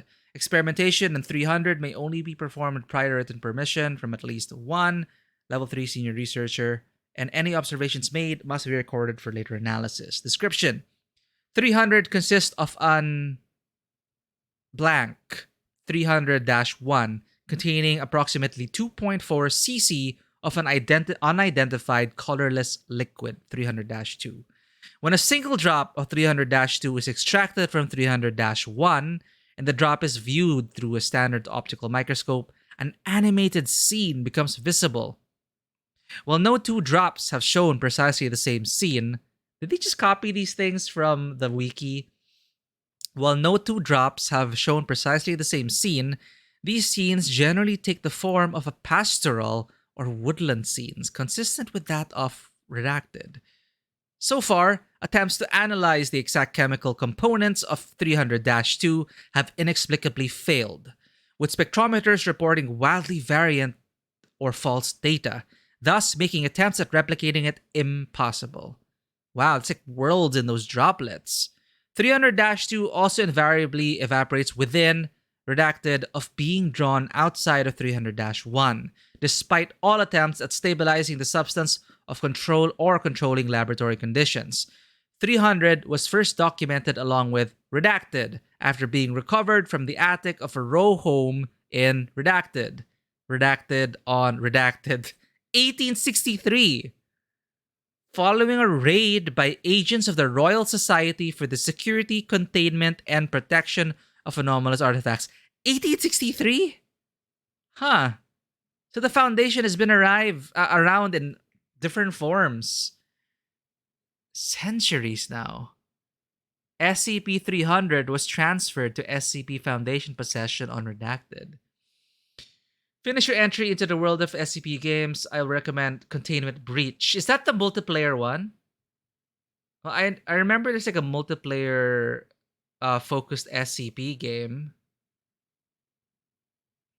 It's free and gameplay is pretty solid, albeit very different experience. Thank you, Vano. I'll check that out. SCP Containment Breach. I think I wish. Did I wishlist it? I think I wishlisted it. Let me check my Steam. SCP. SCP Containment Breach Multiplayer and SCP Containment Breach Remastered. And then there's SCP Maintain and Control. Are you talking about Containment Breach Remastered? The thing I saw was the multiplayer.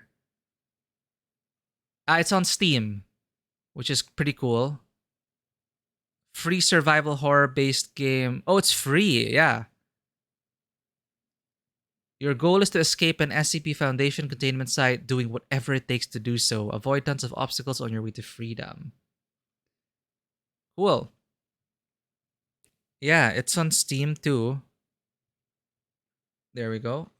So, I'm gonna add it. Apparently, the one I saw was multiplayer. This one. I don't know how to spell anymore. There are other SCP games here as well. SCP Pandemic's the one I was looking at. This looks pretty good.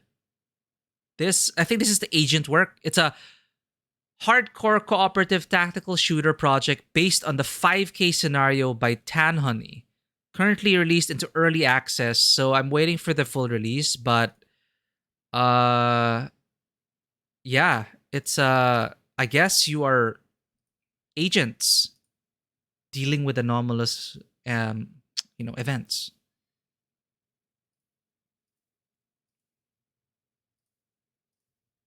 So yeah, you got a gun if that works at all.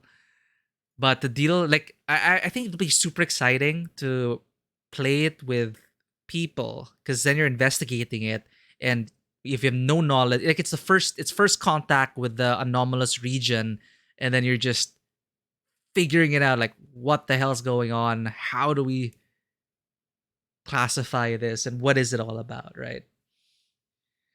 The more famous one's Containment Breach. I'll add it.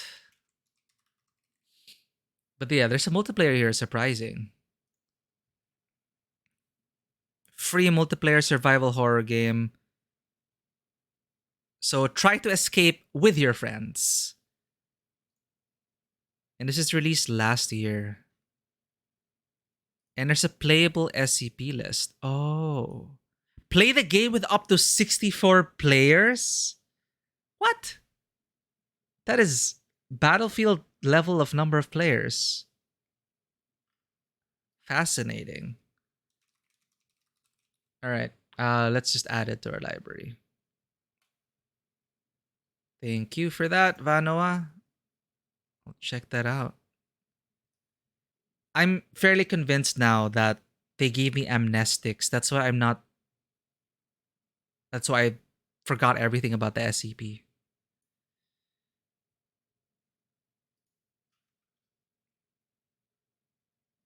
Putting it on the left.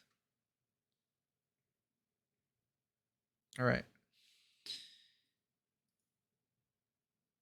Where were we? About 300-2. They could not replicate the liquid. Okay. Yorkshire, England.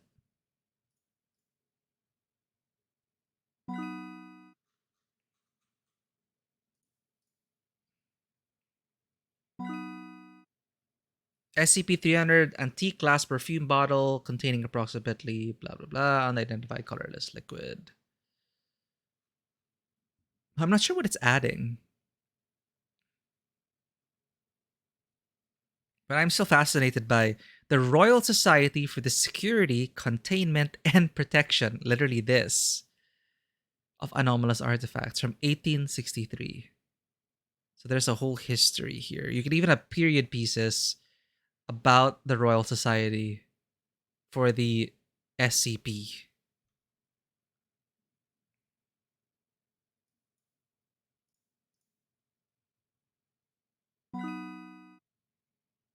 I'm surprised I'm pretty sure like Delta Green and a lot of RPGs are inspired by SCP stories as well, but well, first time I'm experiencing these. Oh, the stars are the ones that are filled in. Got it. See in here. 2 to 8 hours fills in the stars. Boom. Then the report is done. Submit. Paperwork. AXA security level personnel should see document 090-B. Experiment notes. Observation is going well. We have managed to develop a system to record and analyze the shifts in the cube almost as quickly as they occur. No correlation between shifts and any world events found yet. 48. Experiment 48. We observed a 6-segment alignment today on the first side. It was noted and passed without incident. 2 hours later, a research assistant returned from the break room with news that a tsunami had occurred in the Indian Ocean and caused hundreds of thousands of deaths and extensive property damage. No correlation is currently known, but we will make note of it. Experiment 0150. After our 120th alignment on the fourth side of the cube and 120th accident report in the lab, we are designating the fourth side as local and will implement safety measures tomorrow. Staff are discouraged from making bets regarding the outcome of alignments. 0172. 6-segment alignment was recorded this morning on the local side. As a safety precaution, site redacted was evacuated. 2 hours later, a containment breach occurred, but resulted in no loss of life due to the evacuation. Object determined to predict events, not cause them. First site designated as global. Upgrade to Euclid status requested. The Lost Room is a 2006 TV series.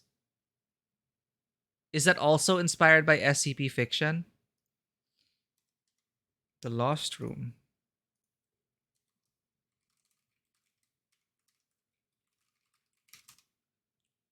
Oops, I typed in the Lost ROM. Ah! Yeah, The Lost Room.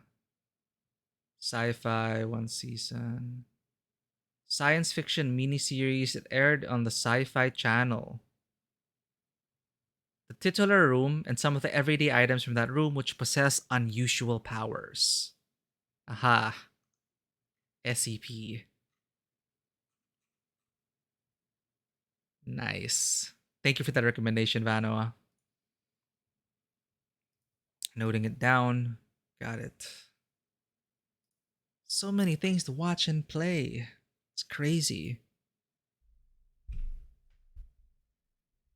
SCP was probably inspired by the TV series and not the other way around. Ah, okay. So SCP, when did like the wiki like begin in earnest? Was it around that time, like after 2006? But imagine it's been growing for more than a decade. 2007 is the first post. Jesus, that's 15 years. 15 years. Insane. So this cube is also quite crazy. A 6-segment alignment was recorded this morning on the local side. Okay, it's now a Euclid status. 240. We stepped up our experiments today by attempting to modify the cube itself. When D-class personnel redacted attempted to make a shift, SCP-090 immediately created a 10-segment alignment of its own accord near the top left corner of the local side. Exactly 2 hours later, SCP redacted, broke containment, and data expunged. Agents redacted and redacted were also lost during the incident. You can't force the cube. Recommend force shift testing of 90 postponed. Upgraded to Keter status, approved as 90 is obviously capable of causing events of its own accord. Objects may be sentient. So the conclusion The combination of different alignment patterns on its body can cause disastrous effects of differing scales. It is presumed that full completion of the item will result in a catastrophe of an unprecedented scale.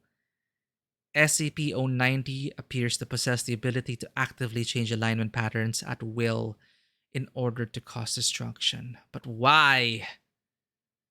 Artifact is to be held in a secure bunker in the facility at site, redacted and constantly monitored by approved Class D personnel. The object's new arrangement is to be imaged every time it shifts. New arrangements are fed into the facility's Class OT supercomputer. Division Chief is to be notified of all changes and current estimates every half hour. No personnel is to touch 90 except under order, redacted.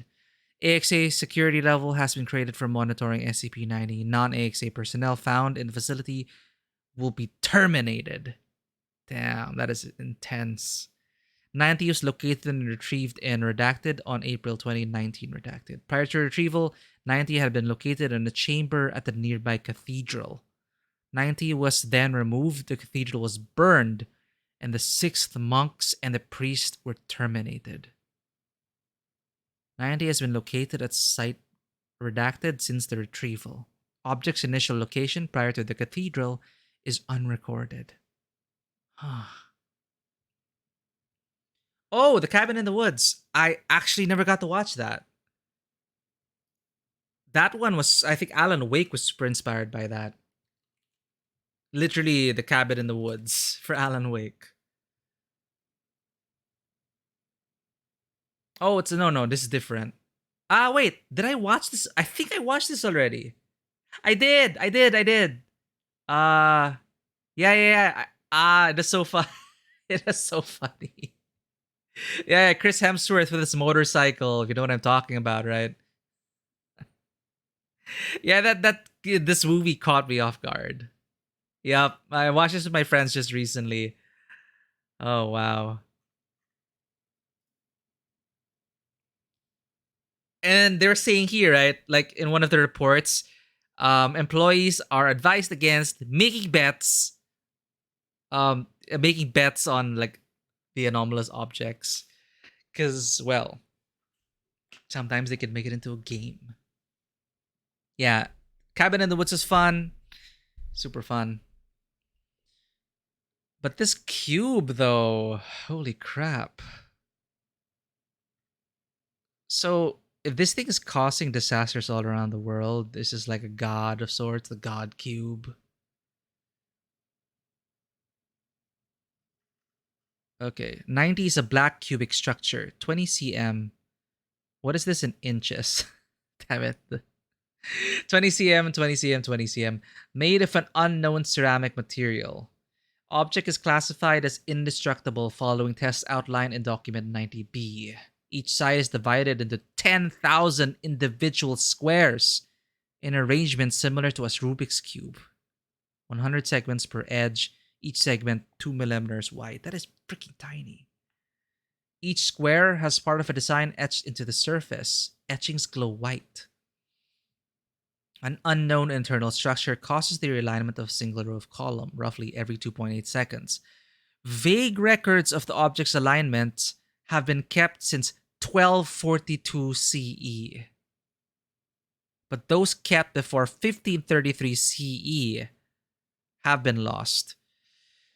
Wow. Modern technology has allowed the exact alignments to be imaged and recorded as well as studied.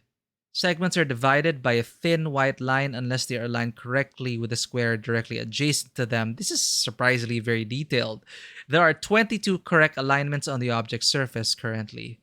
All these measurements and all these like exact figures and numbers and number of squares, it lends credence to the, like, even though they're just coming up with like the patterns and the numbers and all that, like it's not supposed to make any logical sense, but it makes it sound more believable.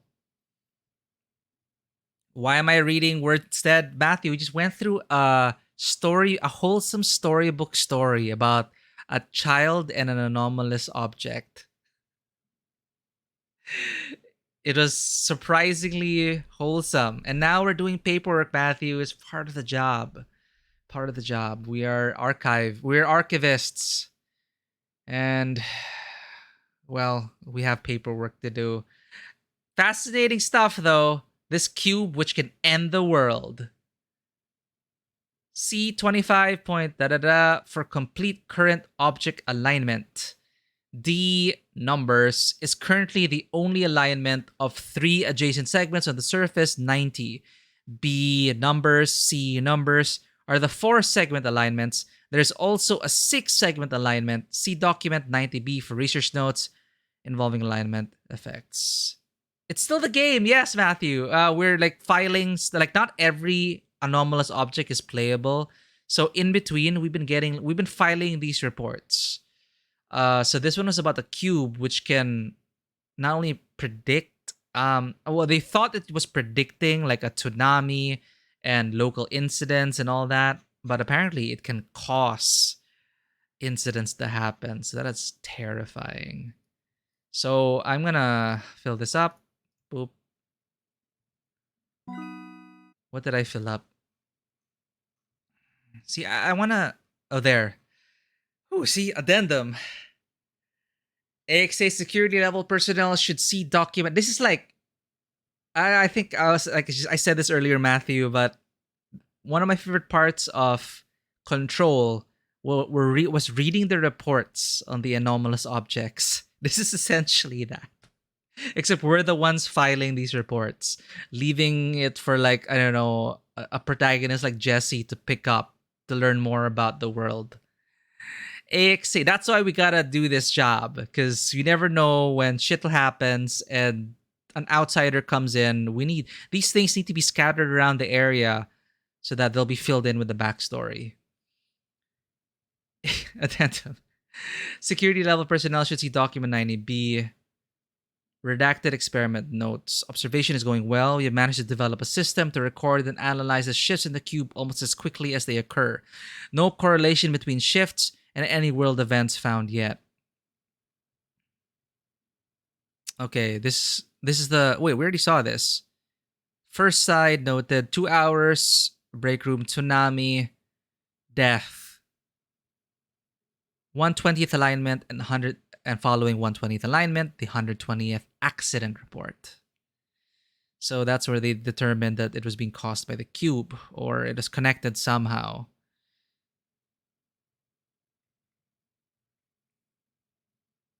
Object may be sentient. Keter.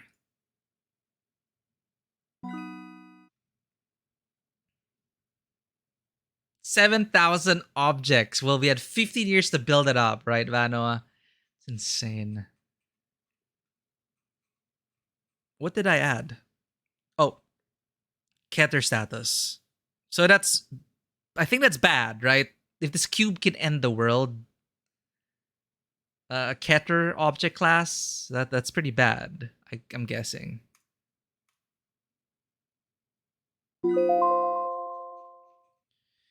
Full item completion has been hypothesized to cause an unparalleled disaster to occur. If the full item gets completed, so the end of the world. Jeez. Well, submit. And we have more objects. Understanding mimetics. Mimetics are a type of information particle that contains supernatural abilities. In most circumstances, the medium that spreads the meme does not contain any supernatural ability. We're literally talking about memes. The meme itself is the sole carrier of supernatural ability. If, for example, a meme is written within a book, this does not mean that the book itself is a supernatural phenomenon. Only the meme within it contains supernatural elements. Memes do not have any direct physical influence on humanity, but all humans exposed to and having perceived the mimetic SCP are at risk of being influenced by it. Holy crap, our life controlled by memes. To be sure, mimetic SCPs do not emanate any detectable forms of mimetic rays or auras. An abnormal phenomena will take place only once a human perceives it. In short, mimetic SCPs must first be understood before they can produce an anomalous phenomena. So you have to get the meme first. Incident Report 89814. On September 22, 1994, the first complete draft of SCP-898 was administered to 30 D-class subjects that really are like the fodder, who were then expendable subjects, who were then locked into secure chambers 34 in Site 12. A loudspeaker installed in the room began to play a recording of SCP-444 after all the subjects were safely locked behind the soundproof doors. 12 subjects attempted to break down the doors, presumably in order to escape. 10 fled to corners of the room and huddled in them, covering their ears, and 8 rushed to the speaker and attempted to tear it out of the wall. After some minutes, the latter subjects were successful, but they continued to show signs of extreme agitation after the recording was silenced. The subjects began to attack each other approximately 8 minutes later. When the doors were unsealed and security teams entered 30 minutes after, a majority of the subjects were either dead or in critical condition, and the survivors had to be neutralized. 89815. On October 1st, 1994, the second complete draft, modifications are detailed in data expunged, of SCP-898 was administered to 30 D-class subjects, who were then locked into Secure Chamber 34 on Site 12. Once again, a loudspeaker installed in the room began to play a recording of SCP-444 after all the subjects were safely locked behind the soundproof doors. The subjects displayed very similar behavior to that described in 89814 initially, but their agitation appeared to cease after Dr. Dahl, the technician overseeing the experiment, shut off the recording himself. Unaware that the microphone in his observation booth was turned on, he said aloud, "Well, it looks like the counter meme worked right this time." Huh?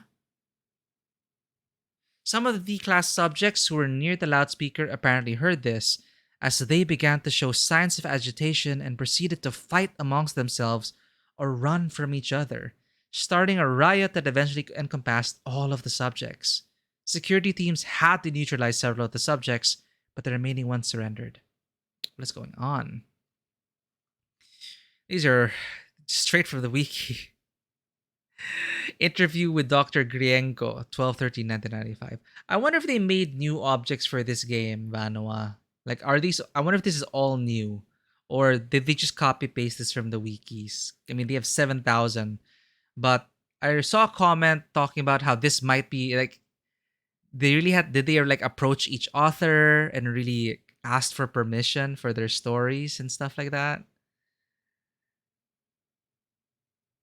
Like, it might be like licensing hell. Like, if it's under like Creative Commons, but they sold this game, so I'm pretty sure they like... I hope they went through all the proper channels. Oh, it's curated. Okay. This is so bizarre. It's like I am really the only one here who has not heard of the SCP. I stand by my theory that they gave me amnestics, and that's why I forgot. The ownership and all had a lot of issues over the years. Understandable. As you're putting up on the wiki, people can just grab it and use it in however way they want. All right, interview with Dr. Grienko, 12/13. Corin, why are you still awake? I thought you had like a sticker event later, or is that in the afternoon? SCP is the how's preparations for the sticker con going, by the way? Creepy pastas. Yeah, I just remembered, like, yeah, creepy pastas. My friends were super into creepy pastas, but yeah, definitely an evolution of creepy pastas. Since any mimetic compulsion by definition involves the inspiration of an idea in the target's mind, the most obvious defense mechanism was another type of inspiration. Imagine if the memes we have on the internet right now are weaponized, and then that would spell disaster for the world, right? 8 a.m. ingress. Thank you for dropping by, Corin. Hopefully, congratulations on finishing your preparations, and good luck out there. Hope you sell a lot of stickers and events.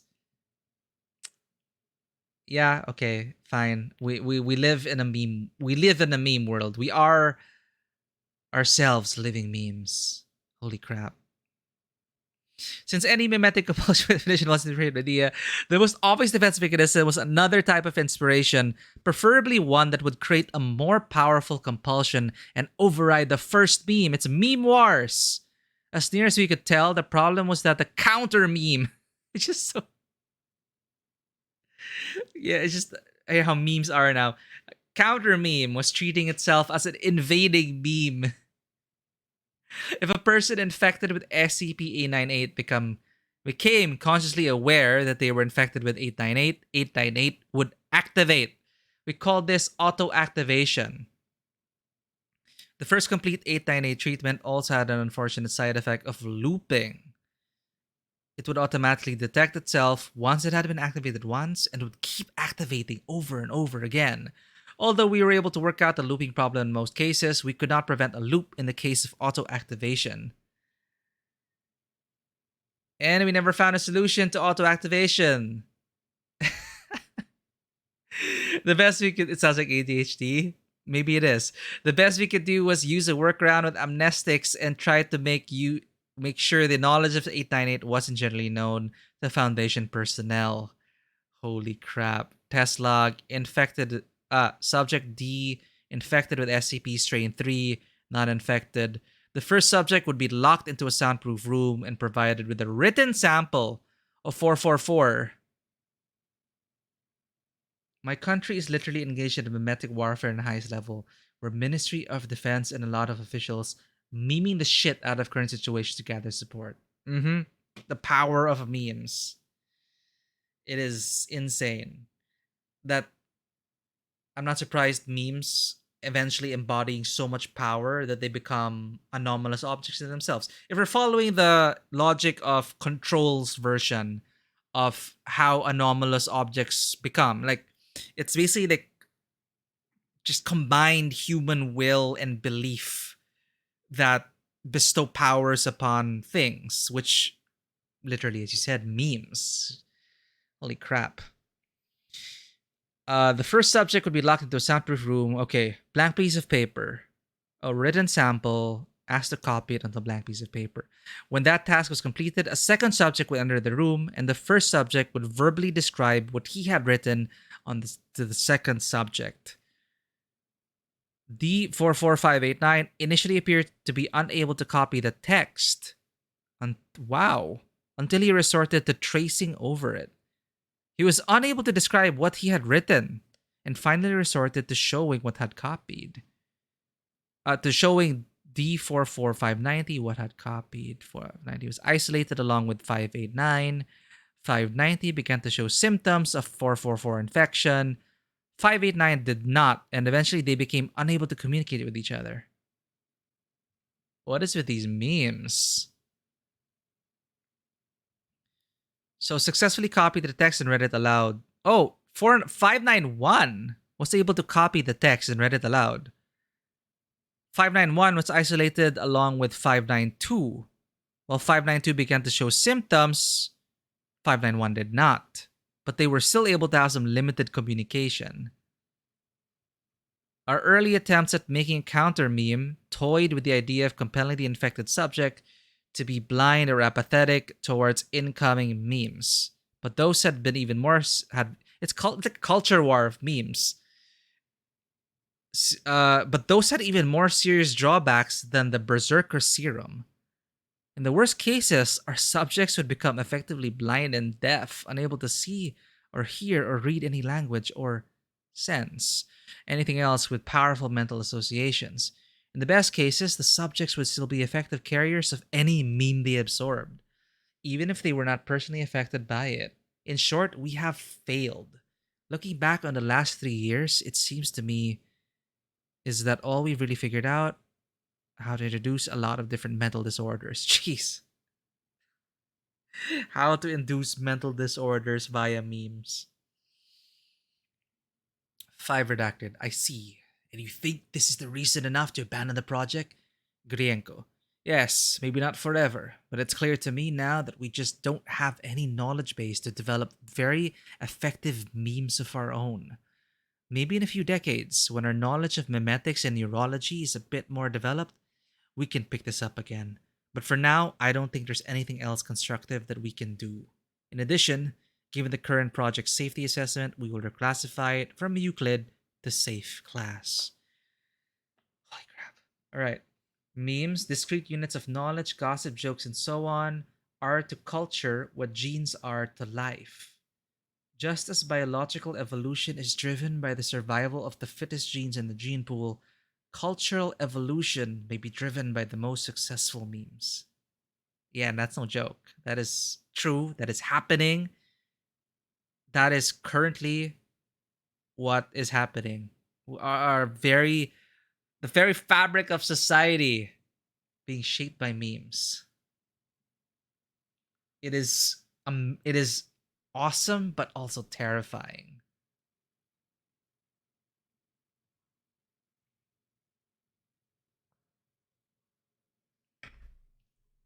Which memes will survive and drive humanity forward? All right.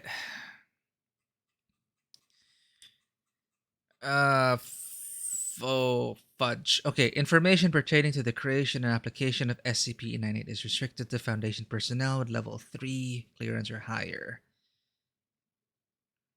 It's a mimetic disorder specifically created by Foundation researchers for the purpose of serving it as a defense mechanism against... let's complete the report. Against other mimetic or mind-affecting attacks. So they're trying to do a counter meme. The development was undertaken as part of Operation Azure Skies in 1992.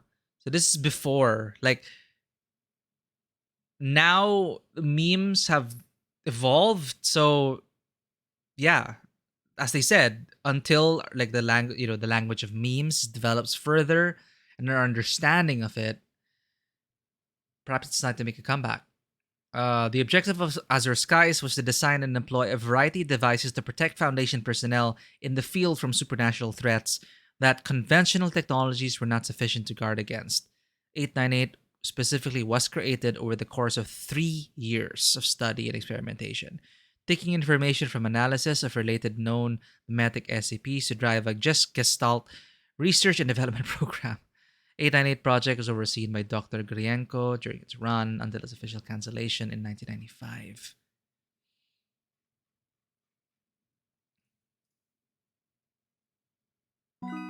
The conclusion Dr. Grienko and his subordinates reached was that since any mimetic compulsion, by definition, involves the inspiration of an idea in the target's mind, the most obvious defense mechanism was another type of inspiration, preferably one that could create a more powerful compulsion and override the first meme, but that didn't work out for them. To that end, Granko proposed that a simple, biologically motivated catalyst be the solution. According to the theory he developed, when a subject's mind that had already been infected by SCP-898 detected a potential mimetic invasion, 898 would automatically stimulate the subject's sympathetic ganglion to flood the subject system with adrenaline and provoke a fight or flight response. The subject would then dismiss the invading meme in the process of either initiating an attack or in fleeing for the meme's effective range.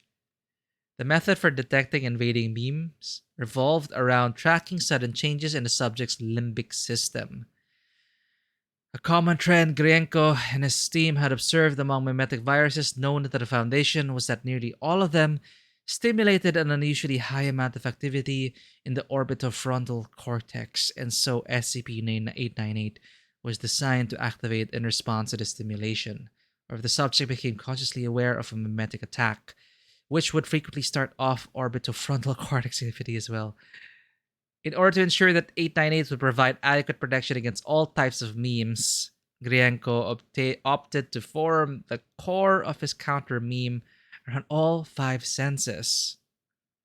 898 at its completion would include auditory, visual, olfactory, tactile, and taste-based elements. Addendum, January 17, 1995. After the inception is completed, a Class A amnestic must be administered in order to prevent looping, auto-activation, and related phenomena. Oh, Jesus. Okay. Safe. Submit. That's a lot of paperwork. Okay. Let's see if we can get one more task done and continue this another day. SCP Foundation archiving is tough work, but fun. I've enjoyed just reading about all these objects.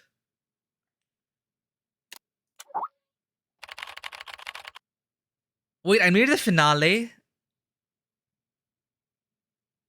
So is it awkward if I pause like after this message, or like are we really close to finishing it? Because if we are, I mean, I'm fine like playing for like another hour or two.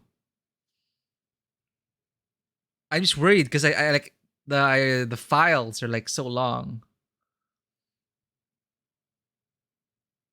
Carl, Chuck Hour. Oh, okay. Let's finish it. What happened, boss? There's a temporary archive that needs to be sorted. The others are in the field, so you'll have to take cover. Ooh, alright, leave it to me.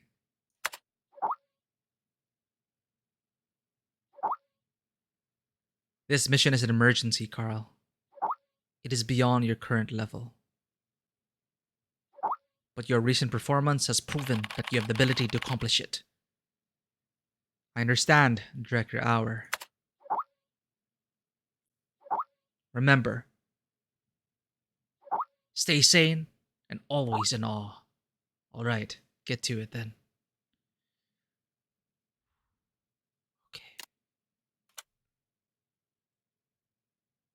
Consciousness Intrusion Operation Record. Participants. Director. Redacted.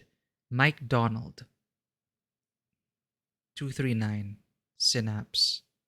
Incident process. Operation executed on March 26, 2005. On that night. Consciousness Intrusion Action SCP-239101. This report contains a large amount of content. Do you want to read further? Yes. So it's a Euclid object class. Obsolete data, blank, blank, blank, boom.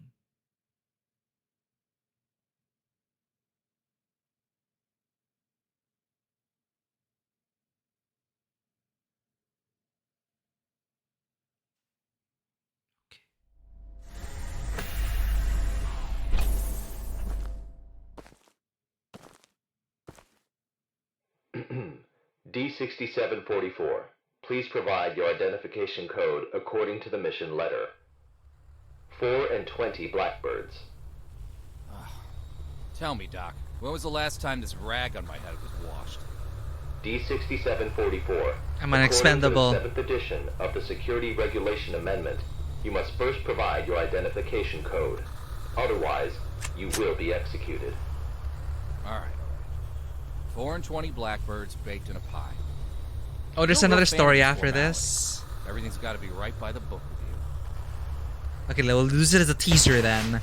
Then maybe we'll continue tomorrow evening. Mike Donald, Consciousness Intrusion. It's like a teaser then for the next episode. Former leader of MTF UP2, codename Spider. Now, Level D personnel, number 6744. Enough with these damn formalities. Just what the hell you want me to do? D6744, do you know about the Witch Plan? I've heard the name, that's all. The plan is under the direct command of O5. Every last detail of the plan is protected by the strictest confidential terms. So what? D6744, what you're about to witness is top secret information of the Foundation. Dun dun dun! What's going on? A few hours ago, something went wrong with the Witch Plan experiment. The energy of the human anomaly, SCP-239, is out of control and has begun diffusing outward, disintegrating everything it touches. You guys seriously never cease to amaze me. SCP-239 is now a ticking time bomb. She could go off at any moment. It's a little girl. D6744, I need you to enter the consciousness of SCP-239 to stop this bomb from exploding.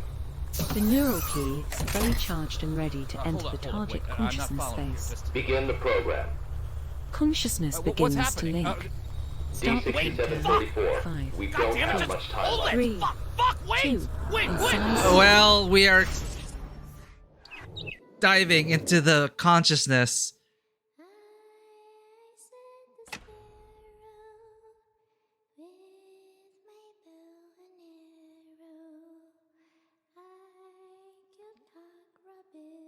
Yeah, reality, Humes.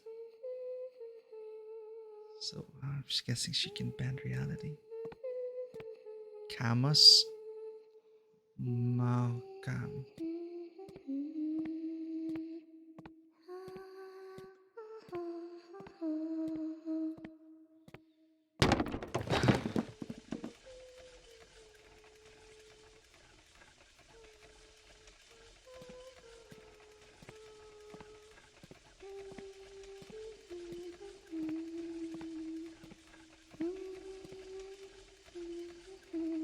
I feel like I should pause here, but I don't want to stop. I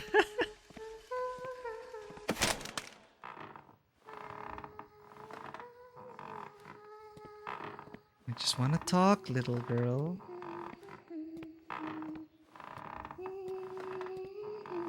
Okay, so this will be like a teaser.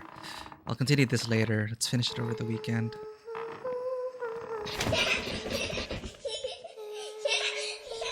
D6744. Can you hear me? Son of a bitch! Fuck you! The situation is urgent. If you were still the way you used to be, you would have done the same. Hello there? Hey, wait! D6744. What did you see? A little girl, but she ran away when she saw me. That little girl is SCP-239. What else have you discovered?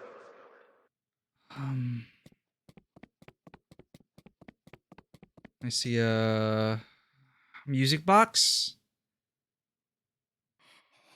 Sorry. I'm sorry. Help me. The girl's consciousness is severely damaged. That probably explains her total loss of energy control. Then how should we proceed? Ticking time bomb, right?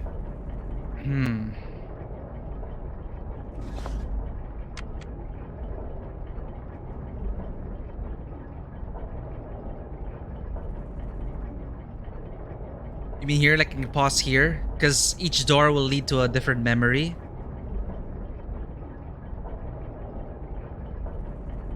Nice.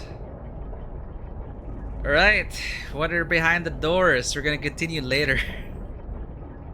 I want to get to the bottom of this. Thank you, Vanoa.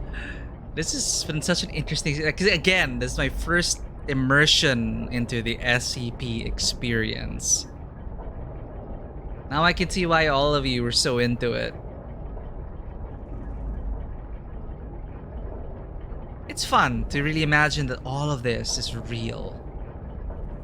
All of it is real. We are going to find out what is behind those doors. But we're gonna have to pause for here for now. Then we're gonna finish this off. I'll try my best to do it later. I'll probably stream around the same time tomorrow.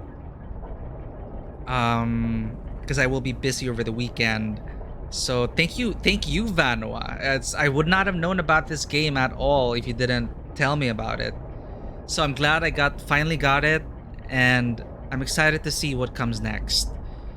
Especially this one. You're delving into dreams, memories, to stop an anomalous, a little girl from losing control and blowing up the whole facility. So that does sound exciting. Hopefully we can manage that. Ah, man. So thank you to everyone who followed the channel. We got a lot of new followers today. I was pleasantly surprised by all that. Thank you so much. Nate Kappa, Amir, Raylene, Reina. Yeah, I got that correct. Vanoa, thanks for hanging out. Lichcast, thanks for dropping by. Goose and your Raiders, thank you so much. Matthew for dropping by. That is pretty fun. Great way to start the spoopy month. You enjoy your day as well, Lichcast. Enjoy the rest of your weekend. It is a good time that I'm pausing right now. Like, as much as I'd love to push through, so my head is like starting to hurt. I think it's because it's not the motion sick. It's like the FOV. I think the FOV is.